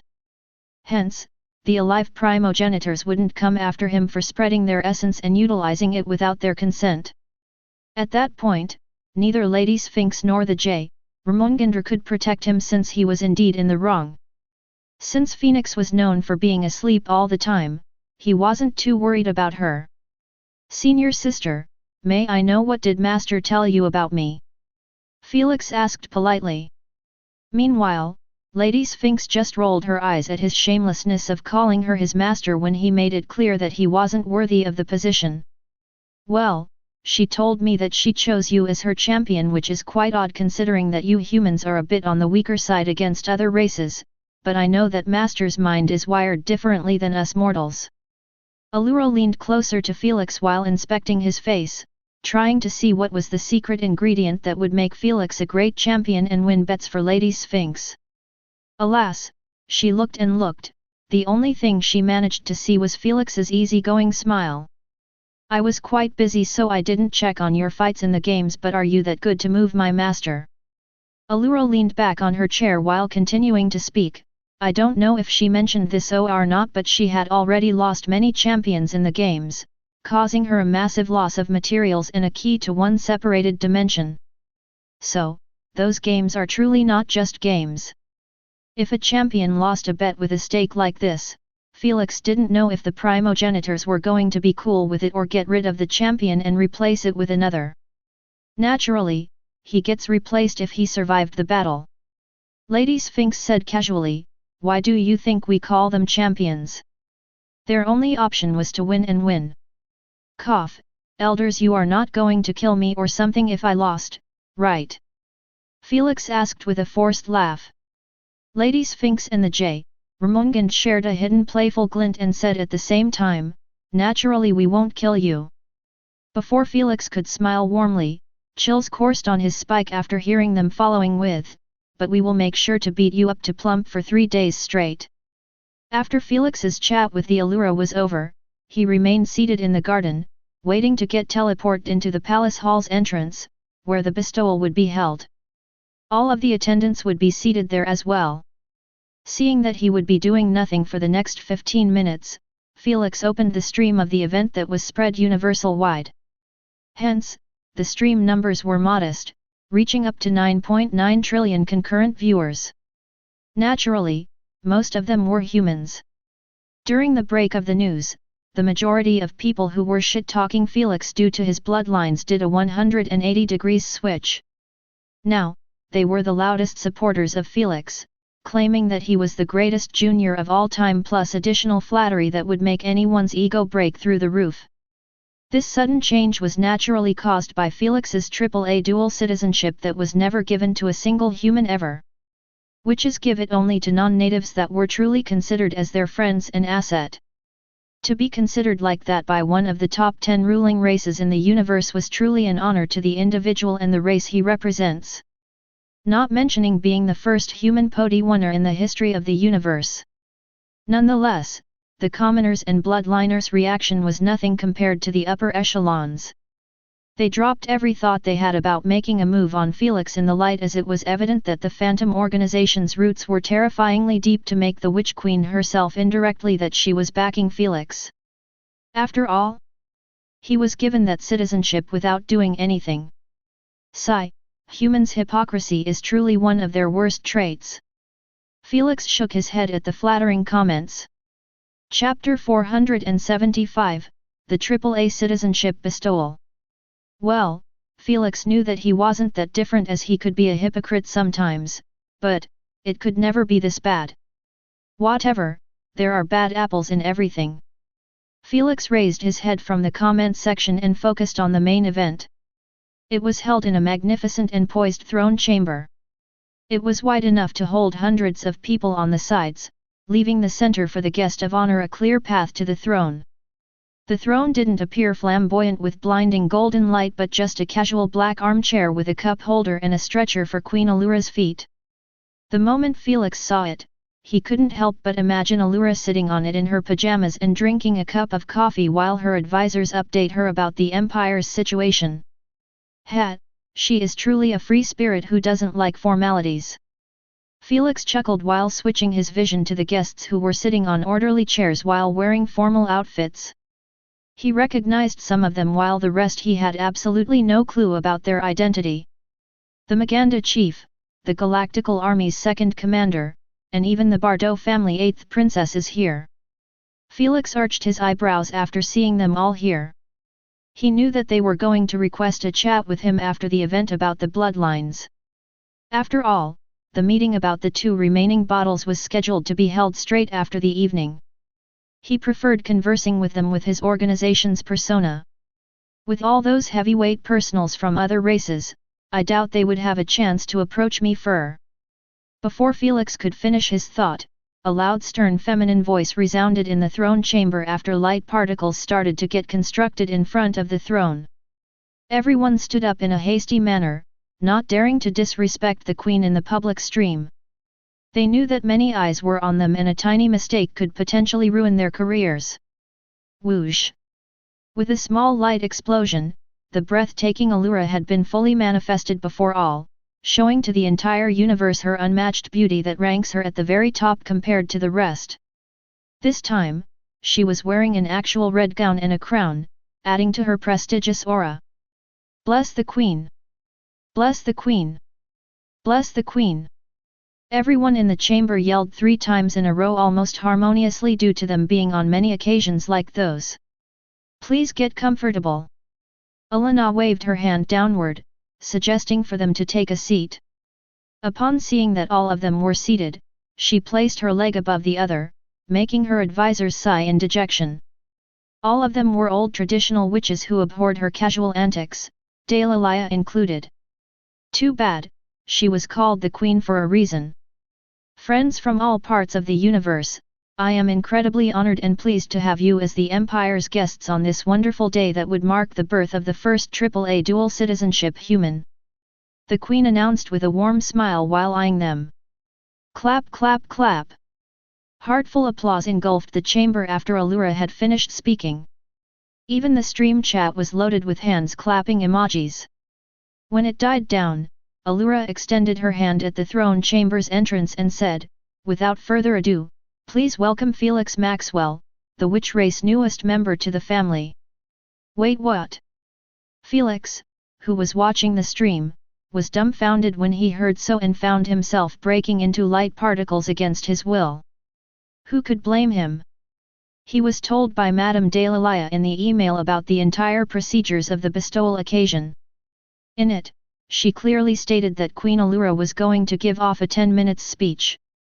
Unbeknownst to him, Dalilah and the advisors were currently on the verge of pulling their hair out at Allura, who ditched the speech that was prepared with their blood and sweat. Meanwhile, Felix had gotten his shit together swiftly and followed the procedures given to him down to the last detail. He was bowing his head left and right with a polite smile while walking forward with slow steps as a rain of applause kept raining on him. Felix didn't feel appreciative at all by their applause as he had done nothing to warrant it. Plus, they were doing so merely as formalities. As he reached 4 meters away from Queen Allura, Felix bowed his head slightly and proclaimed in respect, Felix Maxwell greets the Queen. Raise! Queen Allura commanded, sounding more like a request with her warm voice. Felix lifted his head and came eye to eye with Queen Allura while his face remained composed. Soon, his cousins started to recall the time he was practicing in the gym with them, a mere commoner that could be stepped on quite easily in this new era. While they moved only an inch further, Felix had already traveled hundreds of kilometers, reaching heights no other human had ever reached. At least, no human was conferred personally by the Witch Queen herself at the age of 20. This made them somewhat bitter and envious, but at the same time happy to share the same last name as him in blood. They knew that the Maxwells were going to ride on his coattails whether he wanted to help them personally or not. As long as he kept going at this monstrous pace, people would try to help them out on their own for a chance to gain some goodwill. Sigh, this makes me feel like tens of years had passed by, but in reality, only 3 had gone by. Abraham let out a long exhale with a pensive expression. We only see the results and fruits of his labor and think that he had it easy and quickly. Charlotte drank a sip of her tea and said in admiration, however, none of us could have done the same if we were given the same opportunity by that phantom organization. I disagree. Robert slammed the table and boasted with a smug grin, no one is capable of achieving what my grandson did. Not just us. He is built differently. All right, easy now. Albert waved at Robert and gestured with his head at the stream that was showing Queen Allura presenting a floating white glittering paper. Felix Maxwell, do you accept being a citizen of the Forsythia Witch Empire, an upright and valuable member of the society, and promise to always uphold the Empire's standards? Without a hint of hesitation, Felix proclaimed loud and clear, I do. Immediately after his voice resounded in the chamber, the contract exploded into colorful light particles, leaving behind one sentence that would be etched in the history of the Witch Empire. Citizen Felix Maxwell, welcome to the Forsythia Witch Empire. Phew phew, boom boom. Splendid fireworks were released above the royal's palace, showing their memorizing beauty to the stream viewers and also those within the chambers from the windows. The Maganda chief looked at the fireworks, then at Felix, and thought, is it too late to matchmake him with my daughter? However, upon seeing how Felix was perceived by other guests in the chamber, he removed that thought from his mind, as he knew that Felix was currently a trouble magnet. He had no intentions of making his daughter associate with him lest she ends up getting targeted to lure out Felix from the campus or something. For those two eyes, everything was possible. After 15 minutes, everyone was sent to the back garden to socialize and dine. Felix was currently sitting at a table with random guests he never saw before. They were all low-key grilling him with casual questions and jokes about his eyes and personal life. From time to time, they seep in his grandfather and his family in the conversation as non-direct threatening attempts. Alas, Felix was fending off everything left and right with an expressionless face, making it impossible to see if their words had taken effect on him or he was bullshitting everything. Sigh, there is still another hour of this half-assed interrogation. Felix sighed in his mind while nodding his head to their replies expressionlessly.